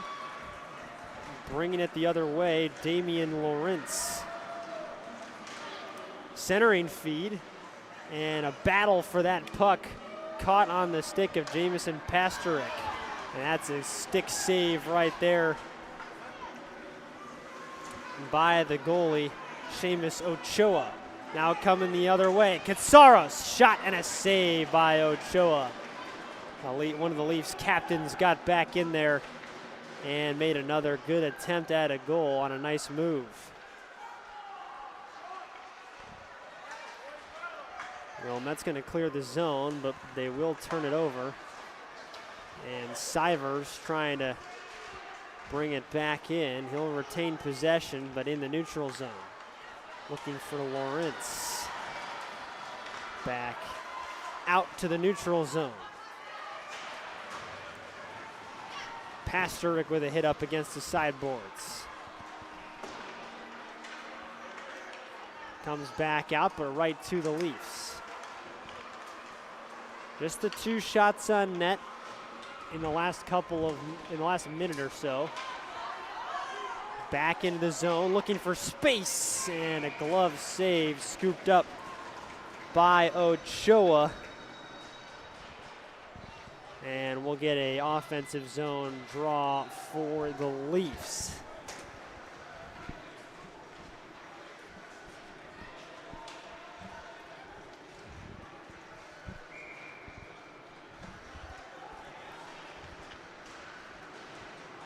One, and right off the face-off, a shot ripped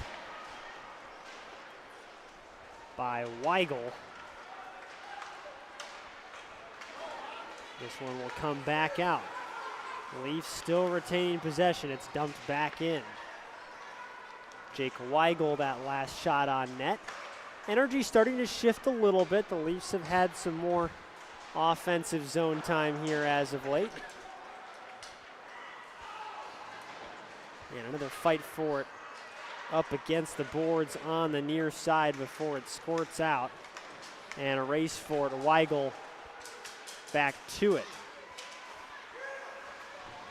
Cleared, but then brought back in.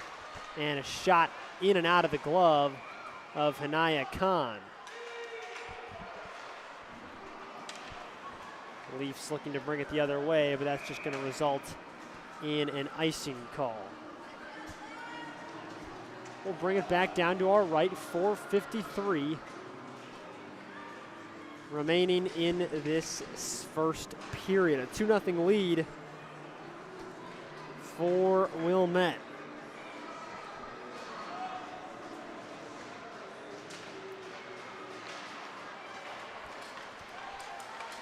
Rimmed around, a funny bounce off that back wall and kept in at the point, now brought out, and it just sits there as multiple players skate over it.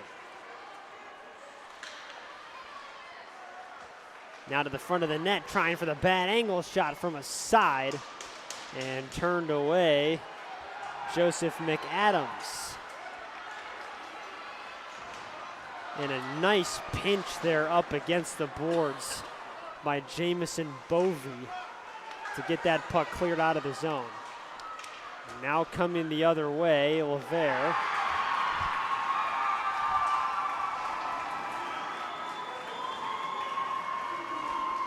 And the puck still stuck around behind the Leafs net and in their own zone as they try to clear, and a poor clear there results in the puck now coming out to the neutral zone, and we're going to get a whistle. I think we had a high stick on that one. You want to switch again? We can switch again. Cool. I'm back in. Tag me in. Aaron is back in, everybody. And then when the second period starts, Joe's going to step aside. I'm going to let him eat. I like that idea. And I will take over for a little bit while he eats. That's what you do when you got a 2-man crew together for 15 hours. You make it work. Yep, absolutely.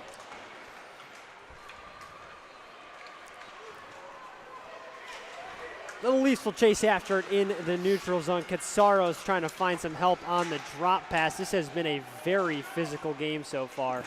Katsaros goes back for Tyler Nelligan. Nelligan can't retain possession. Back out in front. And a point-blank save. Hanaya Khan rebound, a couple of rebound shots, and she saves all of them. I stuck that right pad out about 2 or 3 times to make those saves.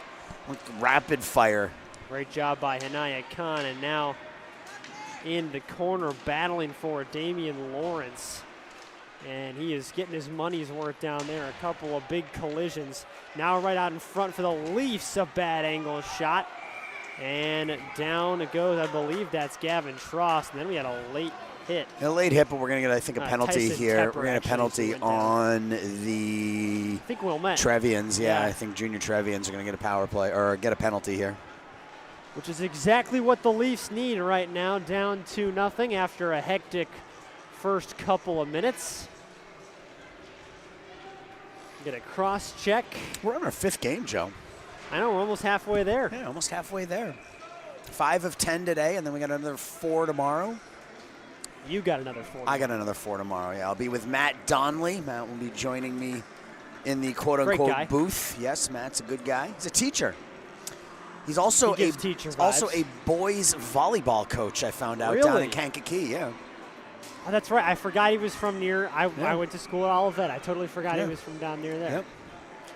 Yep. Matt Donnelly is the PA announcer over down at Ozinga Field down in Crestwood with Home of the Windy City Thunderbolts. Is where you cut your teeth a couple of years ago. That is true. Before joining me in Rosemont with the Dogs. Yep. All sorts of connections. Brandon Januska also works there. Oh, yeah, Brandon. He was a intern with me in Windy City. Brandon is out in Glenview today with Eric Willowite, taking care of the Squirts. Junior Trevians bring it back in, back out to the point. A nice backwards pass, but it's intercepted. Yeah, they get 3 high on the power play. 3 players right along the blue line, but a blind backwards pass is not always how you want to do things. Nathan Sivers with the shot on net and right into the glove of Seamus Ochoa. I got to say, that was a good burger. Was it? Yeah, it was a good burger. I'm looking forward There's to nothing on it, so it's just cheese. If you want ketchup and mustard, you got to go down there. But it's a good burger. I might need ketchup for my fries. That's the important I don't know. The fries were really good with nothing. Really? Oh, yeah. Okay. They were good French fries. Yeah. Salty? Oh, yeah. Yeah. Okay. Yeah. I might have to get a second one for dinner tonight since we'll be here. Yeah, that sounds about right. Although I might go chicken tendies. You can never go wrong with tendies. That's a good point. You know some of the best chicken tendies I've ever had? Where? At Northwestern Medicine Field, home of the Kane County Cougars. As much as I hate to say it. I don't want to hear that.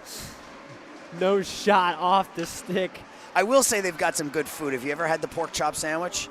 No, I have not had that yet. I want to. You got to try that this year, Joe. I will.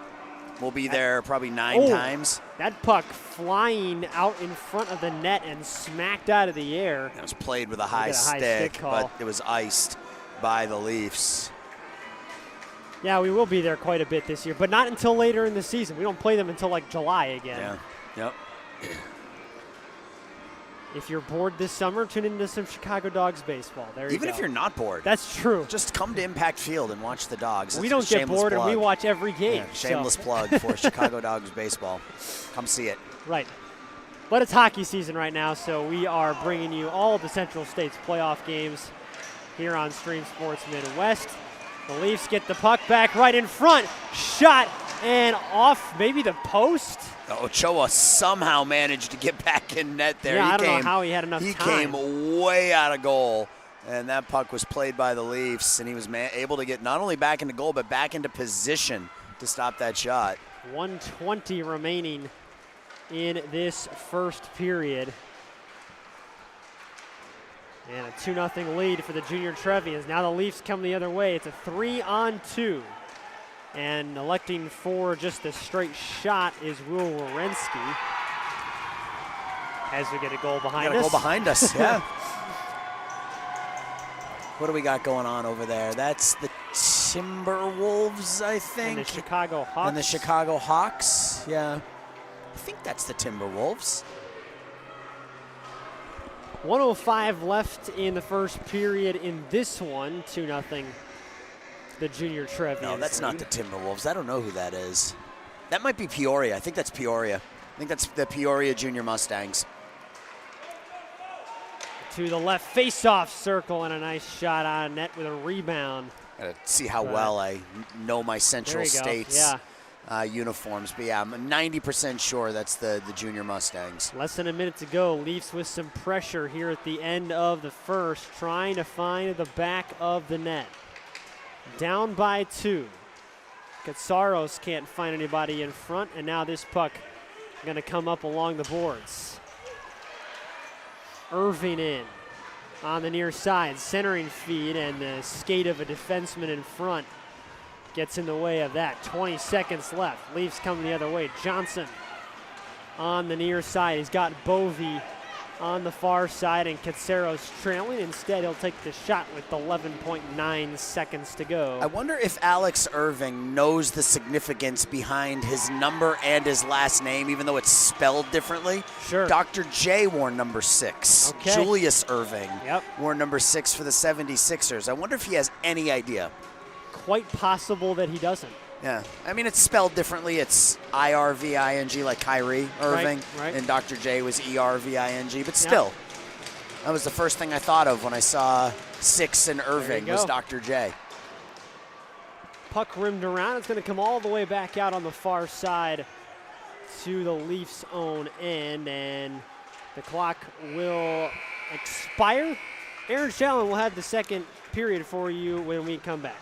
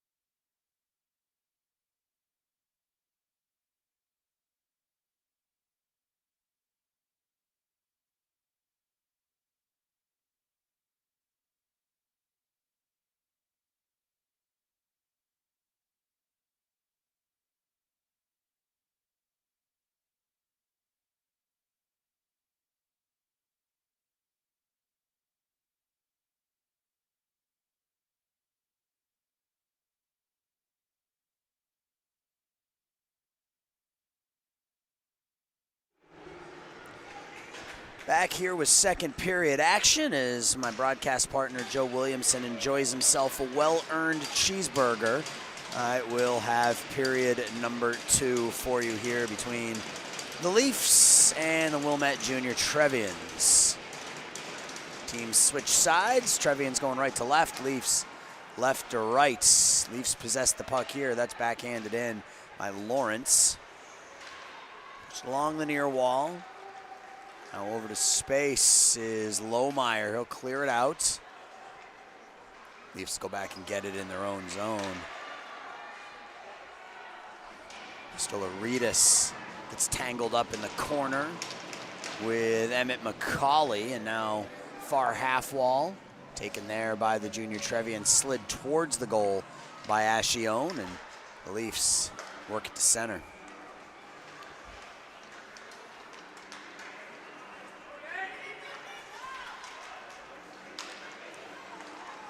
Nathan Sivers getting tangled up as he comes close to the net. Now the slap shot by Pasterik is wide of the far post, and the Leafs will have to retreat and pick it up in the neutral zone. They'll dump. Back to plate. Here's Nick Warren for the junior Trevians, and he will just turn and throw it the length of the ice for an icing.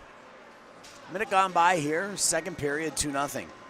Wilmette with the lead. Game 5 of 10 here today.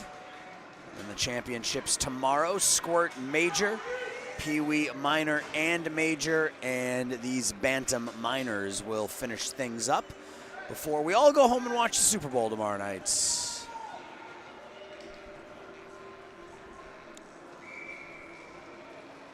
I want to thank Central State's president, Jimmy Wright, as well as all the rink managers and all of the coaches and team managers over the last week who have gotten me all of the necessary paperwork that I needed to make sure that we had rosters for all 3 locations and all I think 86 teams this weekend. It was a mad scramble starting on Tuesday to make sure we had everything.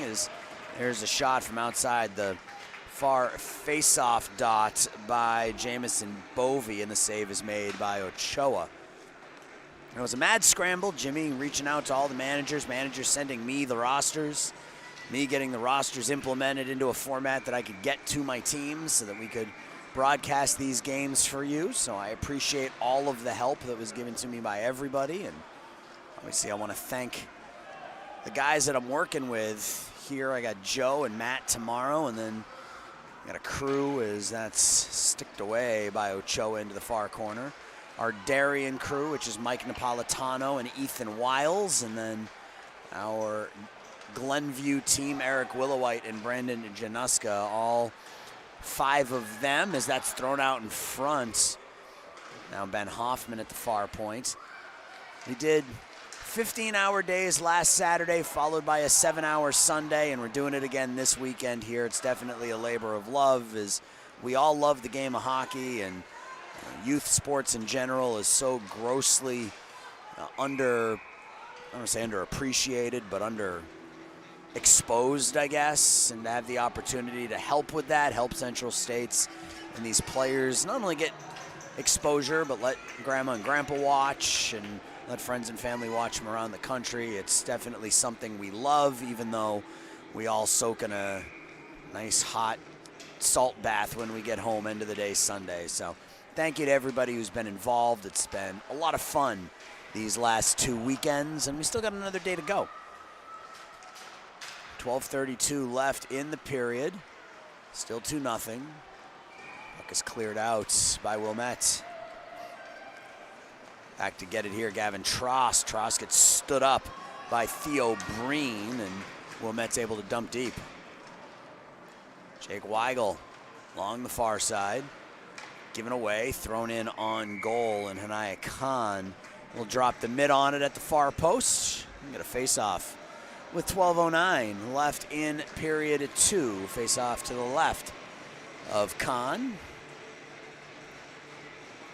It'll be Cameron Baxter, Cameron Baxter on the draw. That's 70, that's Jack Witt on the draw. I'm wrong side, Bodie Lohmeyer, I'll get it right. Lohmeyer on the draw for Wilmette. Will throw it cross ice, taken away there by Atwood. Atwood throws it behind the net. Lost there to Ascione. Ascione tries to go back to the point to Atwood, but it was deflected back into center ice. No D to D. Nick Warren forward to Emmett McCauley.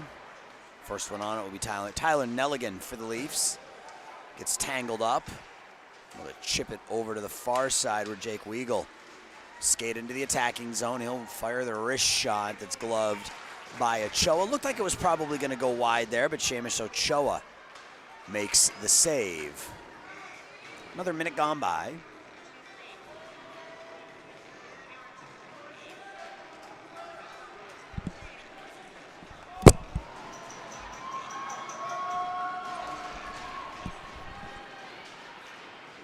Draw to the left of Ochoa. Face-off is won by the Leafs. That's Sustek. Gets pinned against the wall, gets bumped by LeVar. That puck comes out by the near post. Back to the point. Pistolaridis back up the wall. Taken by Enzo Seifert. Seifert gets tangled up in the corner. And now out. Dunlap. Jake Dunlap will sweep it deep and go for a change. First one on, it's LeVar. Pushed around the near side. Seifert can't play it. Kept in nicely at the point though by Bornhoff. And going to the far corner. Outlet pass here for Lorenz. He'll go one-on-one with Seifert. He has Sustek. He's just not able to settle the puck down. Pasterek, top of the near circle. Easy glove save made by Seamus Ochoa. No one in the way, so Ochoa saw that from stick right into his glove with 10:24 left in the second period.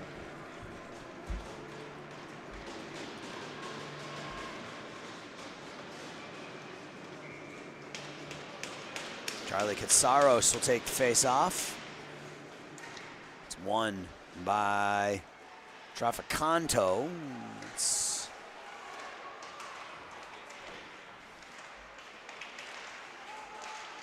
battle for it in that far face-off circle. Back to the point, Weagle.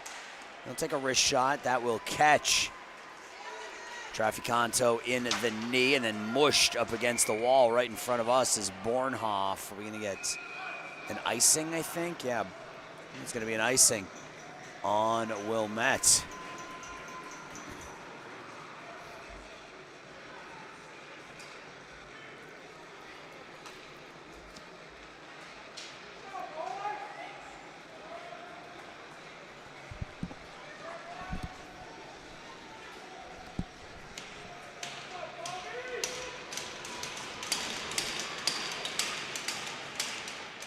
Face-off won by the Leafs. That's Morrison Nickel throwing it behind the nets, but Ben Hoffman will take it for Wilmette. That'll come up the wall and kept in nicely by the captain, Owen Sustek, but Wilmette will work it out the other way.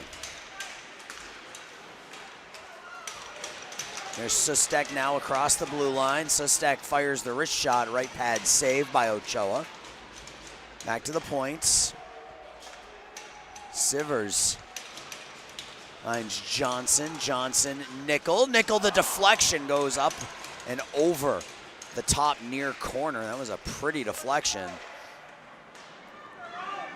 That shot comes out the far side. Chipped out in a potential breakaway here. Theo Breen. Breen takes the shot off the chest protector of Kahn. And it'll come out to center ice.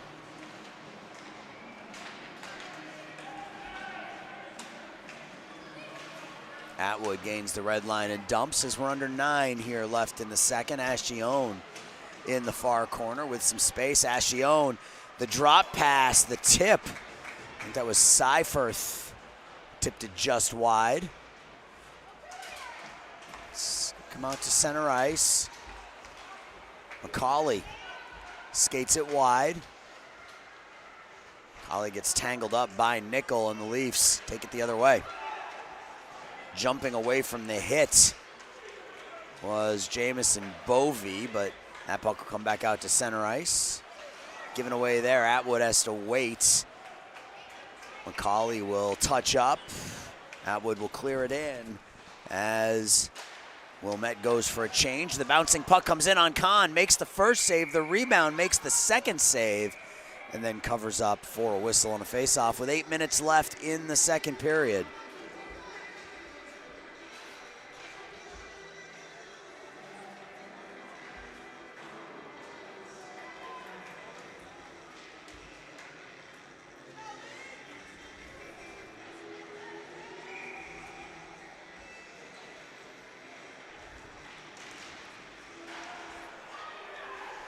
Here's a shot from the point that bounces wide.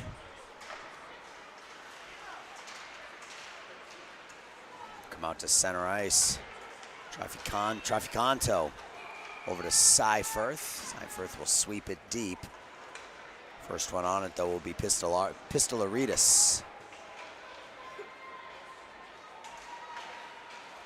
Trying to come off the near post with it is Ryan O'Donovan. Ends up in the near corner. Seifert centering feed. Here's a shot in and out of the glove of Kahn off the stick of Joseph McAdams. Being bumped is Traficanto in the near corner. I got 2 skaters to a side, and Jack Traficanto will come out with it. Being knocked into the goalie was Jake Dunlap. Leafs hemmed in here a little bit. But now they will work it out, and I think we're going to have a penalty called for a cross check. That's going to go on Jamison Pasterik. We'll have a power play here for Wilmette with just under 7 minutes left.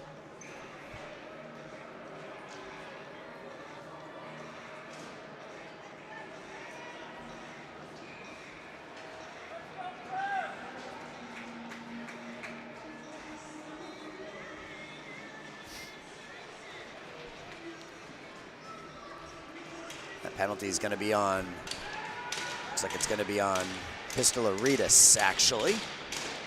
Draw to the right of Khan.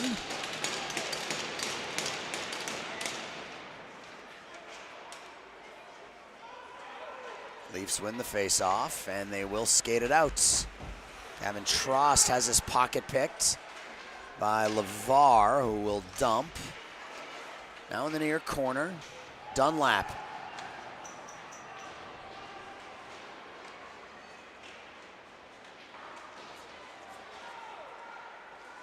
Coming off the far circle to rip the shot, was blocked off the stick of Dunlap. Back to the point. Shot through some traffic off the shin pads of Morris and Nickel. And the Leafs dig it out to center. Getting the red line and dumping. Gavin Trost goes through Ochoa. And Wilmette will play it forward. Ascione finds Dunlap. Dunlap gets pinned up against the wall.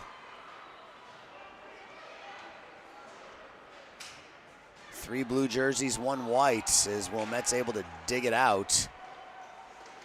Ascione walks the blue line. Pass down low, the shot, Khan over to get the save. Now back to the point. Ascione, the one-timer, gets another chance. It's deflected wide off the stick of Bodie Lohmeyer. Now Ascione at the point. Traficanto down low. Shot through, looking for Lohmeyer on the back door, doesn't work. Power play just about up, and Ascione has to come out to center ice and play the puck. Ascione with the toe drag to get clear. Doing some spins at center ice.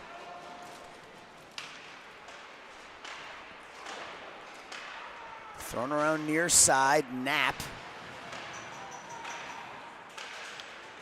Now come out. Knapp will go back and play it. Rory Knapp slings it around the far side for Enzo Seifert. Seifert's pass is knocked down by the Leafs and cleared in.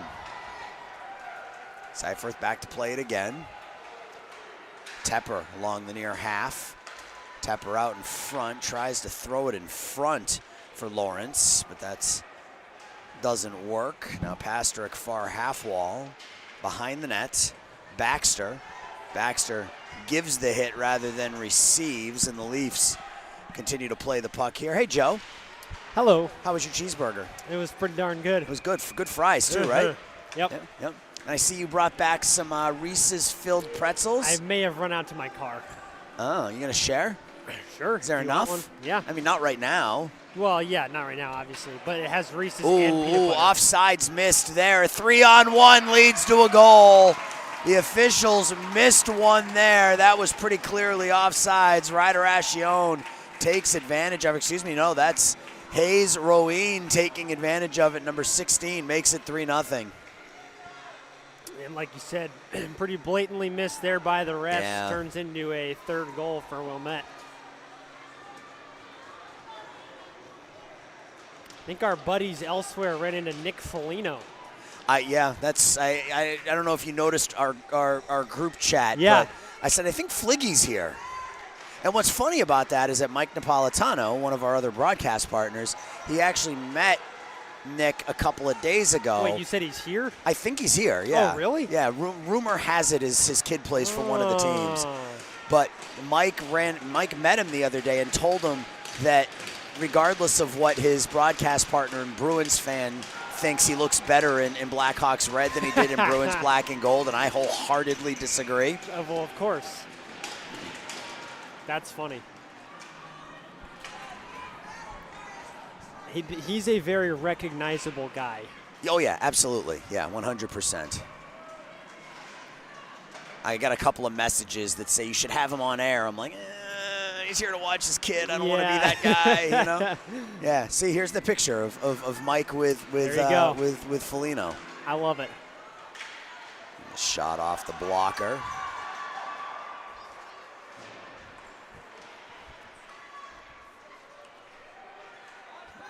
Five skaters to a side in the corner. And Wilmette digs it out with 3:15 left. They're up 3-0.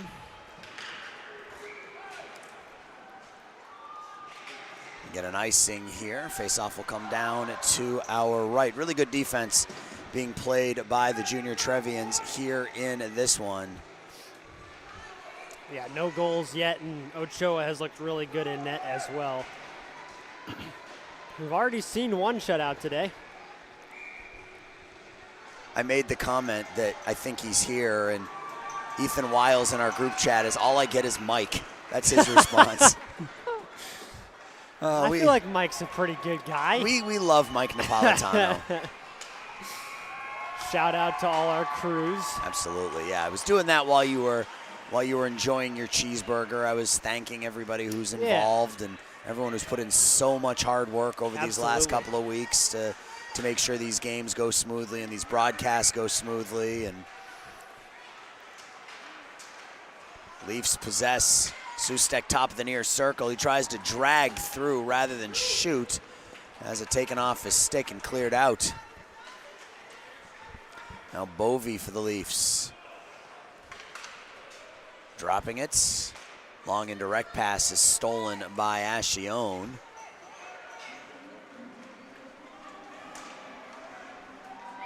And we'll have an offsides called.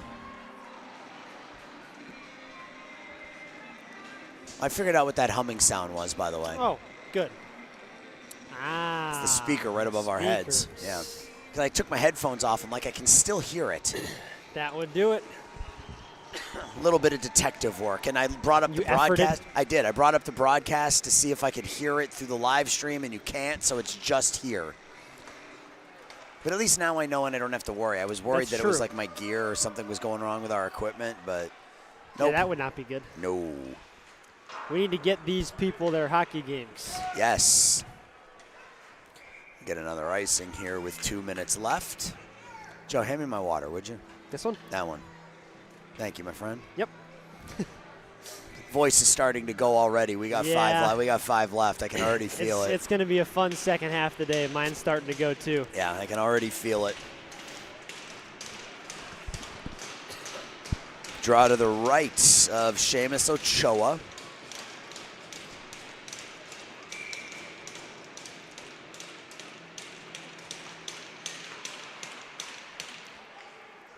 Back to the point, shot off Lohmeyer's body, and now he'll come out the other way with it. He's got McCauley on his left. And he'll stop, dangle in the corner, backhand it behind the net. Ascione, hard backhand, doesn't make it through onto Kahn. And now Sivers. Sivers takes it wide, throws it in on goal, puts the rebound right on the stick of Owen Sustek, but Sustek couldn't pull the trigger. Now back door. Sivers shoots, and Ochoa's there to stop it. Wow, Ochoa is locked in. That was a tough shot to beat. Got a little bit of extra juice on it, and Ochoa still makes the save.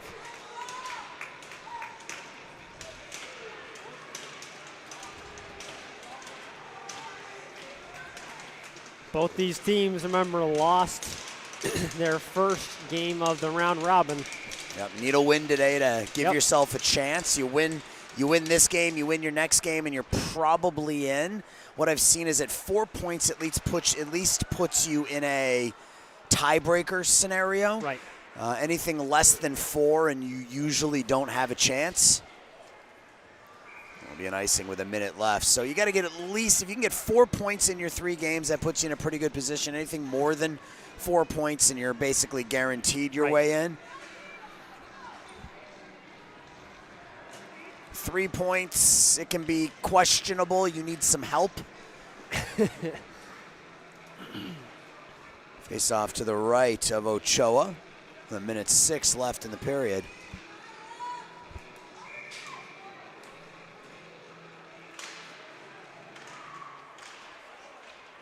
Over by the near wall. It's cleared in deep by Pistolaritas. Pasterek jams at it. Leafs have it in the corner. Nice feed out. There's a good hard shot by Katsaros, and the save made by Ochoa. Whipped around by Nick Warren into the near corner. Up the wall, taking the hit to make the play behind the play was Brian Atwood. Here's Atwood on it again. He'll go back to his D partner with 31 seconds. That pass forward to Irving doesn't work, so we'll have another icing. I'm watching Ochoa in net. Just the footwork. Footwork looks really good. Glove work looks really good. Those pads are coming down quick. Everything's clicking for him right now.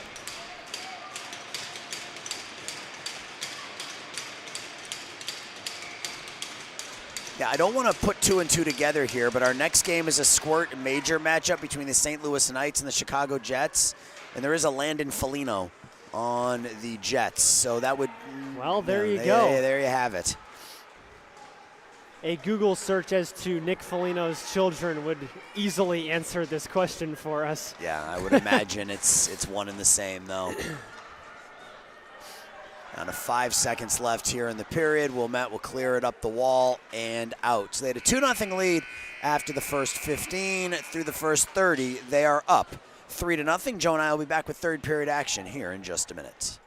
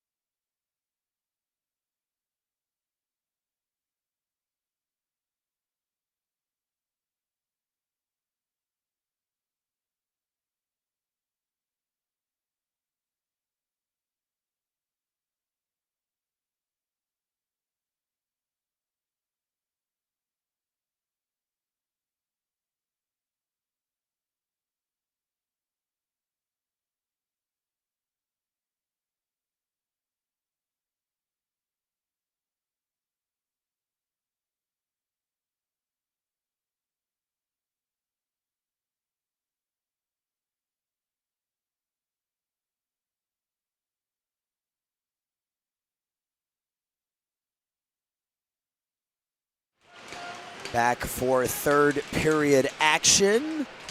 Wilmette, the junior Trevians, with a 3-0 lead. They were up 2 after 1. They added another one on really a miss by the officials, but they took advantage of it. Here's a giveaway down low, and that shot is knocked away as Jack Witt is into the game for the Leafs here in the third period. Lohmeyer will sweep it deep. Ascione behind the net gets pinned up against the back wall. Pass through, and that almost deflected in that far post. Kept in, over to play it is Morrison Nickel. A couple players go down. That shot wide of Witt. Now O'Donovan throws it a little deeper. It's fought for in the corner. Come out behind the net. Nickel will take it for the Leafs. Hits a leg, bounces back behind Witt. If you're Wilmette, you're fine with this. Just keep the puck as far away from your goalie as possible here in this final 15 minutes.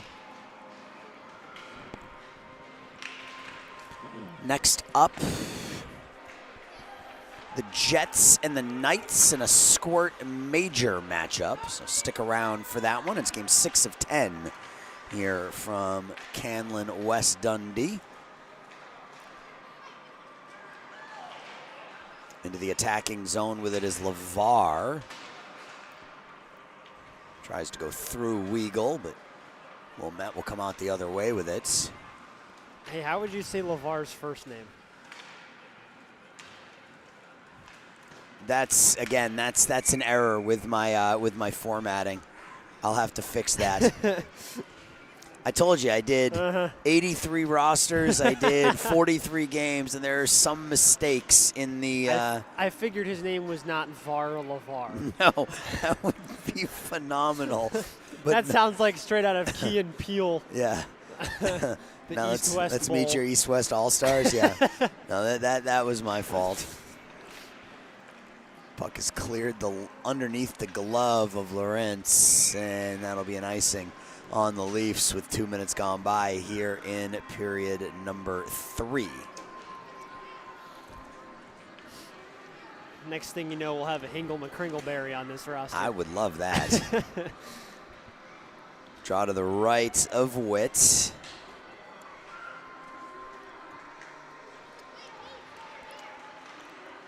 Face off won by the Leafs back into the far corner. That's off the wall, but kept in at the far point nicely by Ben Hoffman. Second attempt is cleared out. Race for the puck here. Sivers will go after it along with Rory Knapp. Knapp wins it. Along the near side. Into the corner with it. Gesundheit. Bless you. Pass deflected out. Dunlap will race for it with Pistolaridis. Pass underneath the stick of Joseph McAdams. Dunlap cycles it in deep. Got Saros for the Leafs now. August Reynolds whiffs on the clear. We'll get another opportunity right here, and he will get that out to center ice, but it's taken right back by Nick Warren. Another pinch by Warren. Warren to his left, a wrist shot. Warren buries it. Wow. Nick Warren pinching from the near point, cutting to his left, ripping it far side. It's 4-0. Yeah, and a great shot. Got a lot of mustard on that one. He also got a screen in front of Jack Witt, so he was able to beat him on the stick side. So just under 12 minutes left, and that could be the exclamation point on this one for Wilmette as they try to keep their championship hopes alive.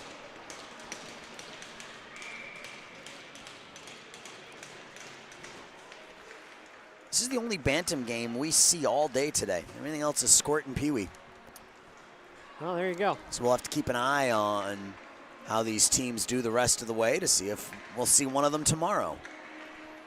There are 3 rinks here, of course, and we can't be on all 3 rinks at the same time. So there are only 2 of us. They put us on the center rink, and there are games going on both sides of us. Pass out in front looking for Irving. That's knocked away. Now Eric Johnson taps it forward for Sustek, but he's 1-on-4. Taken away by Warren. Warren will let the traffic go by, throw it up off the glass, kept in at the near point by Nelligan. Scaled around the far side, picked up by Atwood. Atwood back around for Warren, and Warren will try the near side, and he will throw it the length of the ice. Dunlap's just not able to get there before the icing with 10 minutes and 54 seconds left.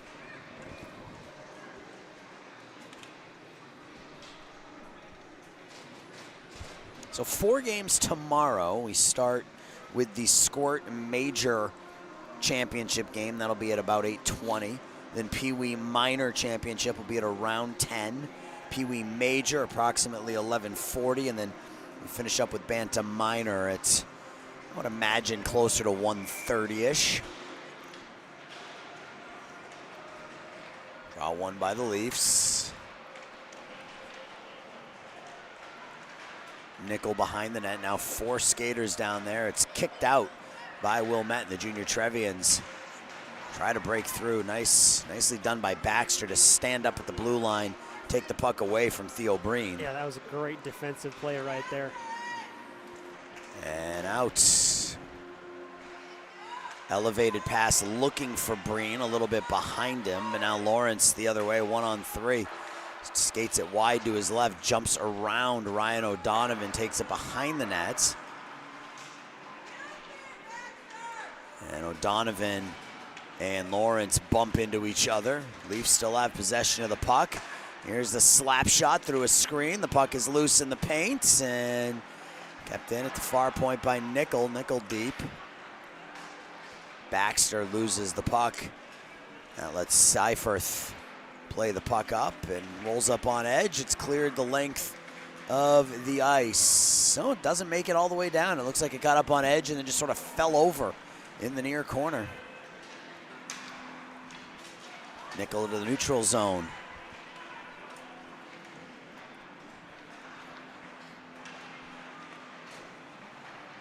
Nathan Sivers slowly through the neutral zone. He'll gain the blue line, gets bumped by Ascione, and that's enough to separate him from the puck and let Rory Knapp play it. Knapp catches the linesman in the back of the helmet. Looks like he's all right, though. Ascione for Lohmeyer. Lohmeyer jumps around the hit. Pistolaritis rings it around. Kept in over there by Hoffman. Down to 9 minutes.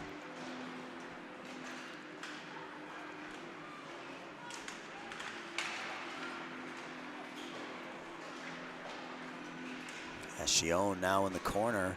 Centering feed, looking for McCauley. McCauley, Lohmeyer, the one-timer. And Jack Witt makes the save.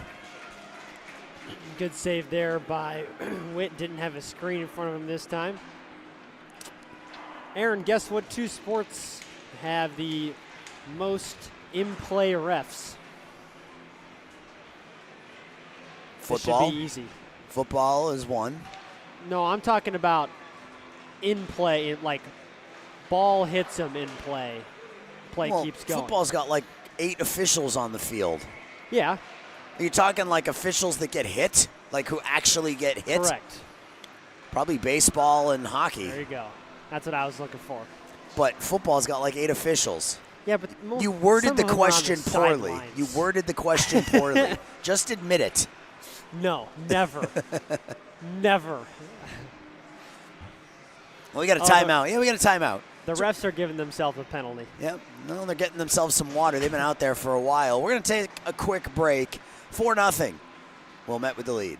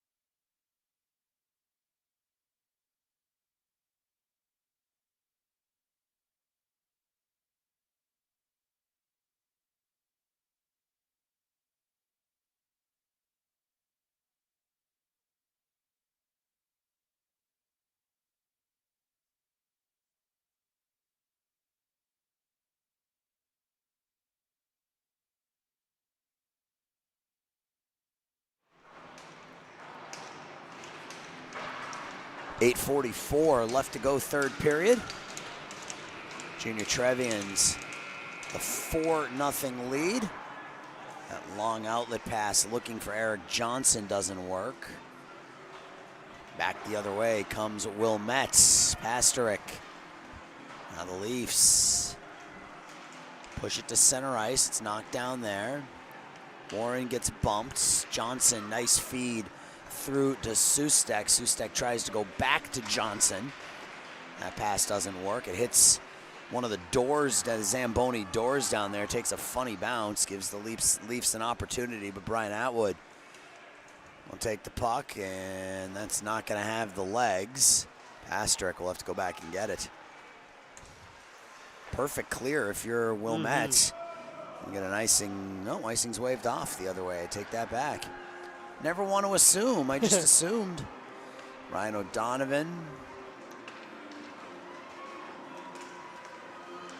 Nice drop pass for Irving. Rolls off his stick. Irving will hammer it towards the goal, but it goes wide. Donovan keeps it in at the near point. Nice jump to the left to avoid the hit was Nate Bornhoff, and it's held on to by Jack Witt with 7.5 left to go in the third.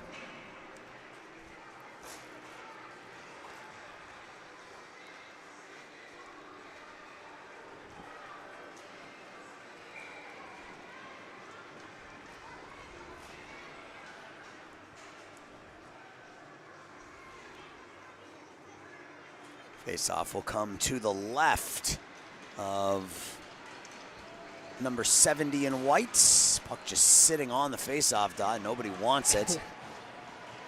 Donovan off the wall and behind the net. Back to the far point. Bounces up in the air, comes over to the near circle. Dunlap tries to keep it in, as Sivers gets hit hard. Looked like he had the wind knocked out of him a little bit right at the blue line.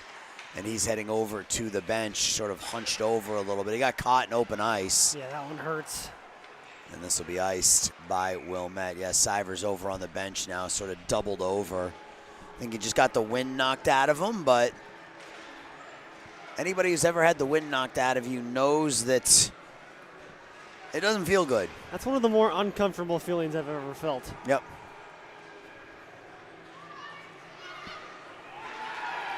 Draw now to the left of Seamus Ochoa, who's looking for the shutty. He's 7 minutes and 13 seconds away from that.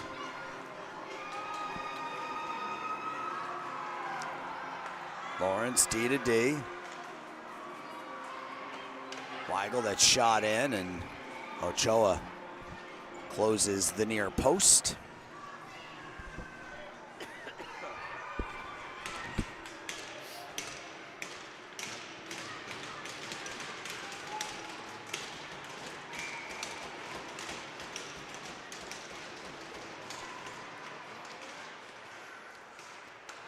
Cleared out by Wilmette. Leafs have pulled their goalie. They're down 4-0. Wow. So they're going to be aggressive here, down by 4. Johnson gets it past Knapp. He'll go after it with Sustak. Again, hits that door. That's the second time this period that it's done that. Lawrence throws it into some traffic. McCauley out to Ascione. Ascione gets hemmed by Weigel. Now comes out to center ice. Cleared opposite corner by Charlie Katsaros. Knapp will take it. Knapp around to Hoffman. Knocked down with a stick nicely there by Katsaros. Katsaros just holds. Back to the point, Weigel.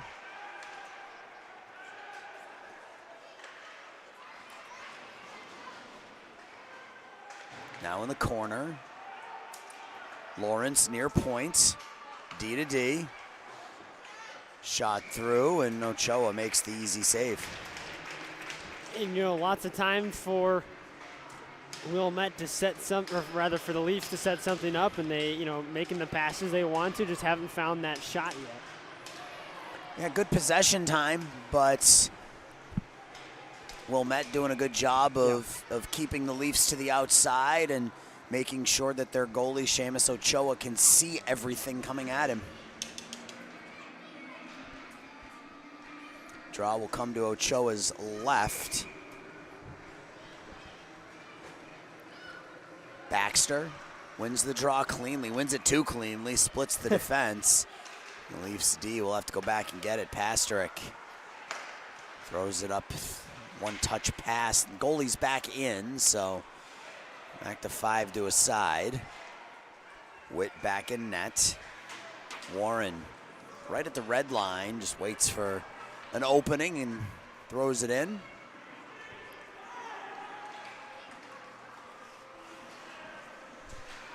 Pasterik gets the pocket picked. Has to go back and get it. Pistolaridis to Pasterik. Now Baxter back to Pasterik as the Leafs possess, but they're going the wrong way. They're not having any luck moving the puck forward. Pasterik loses it. Taken by LeVar. LeVar in. Oh, and right pad save made by Witt. That home run pass looking for Trost. Too hot to handle. That'll go down for an icing on the Leafs. 4:50 left in the third. Yeah, and like you said, Leafs retaining possession of the puck, but not necessarily where they want to be, back in their own defensive zone. We'll see if they can find the back of the net in the next 4:50.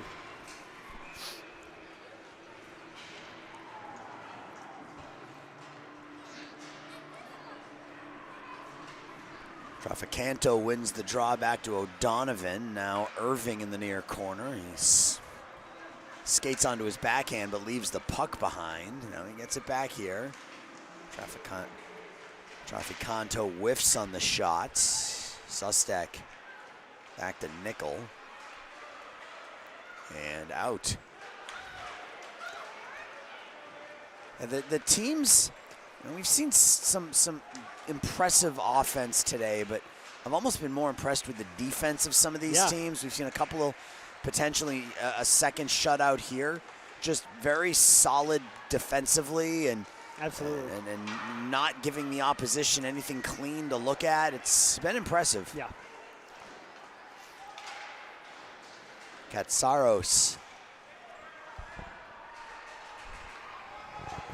As we're under 4 minutes, and again, the puck hits that. May have hit the official in that far corner. Now, catch the glass, roll behind the net. High off the glass, and so high off the glass, and they went into the net. So high off the glass, it never hit the glass. Yeah, up and over the glass. 3:43 left.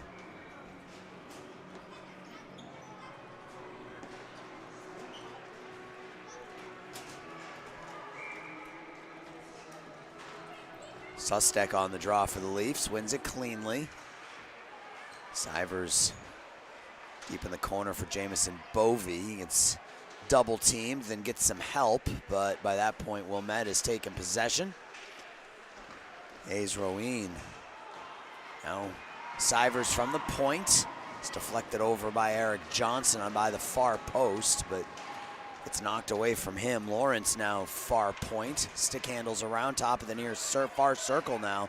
Johnson takes the shot, doesn't make it through. Johnson now Bovey. Bovey whistles it through.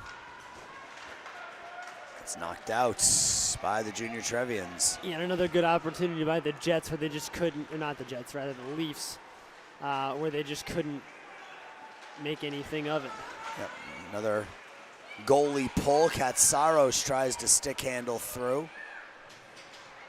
Lawrence behind the net, out in front. Sustek backhands it around. Lawrence not able to tuck at that near post as we're down to 2.5 minutes. Lawrence below the red line. There's a shot from a bad angle, and holding that post is Seamus Ochoa.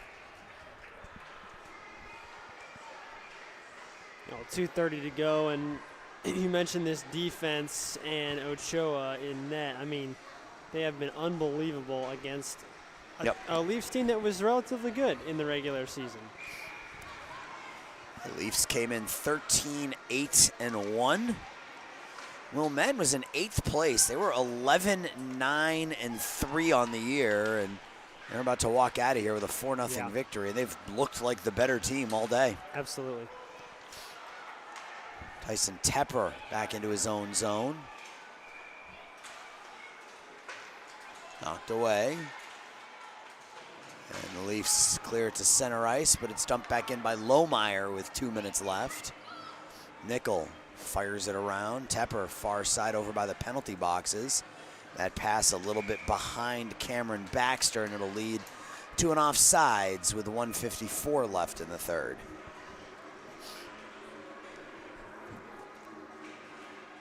Witt will hop over the boards and head back into goal with a neutral zone faceoff. Touches his crossbar and then gets into position. I love it. Goalies are so weird, man. You gotta be. Yeah, I mean, to be willing to let, you know, someone shoot frozen rubber at you at 70, 80, 90 miles an hour, Yeah. you gotta be a little special as the Leafs pull their goalie again. That's chopped out to the neutral zone. Back to get it to Pasterek. Taken away, McCauley's gonna walk in and he will find the open net to make it 5-0. Yeah, the way that this Wilmette team has been playing, that was bound to happen eventually. I mean, you pull the goalie with 6 minutes left, you're Right. eventually going to give up a shot on goal the other way. So we'll go running clock for the final 90 seconds.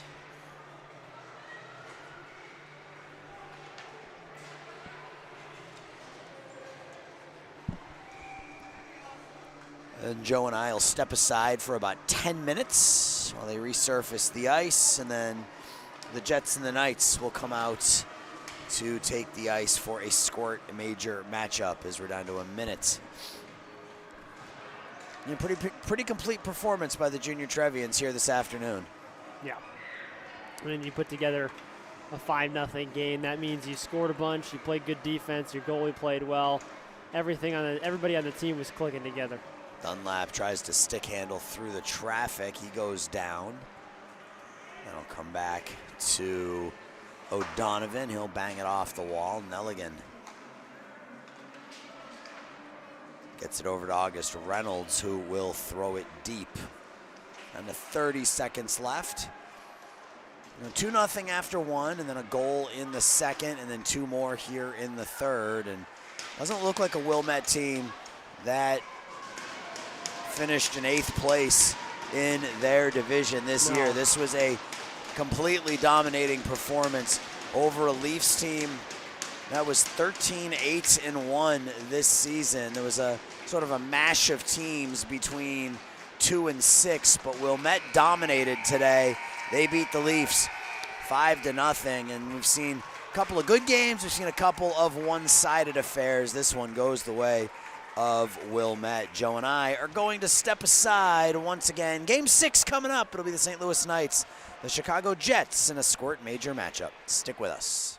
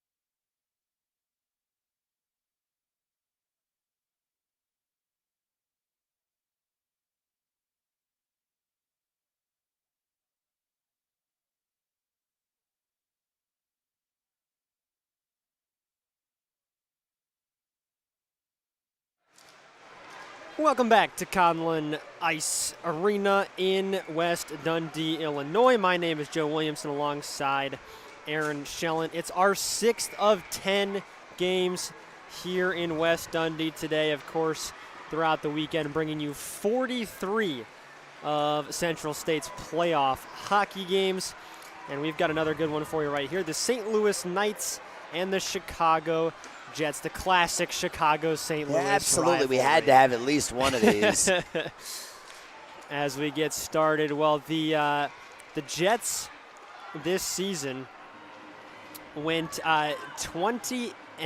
They had one tie and one overtime loss. The Knights went 14-14 with one tie and one overtime loss. So the Jets, the higher-ranked team, but as we know, anything can happen in this playoff round robin, as the Knights controlling the puck right now in the offensive zone, a centering feed, and no one is home. Jets. I had to break out my stern dad voice. I apologize. Oh, I didn't hear anything. Yeah. I just looked over and you were gone. Yeah. I was using my stern dad voice. Jets bring it the other way. Jackson Abdul Alim, and he can't find anybody. I was telling you about Yeah. the Abdul Alims before the game. His big brother Mason. These two used to play for the Chicago Stallions. Now they're with the Jets. It's a very talented hockey family. The Knights will bring it back in. Is this the third different Knights squad that we've seen today? Yeah, we've seen way too much St. Louis hockey today. No offense, Joe. Yeah, it's fine. At least there's no NHL St. Louis hockey, because Yes, that would make me sad. We've seen 3 Knights games and 1 Eagles game so far. Coming the other way, it's Jack Boots. And I certainly don't want to offend any of our viewers down in St. Louis. I'm just, tongue in cheek more than anything else. But yeah, it's been a lot of St. Louis hockey so far. And coming the other way with speed, Nolan Wisnowski. And great defense on the other end as Buckley slows him down. Cade Buckley. There are some awesome names in this game. We already called out Jack Boots. That's just a great one. Maverick Ott. St. Louis. Yep. Finn O'Hare also playing for St. Louis, which ironically O'Hare, you got the airport here, so that'd make more sense for our Chicago fans. Back behind the net. Now up against the far side boards and back out to the point. Shot from the point and looking for a tip down low, Nolan Wisnowski.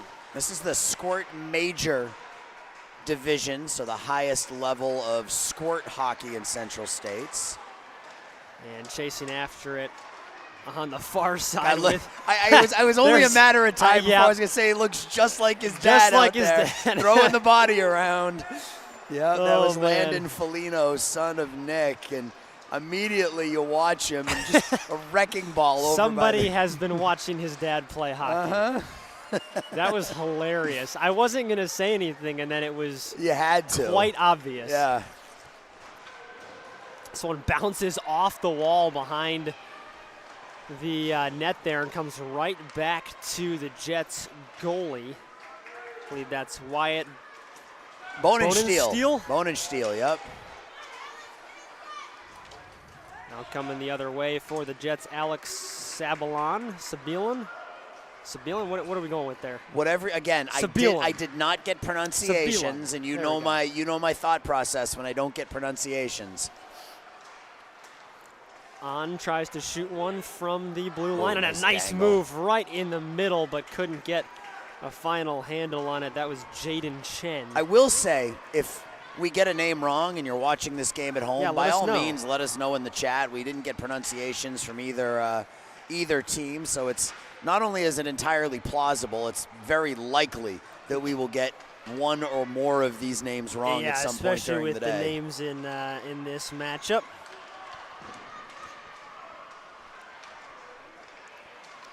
Along the far side boards, and now out Jets trying to clear off the stick of Sabilan. He gets it back now, and up ahead to Chen. Chen has got help at the blue line. That's Mingo Meister. There's another great name. one, yep. Abdul Alim can't keep it in, and it comes all the way back out for Malachi Mulis. Another one. Yep, I could just list the entire roster and it'd be another one. The Jets are able to clear off the stick and right into the hands of one of the Jets players out in front, and he'll slide into the boards. That was, I believe, Theo Tsu. Now coming back the other way, chased down by Abdul Alim, and the Jets are able to clear again. Malachi Mulis to Hayward. And out ahead once again. In on net all by himself. Tsu had plenty of time but lost the handle on it. Mingo Meister will fight after it in the corner alongside Miles Hayward.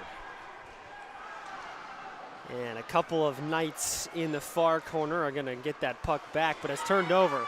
Hayward right in front, looking for that shot, but it's blocked on defense. Another one right through the paint. Nice block there by Finn O'Hare in front.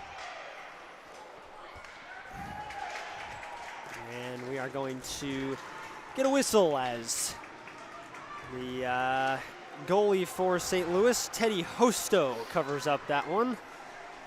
Yeah, so not many offensive chances thus far. It's been a pretty back and forth game, and a little bit closer to the vest here, I guess you could say. There you go. St. Louis will clear. It is interesting after watching some of the older kids play, just how much more ice they take up.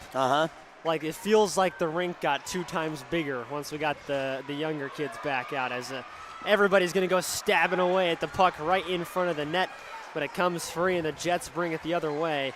On is able to clear, but it's turned over right in front, and then Wisnowski is called offsides as he brings it back in. So 6:19 remaining in this first period. We are officially more than halfway done, Joe. We're into period 16 of 30 today. There we go. Man, that's a lot of periods of hockey. That's a lot of periods of hockey, yes, 30 sir. periods of hockey. I wouldn't have it any other way. Now, it'd be one thing if we were doing this every day of the week. No, I couldn't do 14 hours of hockey every single day. That would not happen. Cleared by the Jets. They'll bring it the other way. Jaden Chen all alone. Shot. Score. No, it's waved off. We're getting an interference penalty called on the Jets. Oh, man. That's how Chen was in so all alone, was you had an interference penalty called. And it's going to be on Colin King. Tough so break. No goal scored for the Jets. It was a great move by Jaden Chen, but Colin King will head to the box instead. Yeah, tough break there for the Jets. Thought you had a lead. Not only do you not have a lead, you're now shorthanded. Right. Now we'll see if the Knights can capitalize. Face-off won by the Jets, controlled by Malachi Mulis, and now rimmed around. It's going to be cleared up the sideboards. Chen battling to get it out.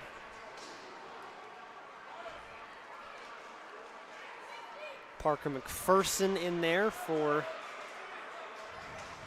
the Knights, as the Knights are going to clear it out themselves. McPherson back along the boards again, along with Charlie Carnes. I don't think I've ever seen Charlie spelled this way. C-H-A-R-L-E-Y. Sure, you've never seen that? I don't think so. That's how my dad used to spell it. And turned over, here comes Jackson Abdul-Alim. All by himself to the backhand score! I love it when I tell a story and then a couple minutes later it makes me look smart. I talked about how talented this Abdul-Alim family is. Well, Jackson showed it right there. picking the pocket of the Knights defender, driving off the sideboards and just tucking it in backhand. I'm going to start calling him J.A. Squared. I don't mind that. J.A. Squared, I like it. Shorthanded goal for Jackson Abdul-Aleem, and the Jets are going to take a 1-0 lead despite being shorthanded. The face-off, Maverick Ott against Abdul-Aleem. There's just so many good names. It's too good. And we're going to get some instructions from our referees here, and looks like we're finally good to go. 5:01 remaining in this first period. Yeah, you saw the Jets realign on that center ice draw. We now have a football on the ice. We've had a volleyball and now a football on the ice here today. Referee just stands over to make sure the puck doesn't interfere. He's holding on to it. You would have think he would have thrown it into the bench already, but now he's thinking about the Super Bowl. He's focused tomorrow, on the game is what he's focused on. And a nice effort, but to no avail. Luke Dempsey went full out to try and keep that puck on his stick. And now Henry Walsh will lose it at the line and come in the other way as Jackson Abdul-Aleem again. He's had the puck quite a bit in this one so far, as the Knights are going to bring it the other way now. 2. And he's going to bring it in all by himself. Got help on the right side. Goes to the backhand. Wow, he got a lot on that. Yeah, it was a nice glove save made by Hosto there to keep that a 1-0 game. Teddy Hosto, and Tsu is waiting right there for the redirect on the back door, and the goalie wanted a penalty there. Hosto wanted a penalty called on the Jets. A little shove and a shot from the top of the face-off circle, and that's going to be gloved by Hosto. I love watching goalies ask for penalties. Yeah. It's the funniest thing to me. I don't know why.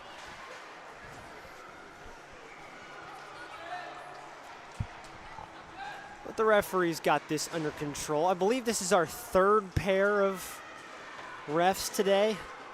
It's hard to keep track. I think they stay for about 2 games each, 2 or 3. Jets keep it in the offensive zone. Boots open on the left side, and fans on the shot. That was a pretty feed Yeah, to Boots. great He just feed. couldn't pull the trigger in time. Shapiro coming in. Harrison Shapiro is centers, nobody home. Jets are coming the other way. Boots got help on the far side, and it's offsides on Jaden Chen. Yeah, that first pass attempt by Boots, he whiffed on it, so that put his line mate in offsides.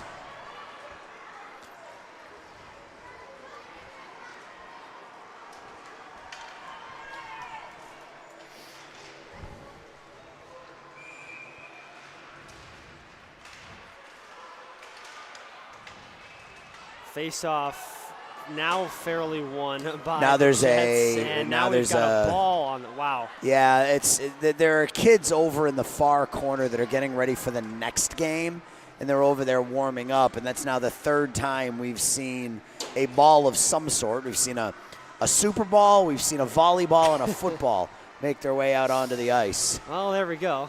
Third time's the charm, right, as they get a talking to now over there from our referee. Yeah, that referee that official does not look like he would accept no guff. He's taking care of business. He's guffless. Guffless. No waiting for Guffman around these parts. And turned over right in front, and that puck is going to stay. That was Mingo Meister. Tried to go 5-hole and had Hosto beats, yeah, but as it stayed Hosto out. stood up, it was like right on the edge of that line. And we will get some line changes. 2:54 remaining, still just a shorthanded goal from Jackson Abdul-Aleem so far in this period.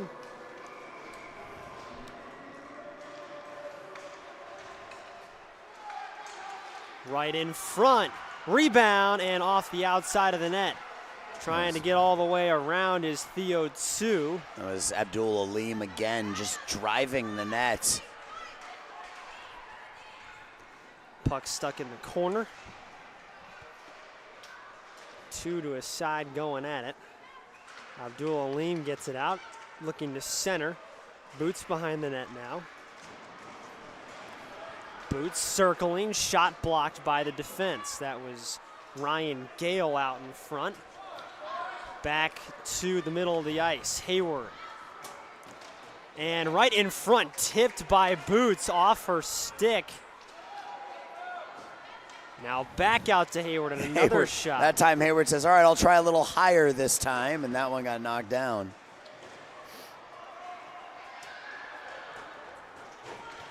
Now back behind the net, the Knights finally regain possession in an awkward bounce off the glass there. Might have caught the top of the boards. And it comes out and goes past Mingo Meister and all the way down for icing. 1:41 remaining in this first period. A good first period if you're a fan of the Jets.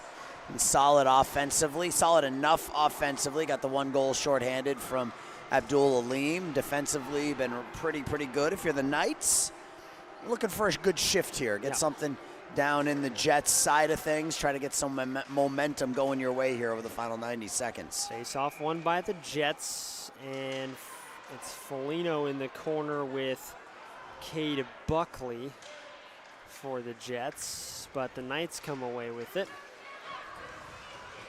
That being Victor Stark. There's another good name for you. Foligno on the ground making the play for it. And now Boots back out. Kept in momentarily by Jack Graceffa, but now the Knights coming the other way. Less than a minute left, and the puck is turned over. Here come the Jets. 2-on-2.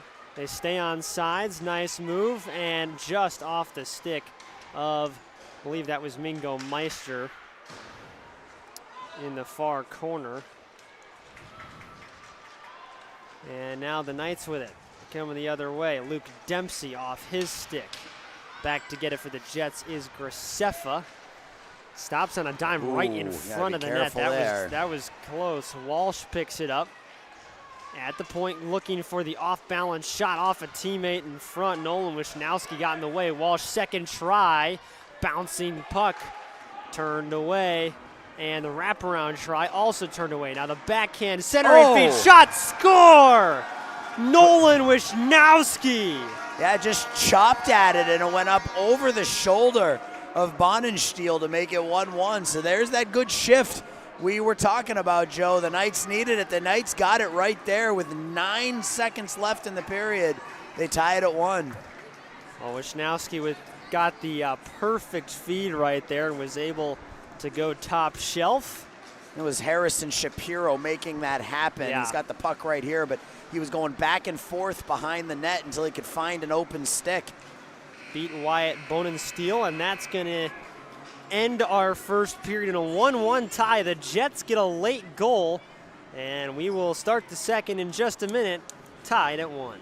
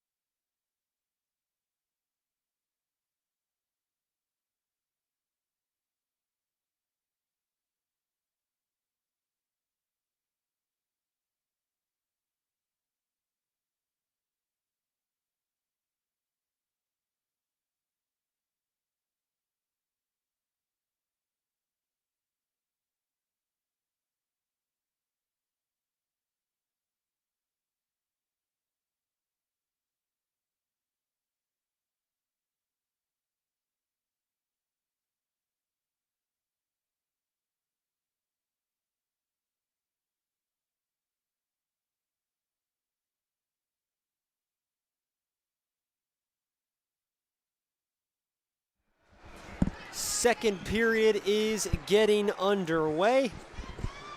Knights and Jets tied at 1. Shorthanded goal for Jackson Abdul-Alim, and then Nolan Wisnowski right at the end of that first period tucked one in for St. Louis. Hey, we're kind of getting Chicago and St. Louis colors almost too. You've got like the, But they're backwards. yeah, a little bit. I guess from a hockey standpoint too. I was actually thinking blue. You've got like the Cubs, and then red. You've got the Cardinals. But From a hockey perspective, hockey the red and perspective, black it is is yes. backwards. The Blues don't have any red though, unless they're wearing those retro '90s jerseys. Jets bring it back the other way, and offsides as On couldn't get back over the line. And we'll get a line change for both teams.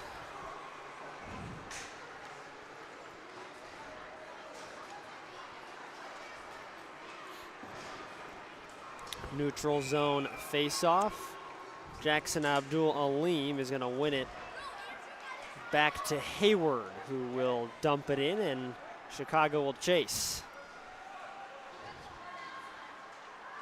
Abdul-Alim going to center it, but right to the Knights. Coming the other way is Cade Buckley. I'm sorry, that is Charlie Carnes, rather. Carnes tripped up at center ice. Henry Walsh is going to give it back to Abdul-Alim, but the puck's going to keep bouncing back and forth here in the neutral zone. And players are going to keep falling with it. Sometimes it's the neutral zone shenanigans, and there's no way out of it. Puck in back behind the Chicago net. We'll go back and forth on the sideboards over there on the far side.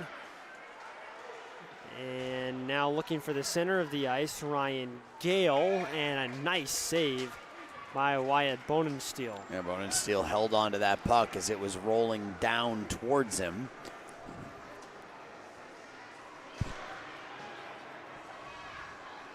Knights, a little bit of jump in their step after that goal at the end of the first period.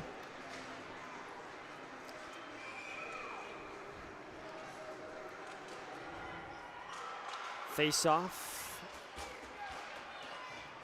Won by Chicago and unable to clear, as a good effort from Maverick Ott keeps it in the zone. Kept in again at the point by Ott, and this time it'll come out.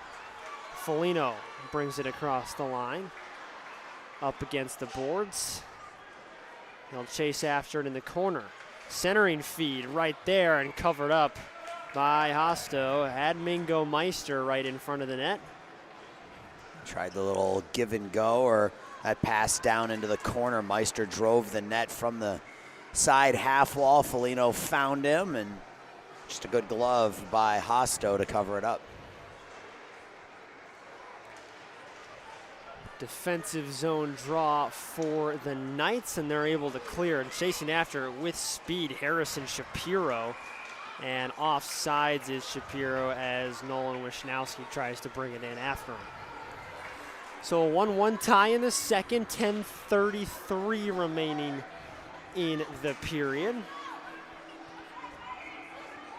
Let's see, this is, what are we at? What level are we at? Squirt's major? Yes. Let's get you an update on the bracket. So the Knights, both teams are 0-1. So they both need a win to get them back in the conversation for a championship appearance tomorrow. And coming in, the Knights with numbers and a great right pad save, and now sitting on top of it, Wyatt Bonensteel. What a save there. Yeah, that puck wasn't really shot off the stick. It sort of rolled off the stick. But Bonensteel was able to stick that right pad out, keep it low to the ice, and keep it out of the net. That is a great save. We were just talking about the classic goalie starfish move earlier. That was kind of a simpler version of it.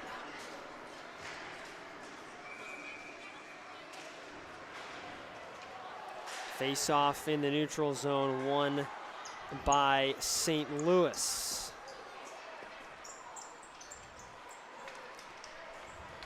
And we'll come back out to the neutral zone now. Abdul Alim with speed, trying to force his way back into the middle. Had some help. That was Meister, That was, but just Mingo on his Meister again, but just on his backhand rather than his forehand, so he couldn't get around on the puck. And a nice stop just across the blue line by Theo Tsu. Puck pops up in the air, and now it'll come out of the zone. And it's offsides. We get an emphatic, very dramatic offsides call, yeah.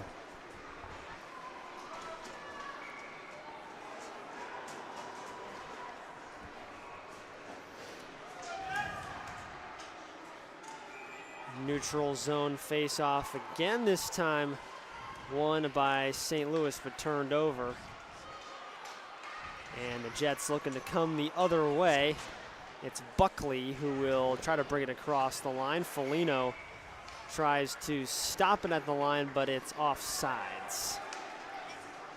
You guys need to back up. You can't stand here. So we'll get another neutral zone face-off here.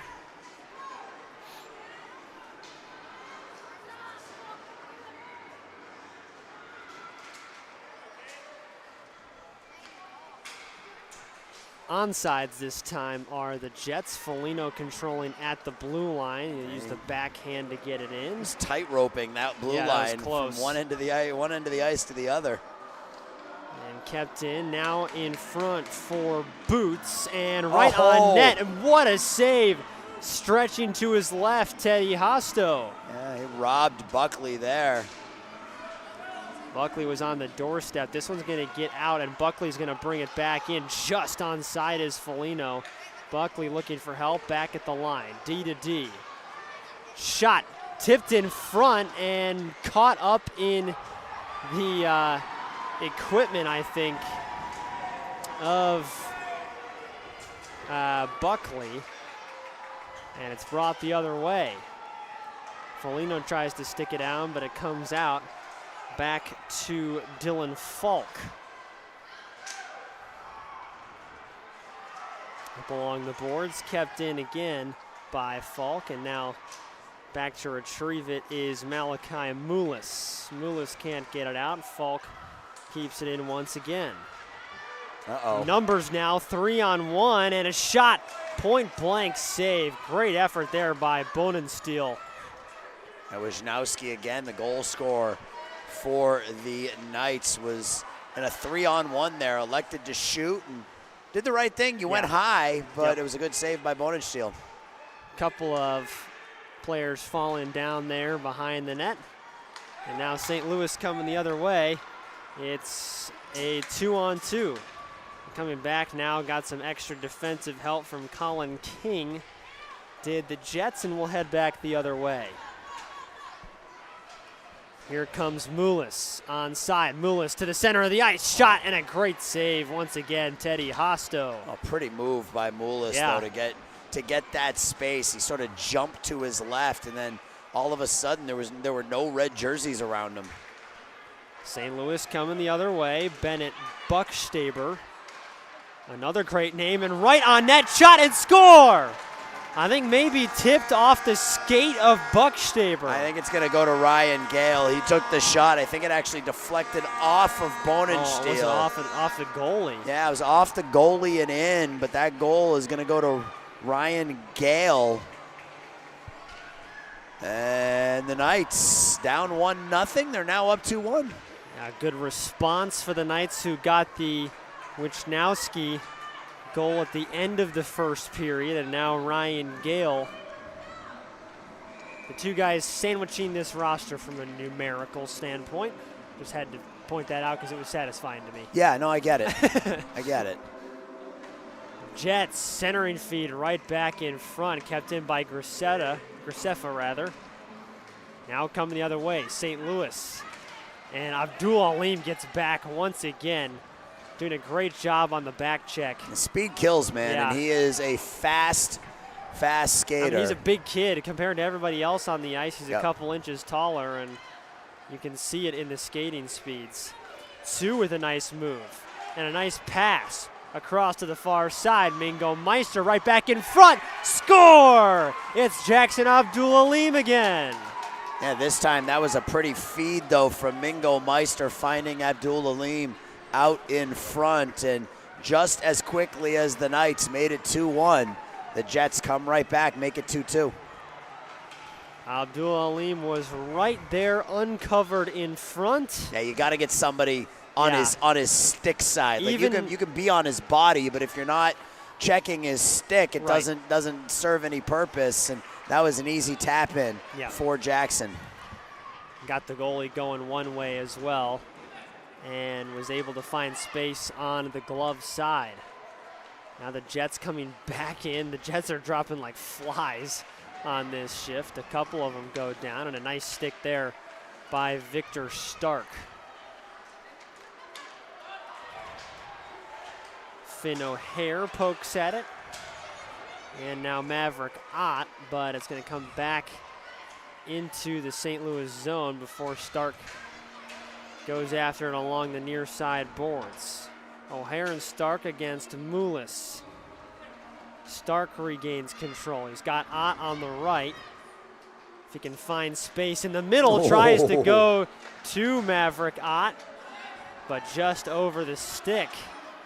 And now the Jets come the other way, and a nice tip pass. Staying on side is Chen. Chen's got Moulis trailing. Out in front, nobody's home. Moulis goes to retrieve.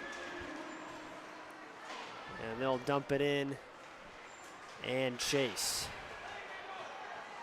Trying for the wraparound, now back out in front. Moulis kind of fanned on it, maybe had a stick lifted there as well by Harrison Shapiro. And Sue turned his back, much like a soccer player does on a free kick. He didn't want to get hit in the front by the puck, but because he didn't have his face to the puck, he didn't know where it was. Back out in front, King trying to find space in the middle, but won't find it. Now Bennett Buckstaber looking down the ice. It's going to be a race. Icing is waved off, coming out of the goal crease to play it. Wyatt Bonensteel. And that is, you see that sometimes in the NHL, but when kids at this age can come out and confidently play the puck from the goal crease, that's very impressive. It's impressive, and it's an important part of the game. You know? I mean, you worry about it when it happens initially. You're like, no, good play. Yeah. Because you never know what's going to end up happening there, but Bonensteel did a nice job playing that one. Up against the near side wall and in on side, but falling down is Jack Boots.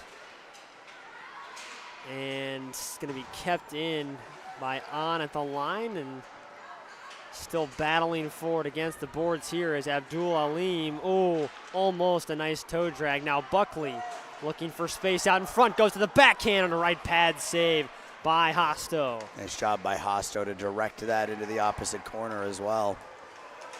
And a great effort there by Buchstaber. And now Abdul-Alim going to try and separate himself. Looking for space in the middle of the ice. Fights off the stick check before finally turning it over. And now St. Louis coming the other way.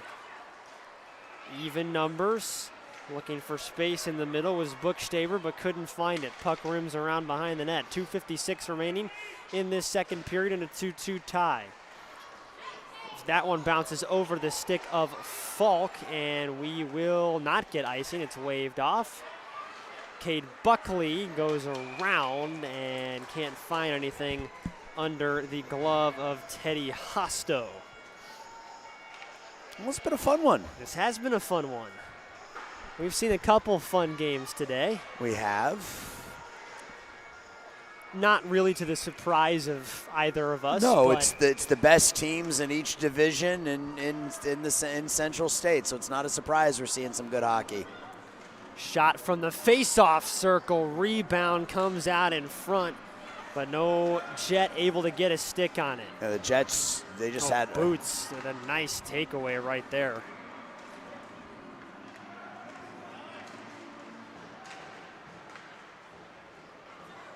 Far side, a couple of players tripped up. That's Mingo Meister again in the corner. Jets back out in front, centering feed. Good effort by Boots, but nobody home. Moulis dumps it in deep, chasing after Chen. And again, Jack Boots up against the boards there. And this puck's going to come all the way back down. No icing, of course, as it was off the stick of a Chicago player. Now back out in front, shot from just north of the faceoff circle. Ryan Gale, the goal scorer from earlier. We're going to have a penalty called. Oh, we do. A high stick. High stick to the head. Yeah. Who's going to the box here? Somebody from the Knights. Unsure who as of yet. Looks like it's going to be Charlie Carnes, number 11. So Charlie Carnes headed to the box. And for 1 minute and 32 seconds here in this second period, we will have a power play for the Jets. In a tie game, we'll see if that can give them the lead here before we head to the third and final period, as right pad save made by Hosto. Back out to the point. Another shot blocked by the defense now. Chasing after it, Sue. Back around to Nayan On. On trying to find space along the boards, not going to find it. Goes back to King. Graceffa tapping his stick. He's in the middle of the ice all alone, looking for that centering feed. Wraparound try, pass right in front. What a save by Teddy Hosto. Yeah, tried to go 5-hole. Sue was right at the top of the crease, and Hosto making another nice save. Got those pads down just in time.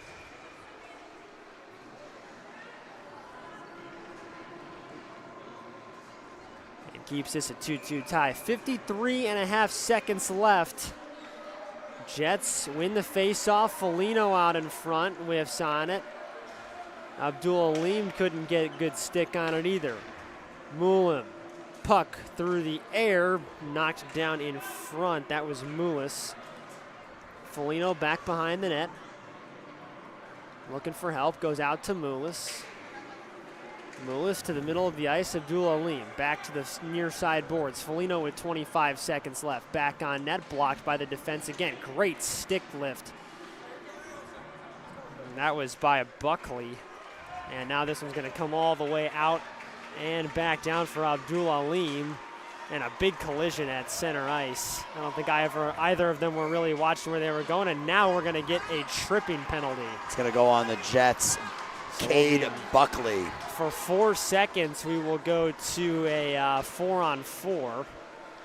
And then we'll have 1:26 worth of power play time for the Knights. That'll mostly take place to start the third period.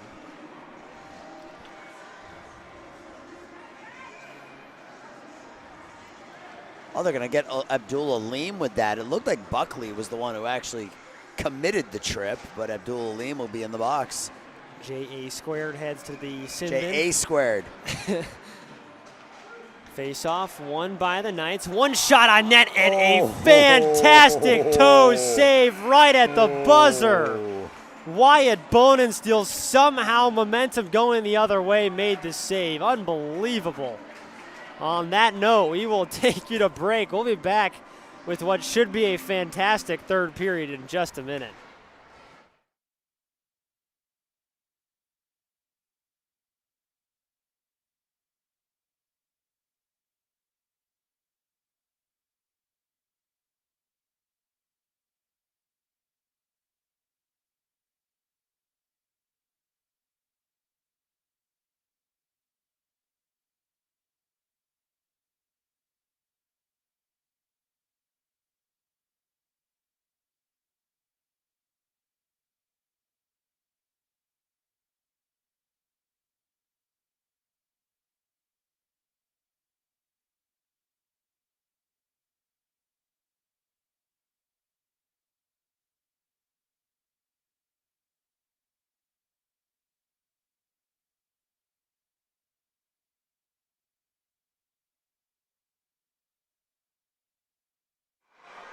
third period action. We're tied at 2.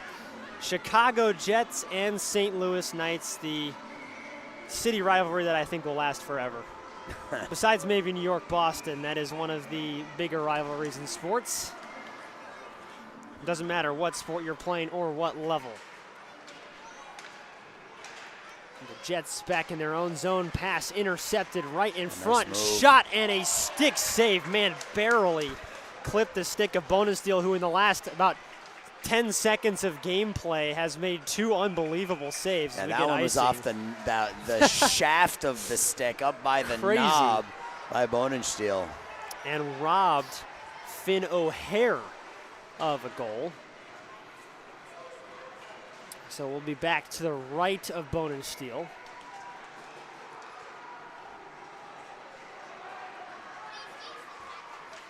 And it'll be Nolan Wisnowski taking the face-off for the Knights. Up along the boards in the corner, Alex Sabilon for the Jets, and a nice poke there. Sabilon will get it out. Looking for help, got King in the middle, but a nice stick by Harrison Shapiro to take it away. Shapiro by himself, and he'll have to chase after it behind the net, looking to center it. But Bennett Bookstaber wasn't quite there. Now out to Henry Walsh. Back to Finn O'Hare. Good effort on defense to get in front of that puck. Now Walsh falling as he shoots right in front of the net. They don't know where it is. Wisnowski had it right under his skates and couldn't find it. So now King comes the other way. With speed, King falls. Pinched up along the boards by 2. Bringing it in is Ryan Gale, one of the 2 goal scorers for the Knights. And we got a couple of players down behind the net.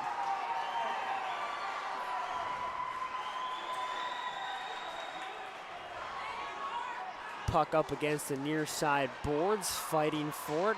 Coming away with it is Gale, and then stuck underneath the skates of a couple of Jets in front, and it'll finally come out the other way. And a great pass going to lead to a 2-on-1. And a great stick on defense. Henry Walsh gets back to break up the 2-on-1. Centering feed blocked by the hand of Dylan Falk on the shot, but it's kept in. Now turned over by the Jets. Hayward.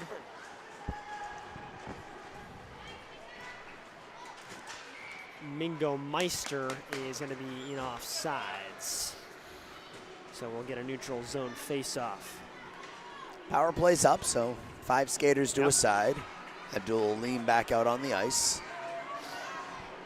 Going to be interesting to see who gets the last laugh in this one. Both teams have held the 1-goal lead.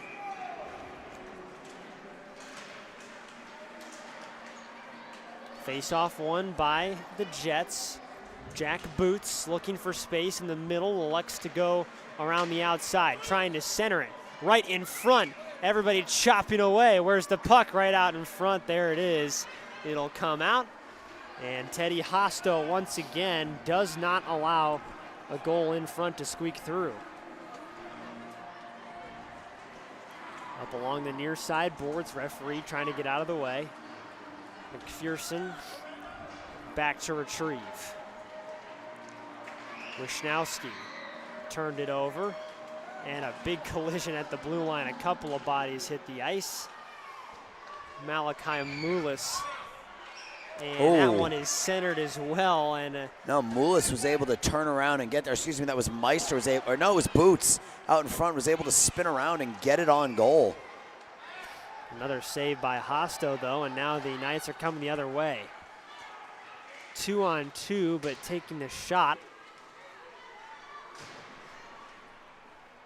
That was Parker McPherson.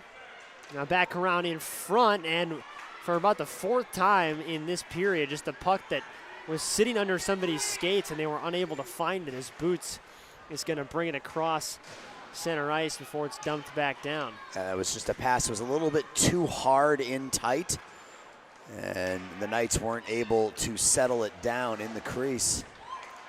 Back to the center of the ice and off the stick of Chen. And it'll come the other way for Harrison Shapiro, who tries to go around the defender, but to no avail. Fanning on it now is on ahead to King. And now the Knights coming the other way. What an effort there, and unfortunately not much on the shot of Buchstaber. And this one's gonna come back out. A couple of players falling. This has been kind of a unstable game for a couple of these players. Walsh at center ice. Back in for the Knights, and it's going to be off the right pad and hit away from Bonensteel. Back out to the point. Walsh, plenty of time to set up a shot. Score!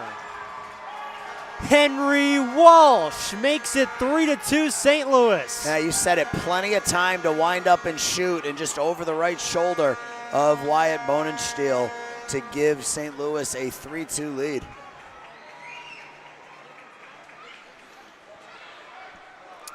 Went blocker side, right over the blocker. I love that somebody like manufactured their own goal horn to bring to these games. That's kind of amazing. I love a good hockey goal horn. Oh yeah, there's no better sound in after. Well, I guess some teams will do like a siren. I don't like those.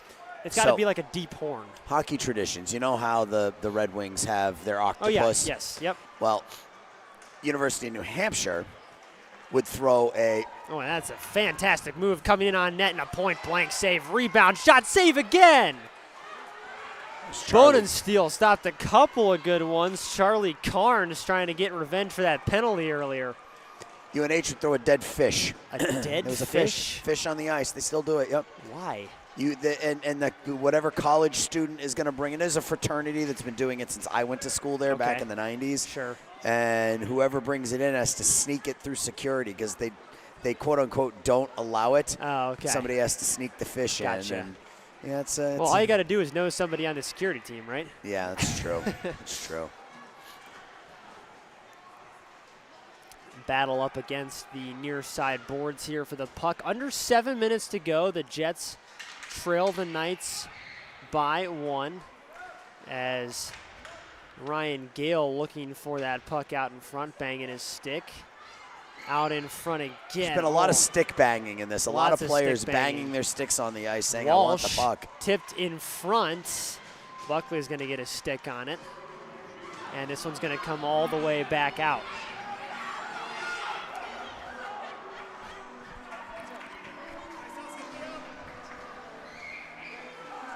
Now back in the neutral zone. The battle for the puck here. Abdul Alim goes after it. Hayward gets a stick on it. But Carnes ultimately wins that battle for St. Louis. Now the Jets coming the other way. St. Louis in the middle of a change. Some confusion along the far side boards.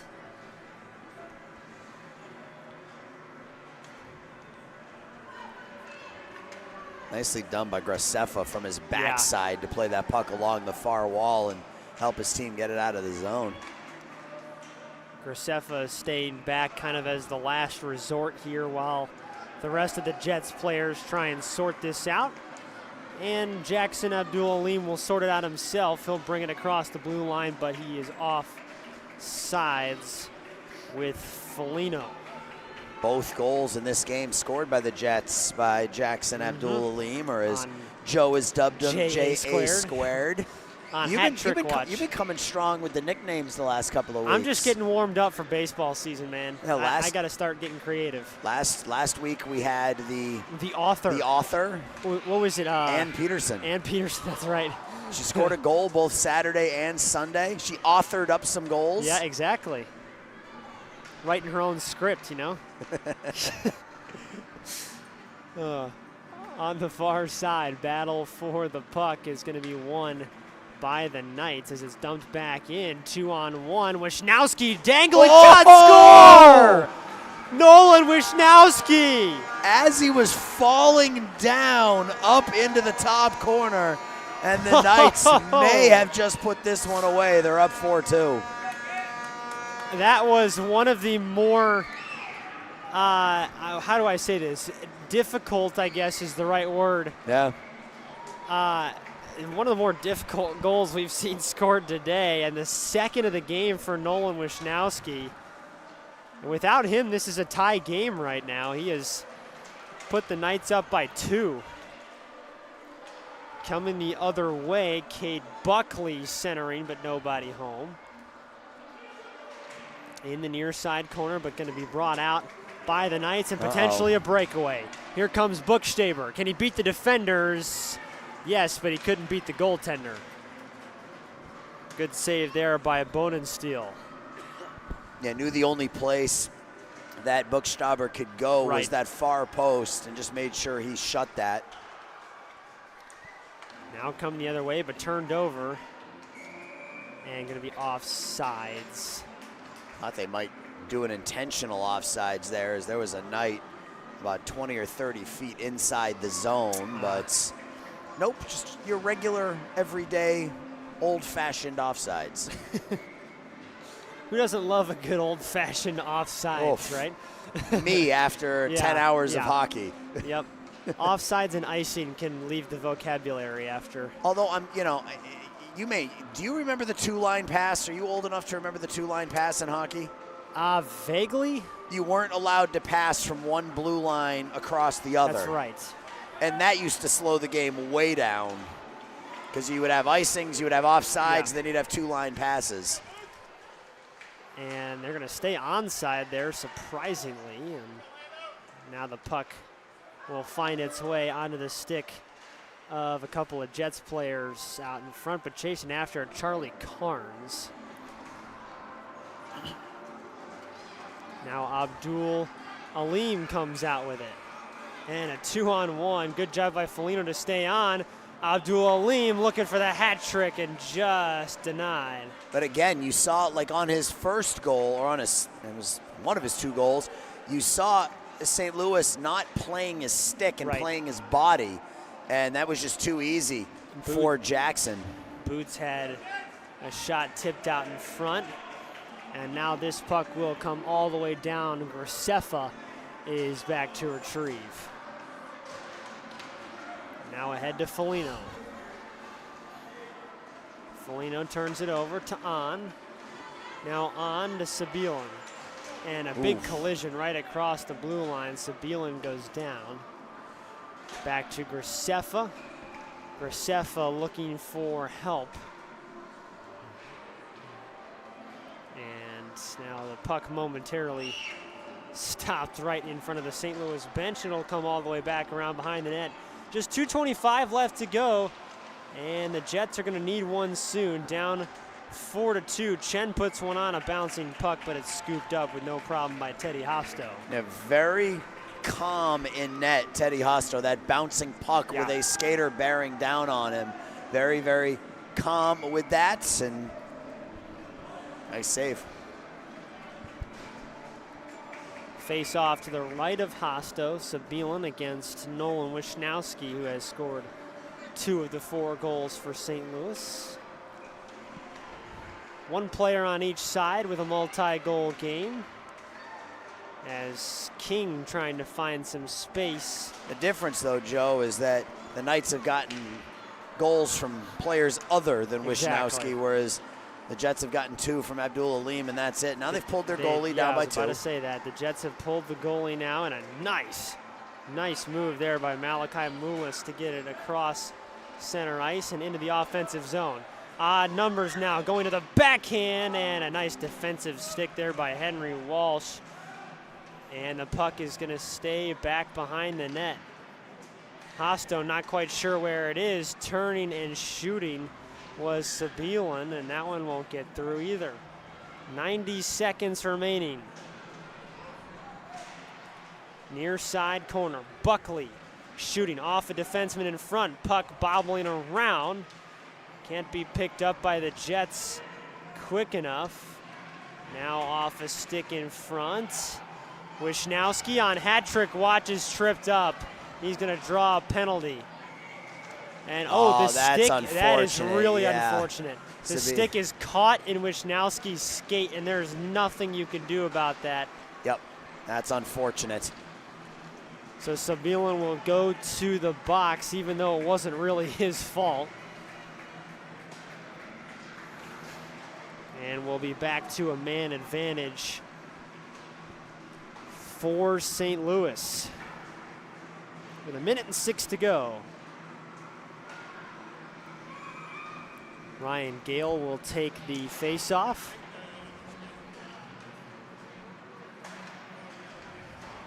Back out to the point.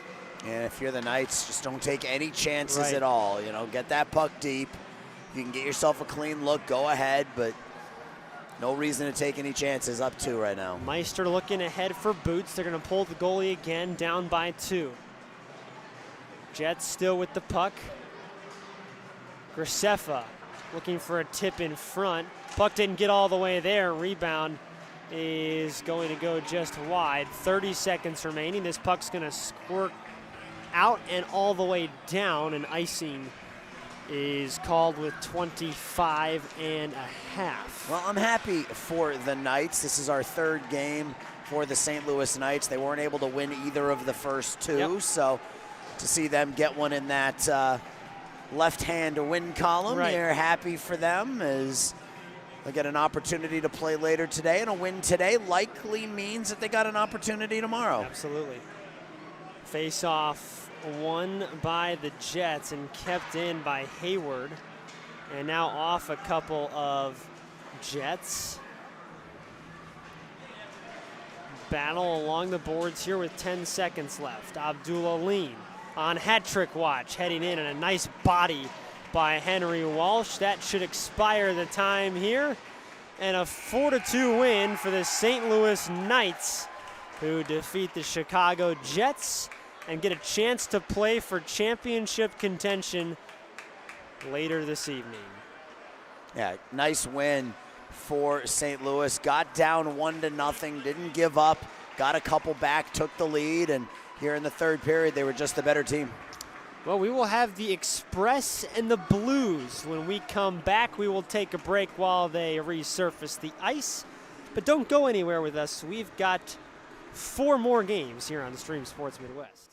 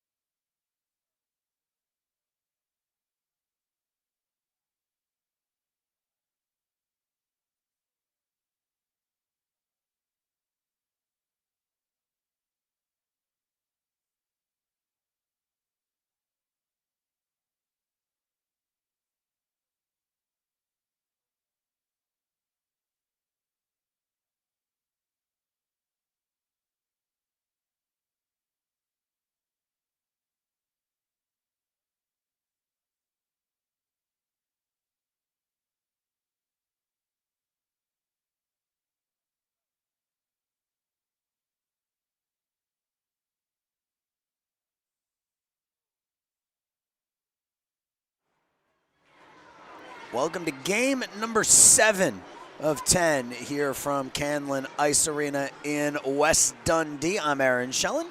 My broadcast partner is Joe Williamson, and we are Peewee the rest of the way. Peewee Minor on tap right now. It'll be the Express and the Chicago Blues in a Peewee Minor matchup. The Express, the top seed in this Peewee Minor division, a 21-2-1 mark, while the Blues were in 4th at 15-8. And both teams won their first game. Both the Express and the Blues were winners in game 1. So big game here. A win today essentially punches your ticket to the championship tomorrow. Because even, like, let's say the Express win this game and improve to 2-0. If the Express lose tomorrow and the Blues win and they both finish 2-1, Express get the tiebreaker. So this is a huge game for these two teams, and we're ready to go as the Express in their black, orange, and maroon, while the Blues are in the black and white with blue numbers. That's Connor Kratos behind the net. Near point, shot from the near point. That's deflected by Kratos, just wide of the near post. Hey, how about this? No white jerseys in this game. That's true, yeah. Kratos, nice feed over to the far point. Shot through goes wide. That was Aiden Moyer on that shot. And now out with it come the Blues. This is Dane Tauchen looking for Nick Recchia, and I'll go over into the near corner where the Express will come forward with it. Ryan Lazaro to the left, outside of the near circle, hits the side of the net. Kratos, puck on his stick, he'll stop, throw it back into the far corner where it's played by the Chicago Blues. Comes out to center ice, racing for the puck. It'll be Quinn Anderson for the Express. He'll get there. Over to Colin Tokarczewski. Fun one to start. Yep. Here's a slap shot from the point that deflects wide. Coming out, though, trying to tuck it with the backhand was Nico Dunaway. Far point, Blues keep. Wrist shot in, hit some traffic in front. Now Tokarczewski out again. Down the near wing. He's got Alex Hamden on his right. Shot, very casual blocker and stick save made by trying to get the number of that goalie. The eyes aren't what they once were, but it's either Calvin Papalia or Thomas Lagunas. Kratos walking up the near wall with it, gets cut off at the point. That's slid in on goal. Josh Kim in goal for the Express. I believe it is Lagunas in net for the Blues. Number 45, Thomas Lagunas. Another keep by the Blues here. Dump it up the wall. Lucas Walls tries to jump around the hit. Marcel Wotis plays the puck forward, and that'll come out to center ice. Matas Dixis clears it in for the Blues. Express back the other way. Speed down the near side, Lazaro. Lazaro takes a bump, keeps moving forward. Out in front, backhanded wide by Alex Dobraselovic. Just says Dobro. They're supposed to just call him Dobro. So that's going to make it easier for me. So we're going to go ahead and do that. Here's Casey Adamski for the Express. He'll gain the red line and throw it deep. Over to get it is Tokarczewski in that far corner for the Express. Dixis for the Blues. A bit of a feeling out period here in the first couple of minutes. Sometimes that's all you need, right? You just got to figure out, okay, what kind of style of hockey is the other team playing? What kind of style of hockey do we have to play in order to beat their style? Who are their best players? You know, where can we beat the goalie? All that kind of stuff. And sometimes the first period doesn't accurately reflect how well these two teams match up against each other. We got an icing there with 10:24 left in period one. Draw to the left of Lagunas. It's won by the Express. The shot through, right pad save by Lagunas. The puck stuck to his pad, didn't allow a rebound, and his defense able to clear it out. Now right back. That hit that Zamboni door again. We've seen that a handful of times today. That one hits the official and stays in. Bounces by the far dot. Recchia backhands it out. Now Recchio forward. Recchia now in the corner with the puck, below the red line. Back to the point. Creamer. Recchia, top of the near circle. The shot deflects into the opposite corner where it's played by Andrew Fielder. Fielder has it here. That puck right out in front. Fielder gets it back to the point. Shot through the deflection. The puck is in on Kim, and Josh Kim makes the save. Well, first real good chance for the Blues there. Had a nice setup offensively, got in deep, made a couple of good passes, and were able to find a couple of shots on net. 9:23. This will be Lucas Walls on the draw for the Blues.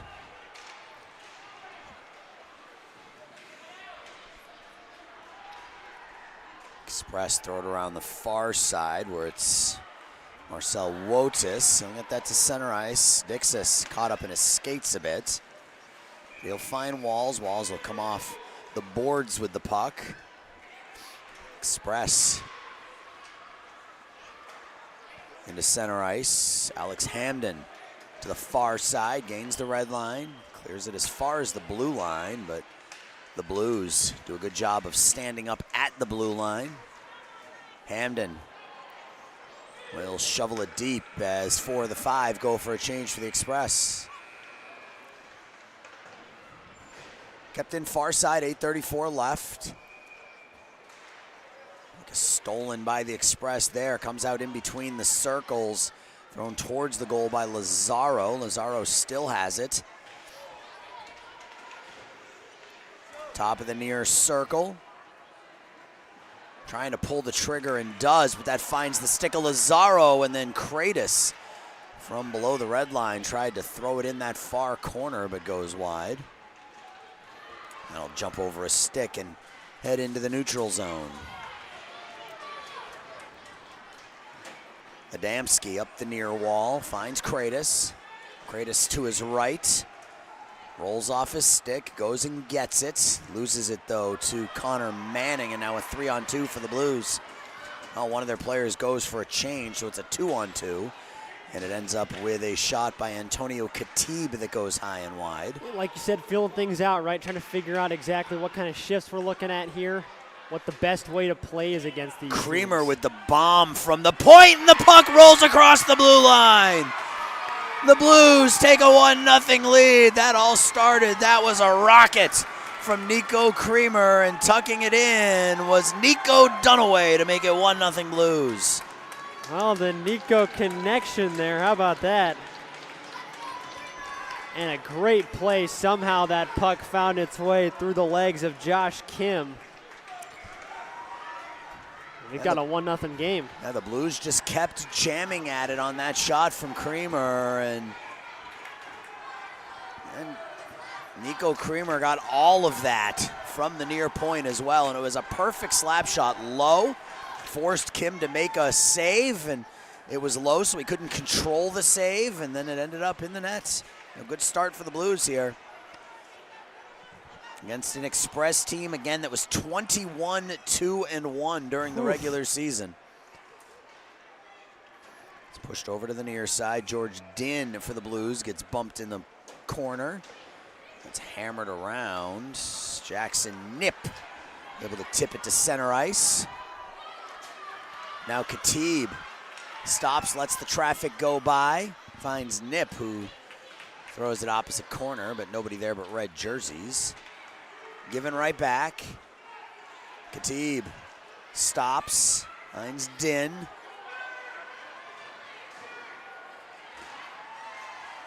And that'll be offsides as Gracie was in before Dine was out. I left the E off George Dine's name on our roster. Good going. It's George Dine, not George Din.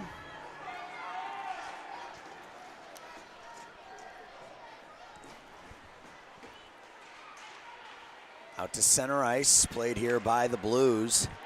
Gracie. That's what I call my daughter. That is right. You would know. Shout out to Gracie. Hope she's having a good day. She's probably having a lazy day. Probably not watching this stream right now. No, she is not interested in anything Dad does from a broadcast perspective. That's Other than maybe the dogs, because she likes going to the baseball games. That's fair. But yeah, being in a cold rink when you have no skin in the game is not really interesting to her. That's fair. Lazaro, nice feed, the shot. I don't think that made it through. I think that hit a body on the way through. You got two Blues skaters out there with no sticks. Now one is able to pick it up. That's great work by Nick Recchia to just kick the puck out. Got a Blues defenseman still with no stick. Here's Kratos. It's fought off. The Blues just trying to relieve that pressure. It does come out to the neutral zone. Everybody is now equipped with essential hockey equipment. And that'll come up important to the far point, but kept in. That'll bounce in. The puck is still loose, and the Blues do relieve that pressure, and they can go for a change here as back to play it. Are the Express rolled forward. Tokarczewski. They'll come out to center ice. Dunaway, 2-on-2. Dunaway, top of the near circle, tries to cut back in. He can't. The bouncing puck thrown in on Kim is loose. It is behind the net. Blues have possession still. Pass out to Dunaway. Dunaway takes the shot off the shoulder of Kim and over the net. This Blues team buzzing right now, Joe, against a team that lost 2 of 24 regular season games. Been a good start for the Chicago Blues. Yeah, and we've seen this kind of play from teams exactly in this Blues situation in the playoffs, right? Doesn't matter how good the team was in the regular season. In one game in the playoffs, you could beat them. Well, here comes a chance the other way. Colin Tokarczewski has to clear it in as his shift was up as we approach the 4-minute mark. I also want to mention on that last shot on net by the Blues, Hudson Smith created an unbelievable screen at the last second, too. So the Blues are doing everything how you're supposed to do it so far. Shout out to the screeners. There you go, yeah. Nice feed out in front. Kratos hammers it, and the save is made by Lagunas. And now the other way. Nip gets spun off the puck. Kratos is going to get one here at some point today for the Express. Yeah, that was a blast. That goes high and wide into the near corner. Now Creamer again tries the slap shot. This one, he healed it a little bit. Now the Express come out. Here's Kratos snaking through the defense. Kratos gets quadruple team, still plays the puck, and manages to take a shot that goes wide. Now Jackson Torres behind the net. We'll feed it to Boltunov. Boltunov gets pushed off the puck, pushed out in front. And are the Blues going to be able to get to this one? It gets swept away from Smith. Smith in a race for the puck with Hamden. It'll be Hamden first. One-handed up, kept in by Khatib. Khatib giveaway there, and now Boltunov 3-on-2. Boltunov, Hamden on his right. Boltunov tries to jump through. Boltunov the backhand wide. Swept back to the point and out. A good start for the Leafs, but you can see this Express offense looks pretty explosive. They could get one really, really quickly if the Blues aren't stout defensively. Yeah, absolutely. We've seen a couple of big drives, shots that were made good saves on or just went wide. And, you know, at any point, a puck could go in the back of the net. You got to be aware of what's going on defense. You got to make sure you have your man. And we've seen so many goals like this today where somebody was just left wide open right in front of the net, and a rebound or a pass came right to their stick. So if you're the Blues with a team this good, You got to watch out for those guys in front. Draw to the right of Lagunas. 2:15 left in the first, 1-0.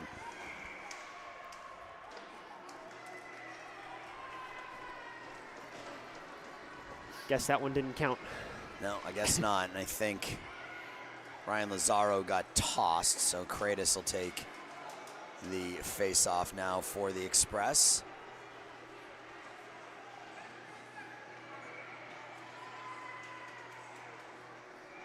Now it'll be Lazaro again. Lazaro wins it cleanly, back to Dobro. Dobro at the near point.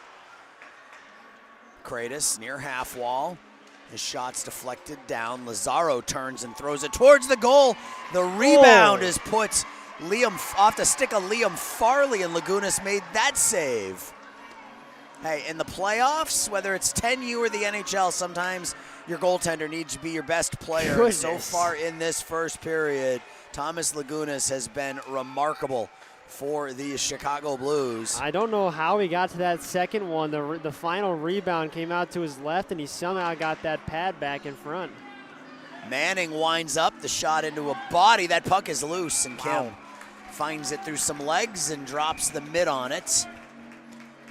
That was Nico Dunaway that was 14. That was Andrew Fielder who took the red glove of an Express skater and chucked it up the ice about 20 or 30 feet. Hey, you said shout out to all the screeners out there. Yeah. Shout out to the goalies, man. Oh, yeah. There's some insane goalies out there. We've seen some great goalie play today.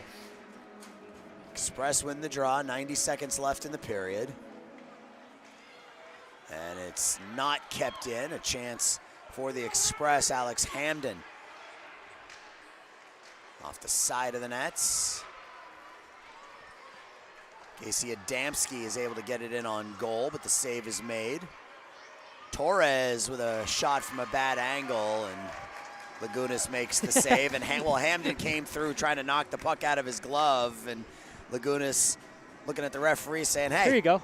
You gotta protect me as the goaltender, man. That's fine. He's got an entire bench of players who will protect him if right. anything happens to him. 63 seconds left in period one. Tokarczewski behind the nets. Now Hamden. They'll spin and lose the puck, and now the Blues take possession and move up ice. That'll roll in on Kim. He'll cover up. Fours are wild. 44.4 left in the first. 1-0 Blues. Have you seen, Aaron, the clips of youth hockey games where the goalie gets bowled over and just the bench is empty immediately? Some of those clips are. I said this to you in one of the games earlier today. It doesn't matter what level you're playing at. Protecting your goalie is essentially rule number one. Yep. That one is thrown the length of the ice by Kratos, and that'll be an icing and another face-off in the Express defensive zone. As far as hockey players are concerned, as soon as a finger touches that goalie, all rules go out the window. Oh, yeah, absolutely. Yeah, you know you're not allowed to swing your stick or trip or hold or tug or grab, but all that goes right out the window the minute someone touches your goalie in what you deem an inappropriate manner. Exactly. Slap shot from the point deflects into the corner. Down to 26 seconds. Liam Farley tries to work the puck up the far wall and can't, and now it does come out Kratos, but back in and offsides.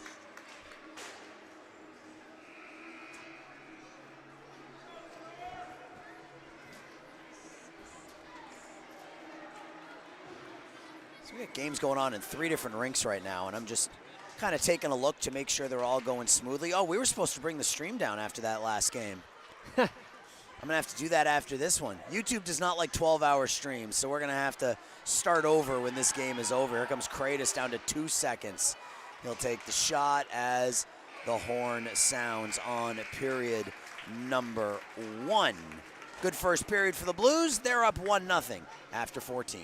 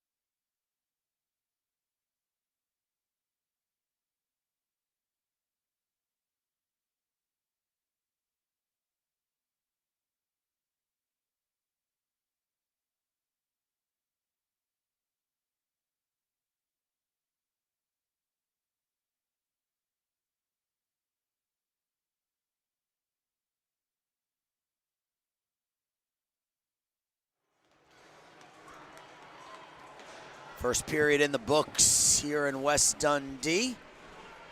Blues with a 1-0 lead over the 21-2-1 Express, or I guess technically 22-2-1 with their playoff victory here yesterday. So very good first period. That went about as well as you could have hoped. Yeah. If you are a fan of the Blues here today, you take a 1-0 lead. You got your goalie playing on his head. Now you got to do that for another 28 minutes. How many times do you watch any level of hockey in the postseason, and the team that comes out on top, their goalie just had an absolutely unbelievable postseason? That's usually what it is. That's why the goalie usually wins the Conn Smythe. That's up along the far wall. Blues able to dig it to center. It's going to be an intentional offside, so the faceoff's going to come all the way down to our left.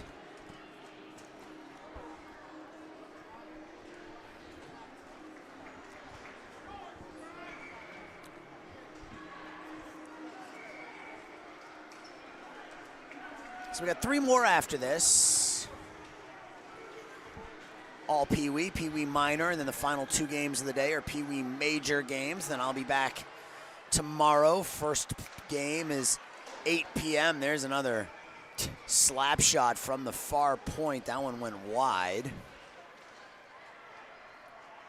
Behind the net, Quinn Anderson overskates it a little, gets another opportunity. Goes behind the back, up the wall. Blues take it there, though. Bad angle shot through by Recchia goes wide. Now Dobro. I want to thank the Express for allowing me to use his nickname rather than his full last name. After 10+ hours of broadcasting, yeah, that can help. Yeah. Anything that anybody can do that can make my life easier the rest of the day, I'm gonna jump on that opportunity as the Blues clear it the length of the ice for an icing with about a minute and a half gone by here in the seconds. Next up, a team we haven't seen since 8:20 this morning. It'll be the Wilmette Junior Trevians and the Orland Park Vikings, followed by a battle for St. Louis, the Eagles and the Knights in a Peewee major game, and then the final game of the day, more Wilmette hockey against the Chicago Blues Peewee major. It's skated wide by Lucas Walls. Pirouettes in the corner, throws it out in front. Gracie, all sorts of space. Off the shoulder of Kim, and what do we got? Got a penalty? No, I think it was just off the netting. Oh, off the netting? Yeah. Okay. I heard a whistle, but it must have been from behind us. It was off the netting, I think. Off is won by the Blues. Kept in at the near point. Shoveled behind the net where Casey Adamski will roll it up the wall. Gets away from Ryan Lazaro. Second attempt for Lazaro. Digs it out.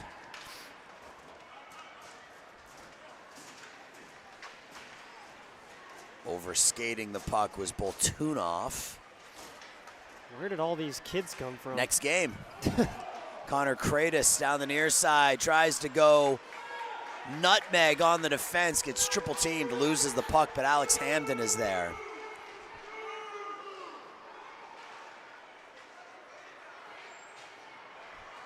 Blues possess in their own corner, 11.5 left in the second. Kept in at the far point. Hamden. Chucked out to center. Adamski will turn and throw it right back in.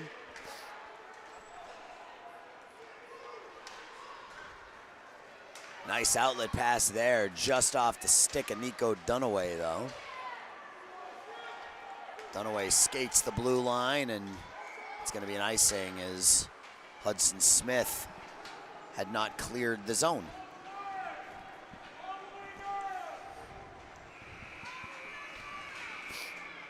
How you holding up, Joe? Pretty good. Yeah. We got nice padded chairs here today. Yeah. Makes things a little bit easier. Absolutely. We don't have to stand on a chair to call the game like we did last week. Yeah, that was a bit rough. My back hurt after that one was over. Yeah. I also had not done 14 hours of hockey before, so. Yeah, man, it's fun. I do it at least once every year, and it's definitely an adventure. I've never done it twice like this. I've never done Here you it go. back-to-back weekends before, but I'm hanging in there. My Hey, old bones are hanging in there. You want to do it again next weekend? I don't. Ryan Lazaro takes it away. That being said, I do have a game to broadcast every single night this week coming up. Oh, man. Yep. That's all right. I love the life. Out in front. High slot. Kratos shoots it wide. Right by the near post. That puck is loose. It comes out the near side back to the point.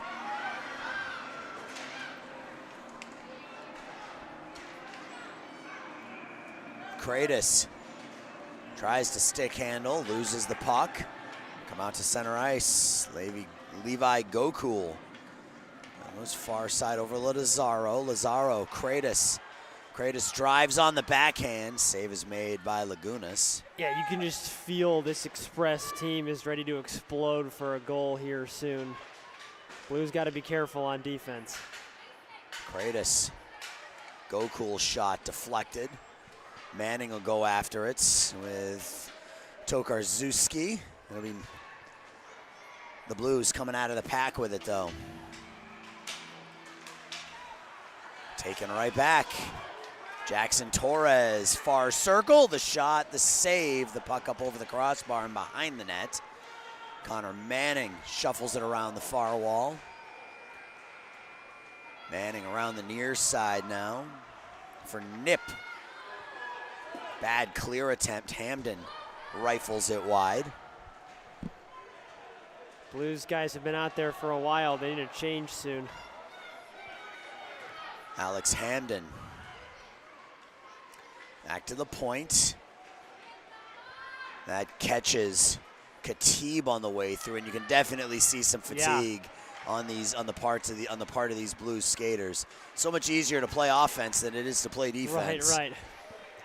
Hamden, and that is cleared out by the Blues, and that will give them a chance to send all 5 to the bench.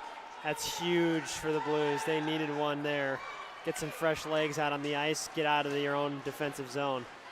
Kratos can't get around Recchia on the first attempt. Now Creamer getting double teamed along the near wall, and that's going to come out for an offsides. 8:13 left in the second period.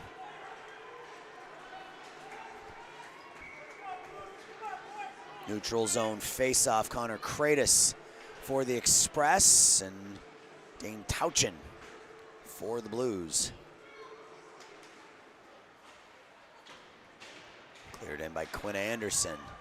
Over to get it, Nico Creamer in the far corner.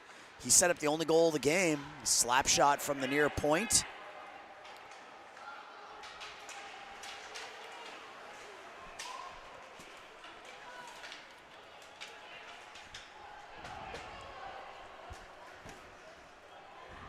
Sorry about that. Back to the point. Dixis up the wall. Bad angle shot through some traffic, and Kim has to find it and fall on it.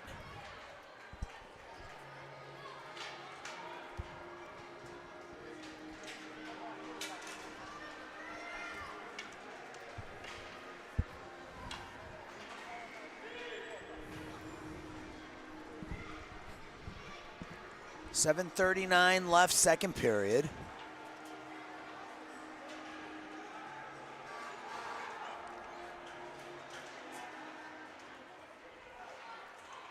Blues win the faceoff. Taucher's shot, and that's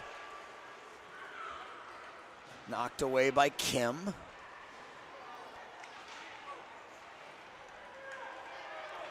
Now Colin Tokarczewski with some speed down the near side. Tokarczewski in and tried to jump to the backhand and just could not. And the Express fans to our right want a penalty called, but There- there wasn't a whole lot there that the Blues did wrong. He was coming in with such a high rate of speed. Kratos up and in. I told you. You called I it. called it. Connor Kratos. I said he was going to get one. He got one there. That hit the post, the crossbar, the post, and it's 1-1. Great shot by Kratos, and like you said earlier, you know, you could just feel he was going to get one. That skill set is unbelievable. And the Express were due for a goal based on how they had been playing the last period and a half. I mean, they were absolutely controlling this game for a while, and it felt like one had to find the back of the net at some point. And it did. Connor Kratos makes it 1-1. And if you were in the Express home rink, this is where you would hear like a freight train Something like that, yeah. choo-chooing, you know? Choo-choo. Gracie for the Blues. Clears it to the top of the circle, but Kratos has his pocket picked by Dunaway. Dunaway loses the puck to Kratos. And Dunaway's a smaller kid, but he's got handles. You can see he's made a couple of great plays already today.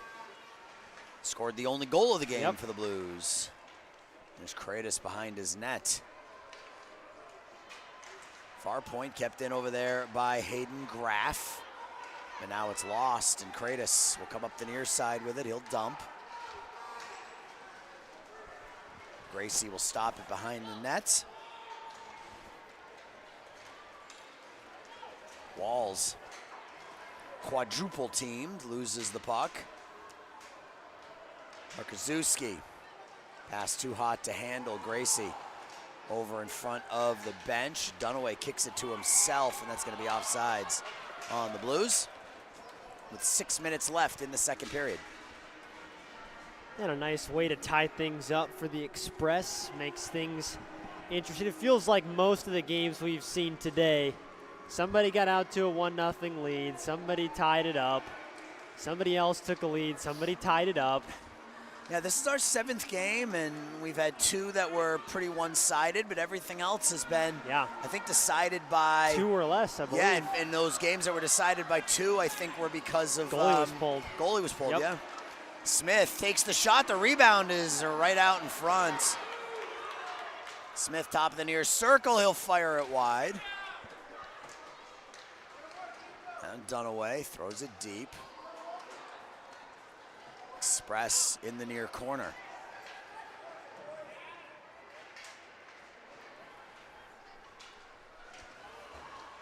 Kratos for Hamden. Hamden gains the blue line, poked away from him. Torres, bad angle, shot blocked. Now far side, Lazaro will scale it in deep.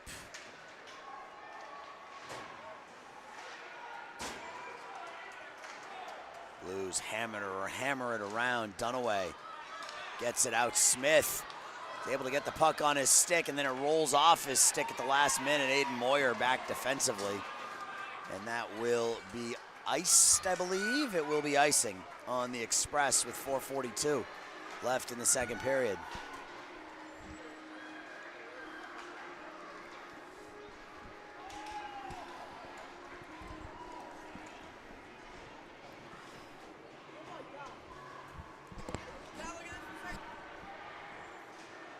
Four minutes, 42 seconds left. Draw to the right of Josh Kim.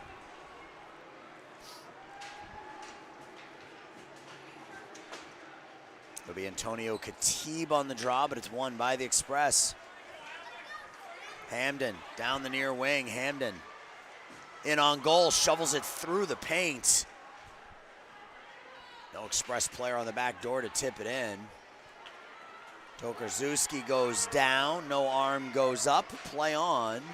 Puck gets into the body of Quinn Anderson. That'll come out to center ice, and that'll be an offsides.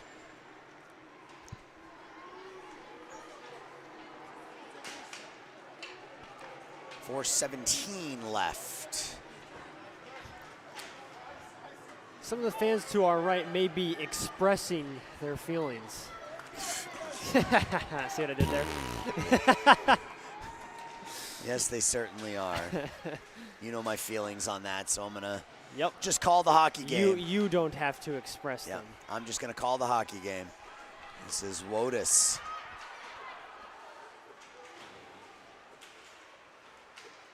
right in front of us, right at the red line. Here's Kratos again. Connor Kratos takes it wide. Kratos in deep, driving the net, and he launches the backhand about 30 feet up into the air. That goes into the net. Yeah, that was almost a beautiful backhand shot there. Yeah, I mean, you can see what he was trying to do. Yep, he was trying to get it absolutely. up on that backhand and pitchfork it up underneath the crossbar, but just got underneath it a little too much.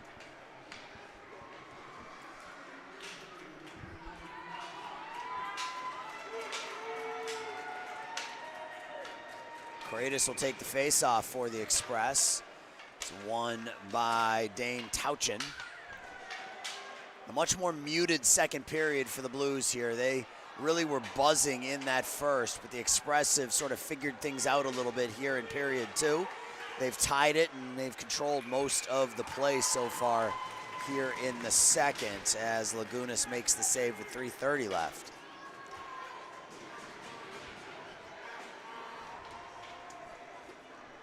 Interesting to see if either of these teams can break through again before this period is up.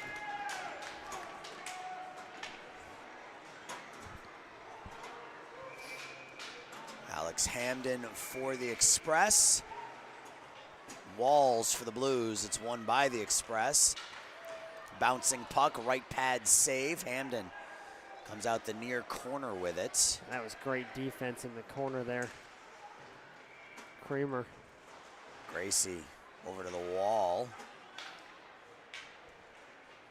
Hamden low, gets pushed up against the boards by Walls. Now we got 2 to a side down there. Hamden comes out of the corner with it. The Blues will take it. Walls behind his own net. He gets sandwiched. Torres. Torres back to his point. Shot from the point deflected wide off the stick of Adamski. They'll come out in the Blues. Have a little bit of space here down the near wing. Gracie to Smith. Smith has his pocket picked, and Adamski will dump and go for a change with 2.5 left in the second. And just when the Blues feel like they're getting out of their own zone, pocket gets picked, you're coming right back the other way. And now we got an icing called on the Blues with 2 minutes, 22 seconds left. And it feels kind of like the Blues are just trying to survive period 2. They're going to have to come out with a different mentality in the third start period. over in period 3. Absolutely. That's, of course, though, if you're just trying to survive, that's where it can beat you, especially at the end of a period, those last-second goals. That's where a team can try to exploit that weakness. Yeah, I haven't seen a ton of last-minute goals today. We saw one with about 9 seconds left in the last game. But last week, we saw it a bunch in the last couple of minutes. Saw a goal with 1/10 of a second left. We saw one goal as the horn sounded.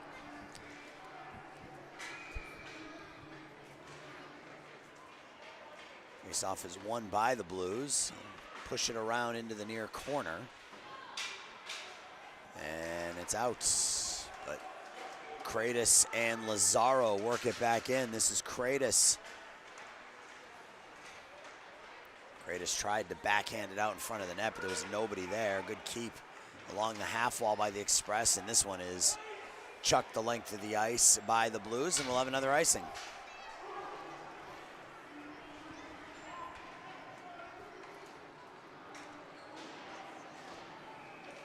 Blues going to have to survive another minute 52 here in the second if they want to head to the third tied. You got to be careful, though. You can only allow so many offensive zone face-offs before you get burned, and that's what they got to be careful of here.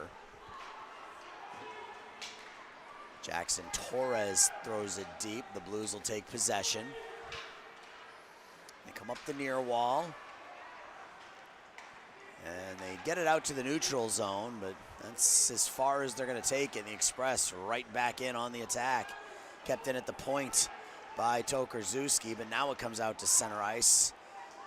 Recchia 1-on-3, can't play the puck. It's taken by Levi Gokul. Gokul to Torres, has it taken off his stick. Now Ian Kim, he'll lose the puck, and now Recchia down the near wall. Recchia into the offensive zone. He'll try to one-hand it deep. do much with it, and Gokul will take over for the Express. Now in the opposite corner, Gokul. Out front to Kim. Kim, red line. He'll go down, crash into the boards, but he'll clear it deep with 49 seconds. Pass up ahead to Khatib. On it now, Danila Boltunov. Back to the point, kept in there, but right onto the stick of the Express.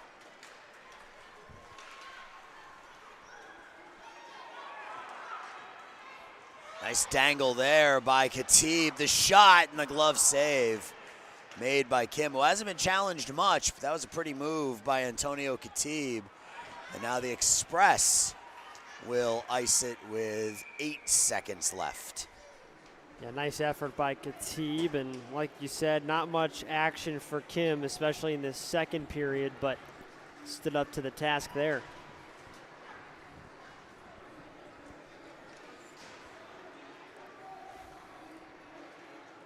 Face off to the left of Josh Kim. 1-1 our score here in the second period.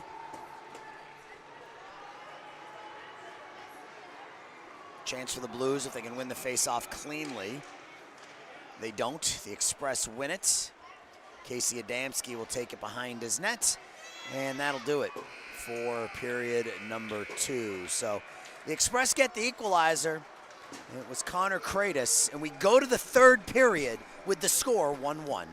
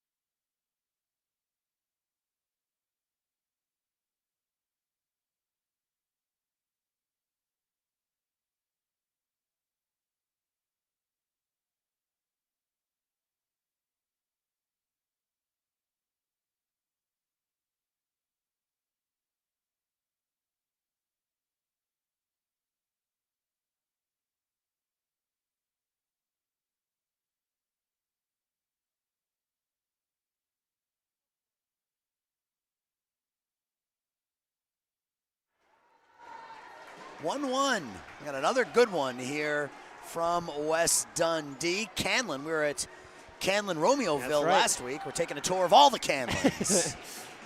We're on the center rink of Canlan, West Dundee. It is 1-1 Express and Blues, locked in a 1-1 game. First period controlled by the Blues. Second period was all Express. We'll see who gets off to a good start here in period 3. That is Kratos looking for Lazaro in the near corner. I have so many bad puns running through my head right now. It's probably just because I'm tired. Yeah, I mean, you can use them. It's fine. Anything you can do to fill some time so I don't have to talk for the next 5 hours straight. Go yeah, for it, man. I'm taking 2 of the 3 play-by-play games. That's true. You are. Good point. And I appreciate that. I love giving Joe his reps. Oh, yeah, I need him, man. Walls goes down, and really, really late arm went up by the official, and the Express fans didn't like that, but you got to remember it's just a kid officiating the game. So the fans need to be aware. They're yelling at a child. As the Express will be shorthanded, it'll be Lazaro going to the box. And time for the Blues to see if they can regain some control of this game and try and regain the lead as well. Yeah, that was a very, very late whistle, a late arm. Penalty, the arm went up about a second or so after the penalty was committed.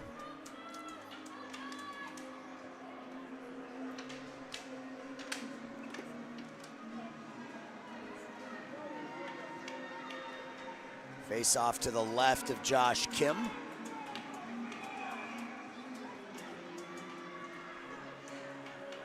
Express win the face-off. Bash it around the boards and onto the stick of Kratos.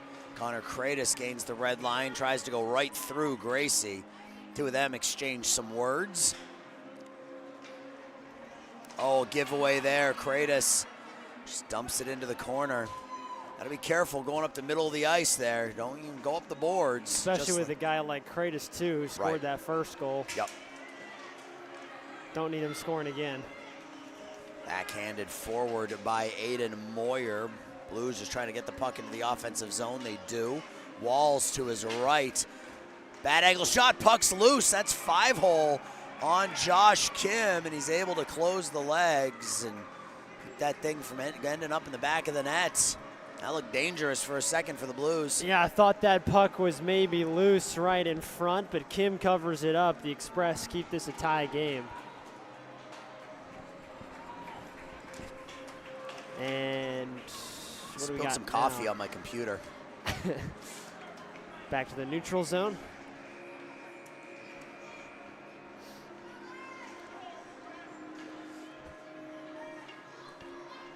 Minute 17 left on the power play. Blues win it. Walls to his left, now back to his right. Centering it for Toucher. That goes off his stick and off Smith's stick. Back to the point.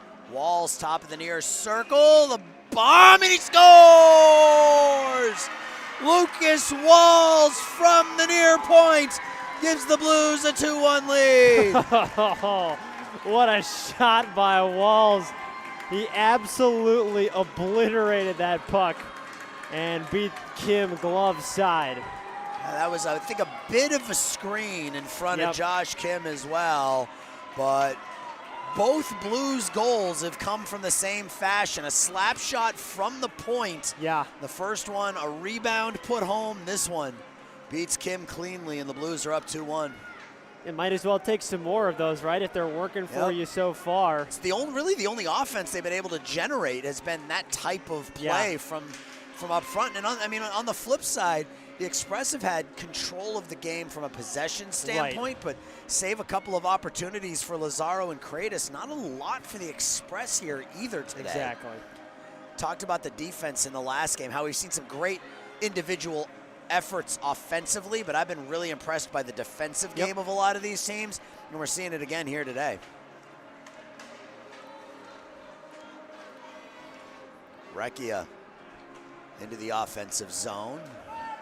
Now Lazaro with some speed. Lazaro's got Kratos on his left. Gracie knocks it away from Lazaro. Then away from Kratos. There's a shot that's deflected wide by Jackson Torres, who came screaming in from the bench. Slap shot, bad angle, save, rebound save. Lazaro behind the nets. Finds Tokarczewski. Lazaro and Tokarczewski in that far corner. But the Blues take the puck with 11 minutes. That's going to be cleared the length of the ice. That'll be an icing. No, is that going to reach? It will reach for an icing with 11 minutes and 4 seconds left. Blues with a 2-1 lead. And just a reminder, the Blues came in 4th place in this Peewee minor division. 15-8. Not only were they 15-8, they lost their last 3 regular season games, Joe. So, and then they lost game 1, or they won game 1 in the playoffs. So, snapped that streak. But a win today all but guarantees them a shot at tomorrow's championship game. But still a lot of hockey left to play. Absolutely, yeah. And you never know what's going to happen. 11 minutes in a one goal game. That puck hits that Zamboni door again. Torres in, the save made by Lagunas. Yeah, Lagunas going to have to wake up a little bit. Hasn't actually had to do a lot of work in this period, so he'll have to make sure he's got his A game still going. Here's Torres now skating east to west. He'll gain the blue line and shovel it forward as the Express change up.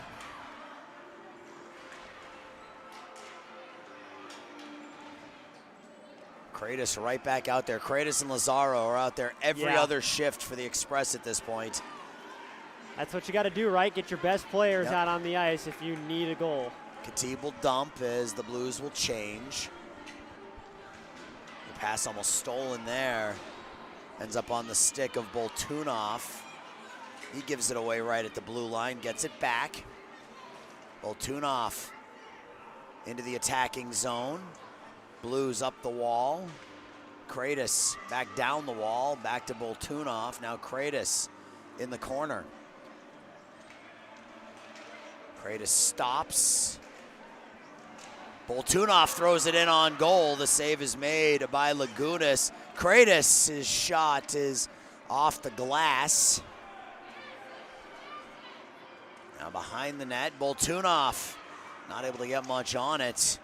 Pushed over to the far side, not particularly deep. Boltunov shot, the save made by Lagunas with the right shoulder. Unbelievable save there, the just pure reaction. Aiden Moyer works the puck up and out. Tokarczewski loses it, and the Blues will take possession. Recchia going through Adamski. There's a giveaway. It feels like the Express are scrambling here a little bit, Joe. Yeah. You know, they're just up and getting rid of the puck, not really looking at where it's going. Gonna settle things down here just a tad. Behind the net, go ahead. You know that they can get to a point where they're controlling this game from an offensive perspective again. We saw it earlier, especially in the second period. Pushed forward, but it's a really nice answer by the Blues after the Express really dominated period two.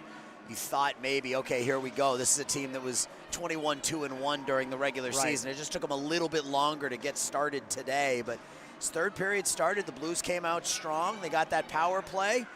They finished, and now they're playing some decent defense to try to keep the Express off the board. This is Hamden, 1-on-2 as he waits for Kratos and Lazaro to join him. This is Kratos with the puck, top of the far circle.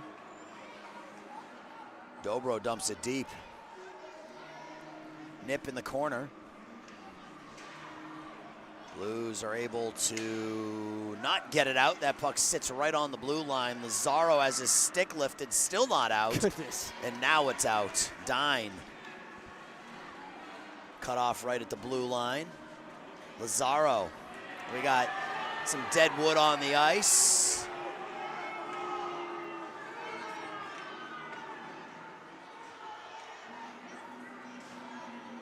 Ooh, long cross ice pass stolen by Walls. Walls stick handling in. Walls tried to tuck inside the near post. Couldn't elevate. Back to the point. Over far side, Kratos.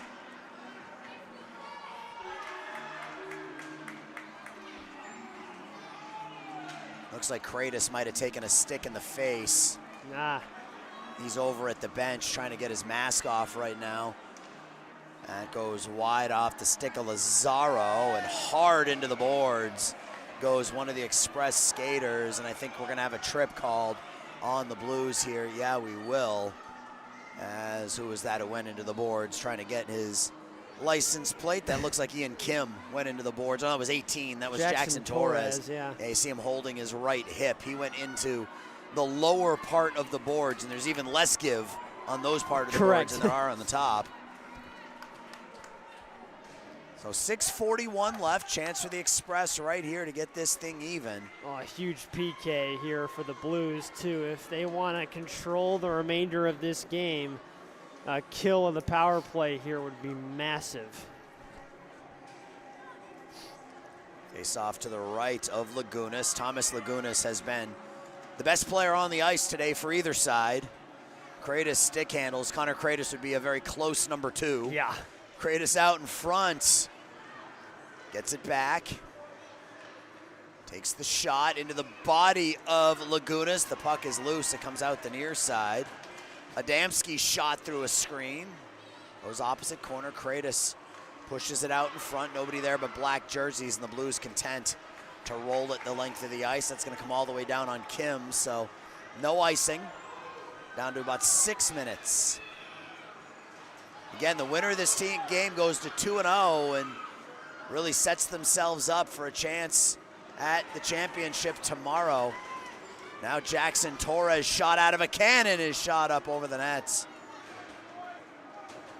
Lazaro tries to backhand it to Kratos. Kratos will stick handle around traffic. Kratos gets tied up, shoves it far side Adamski. Got to be careful, the Blues. You don't want to commit another penalty while you're on this peak. That was pretty close to a slashing right there. Kratos loses the puck. Back to the point. The one-timer by Adamski is wide. Adamski gets it back. Spins away from the defense. Now in the corner. Spins away again, looking for somewhere to go. Takes the shot. The bouncing puck goes wide. Back to the point, Kratos. Kratos, Adamski. Again, Adamski spinning away from Khatib. Now in the corner, Kratos on the back door, loses the puck. Connor Kratos will get it, keep it in for Adamski, keeps it in right at the blue line. Now Lazaro with some space. Power play's about up. Lazaro into a screen. The bouncing puck by Kratos. That puck sitting right in the paint. It comes out. And now skating forward onto it is Recchia, but that'll come out into center ice. Recchia continues to move forward as it knocked off his stick by Tokarczewski. Yeah, and that's a huge kill for the Blues. All the momentum right now in their favor after killing that off, and they can sit back and play a solid, clean game while the Express have to hurry for a goal. Oh, right out in front, Recchi. Oh, Recchia almost put the nail in the coffin there, but a save made by Kim. Now Jackson Torres, top of the near circle, the save made by Lagunas. Back and forth we go. Puck is cleared out. Here comes Recchia again. He gets tied up, but the slap shot, it's off the end boards, played by Kim with 3:47 left.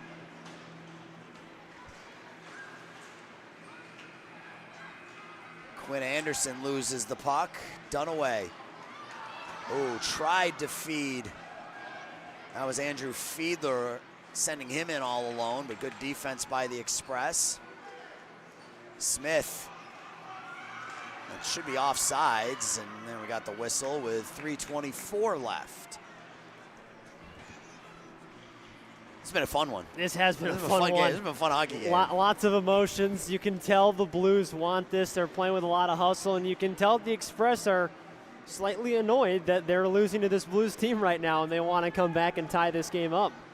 Express will change up their D pair.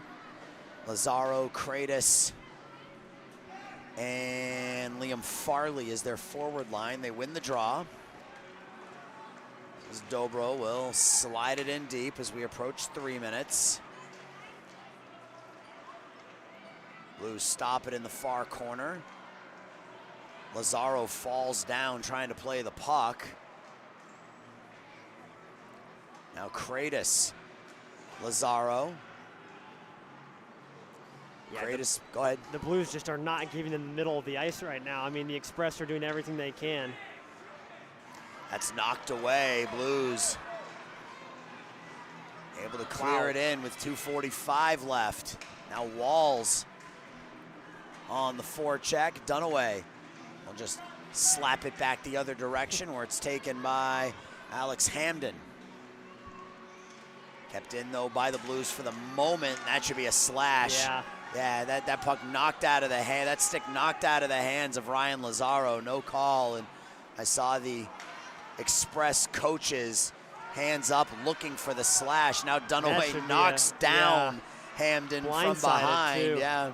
That should be a roughing or an interference. Down to 2 minutes left.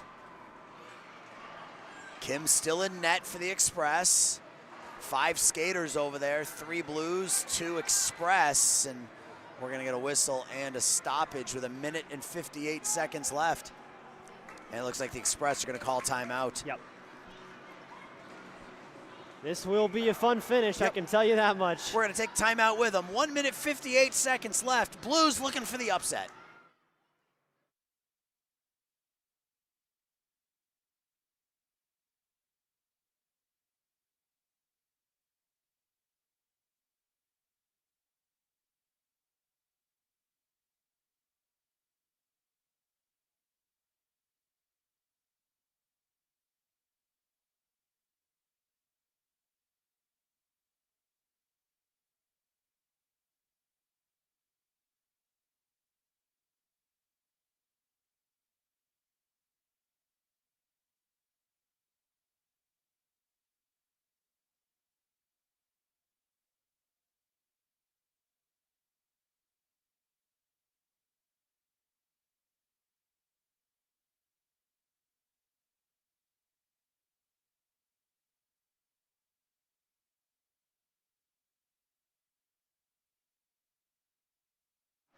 Man, I am having all sorts of bad luck when it comes to coffee grounds today. I've had 2 cups of coffee, and both of them have had grounds at the bottom. Well, I'm sorry, Aaron, you've had 2 cups of what? Coffee. That's I found a word where What? it comes out. What's coffee? That's where your New England accent comes out. I a said little bit. coffee. What's wrong with? I don't know. It sounds normal. Sounds normal to to me. you, yeah, exactly. Anyway, we got 1 minute and 58 left. Blues trying to hang on for the upset here. They lead the Express 2-1. Jammed right at the nets. And arms go up for the official as he loses control, loses sight of the puck, and blows the whistle. You can see, I think that is Aiden Moyer for the Express is just trying to get his teammates pumped up right now. He's out there tapping them on the helmets, yelling at them. Well, they got 1 minute 51 to make something happen.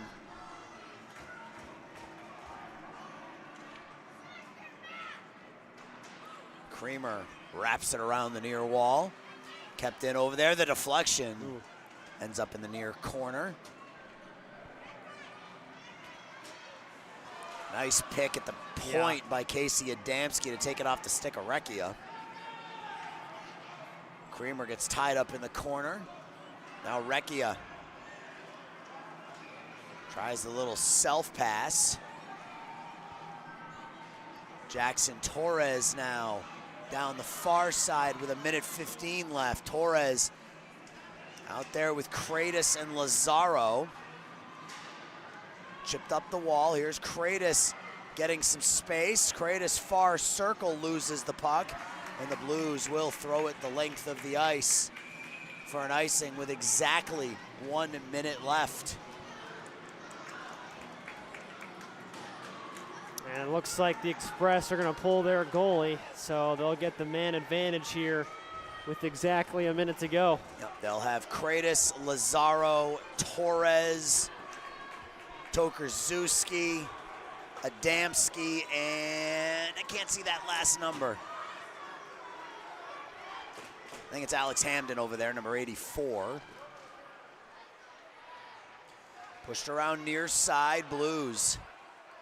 Not able to get the puck out, and they do on the second attempt. So we're down to 48 seconds. Adamski circles in front of his own nets, finds Torres.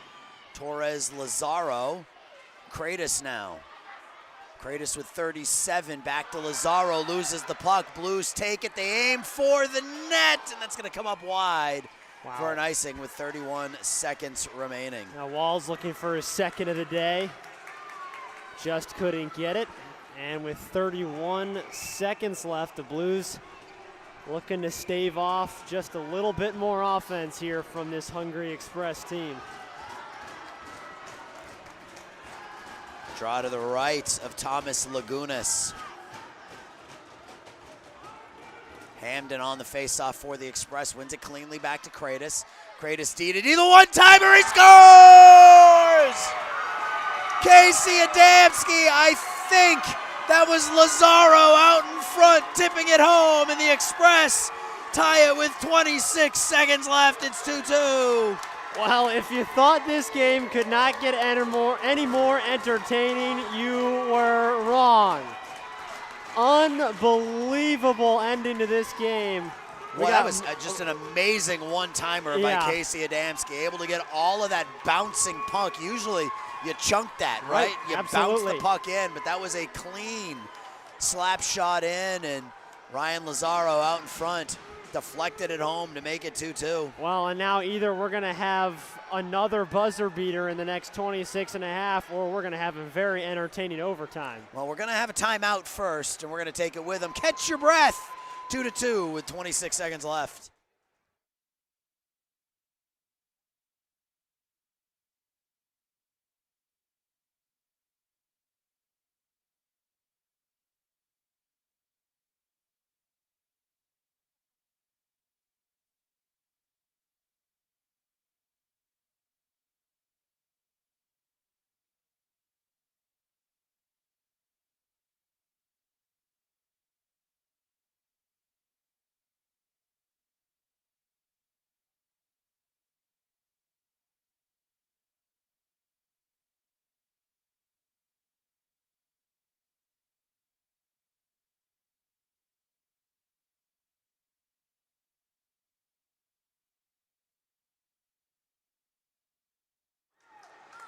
Well, we're 26 seconds away from our first overtime session, and this could cause all sorts of stuff if these two teams end up in a tie. They'll both be 1-0-1 with one more game left to play today, so who knows what'll happen.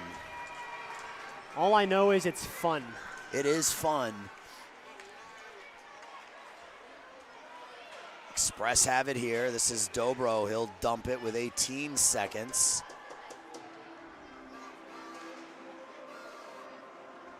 Oh, giveaway there. Kratos almost took the puck away. Blues work it to center ice with 6 seconds left. And we will have our first overtime game of the day here from West Canlan. A goal scored with 26 seconds left by Ryan Lazaro will send us to the extra frame, tied at 2.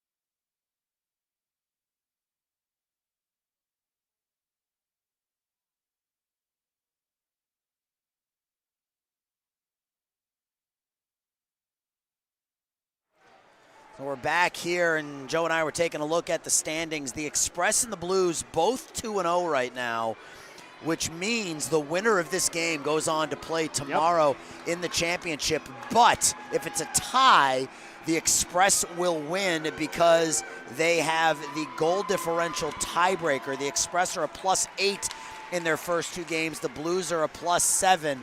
So if this comes down to it, you might see the Blues pull their goalie in overtime to try to get the wings. The Blues have to win this game. I love it. In order to advance. 3-on-3 for 5 minutes. A tie and the Express go on. If the Blues win, they advance. 3-on-3 hockey. It'll be Lazaro with Torres and Kratos. Oh, giveaway there. Walking in, the shot, the score! Dave Townsend sends the Blues to the championship game. 17 seconds in, and the Blues win 3-2. Oh my goodness. That's playoff hockey for you right there. Well, we told you the Blues needed the win to advance. The Express needed a tie. The Blues get the W, and they'll play tomorrow for the Peewee Minor Championship. What a game. 21-2-1 were the Express during the regular season, but playoff hockey is a different beast. And the Chicago Blues, where are we? Peewee Minor, the 4th seed, are going to go on to play for the championship tomorrow. What a great game here from West Dundee. Joe and I are going to pause.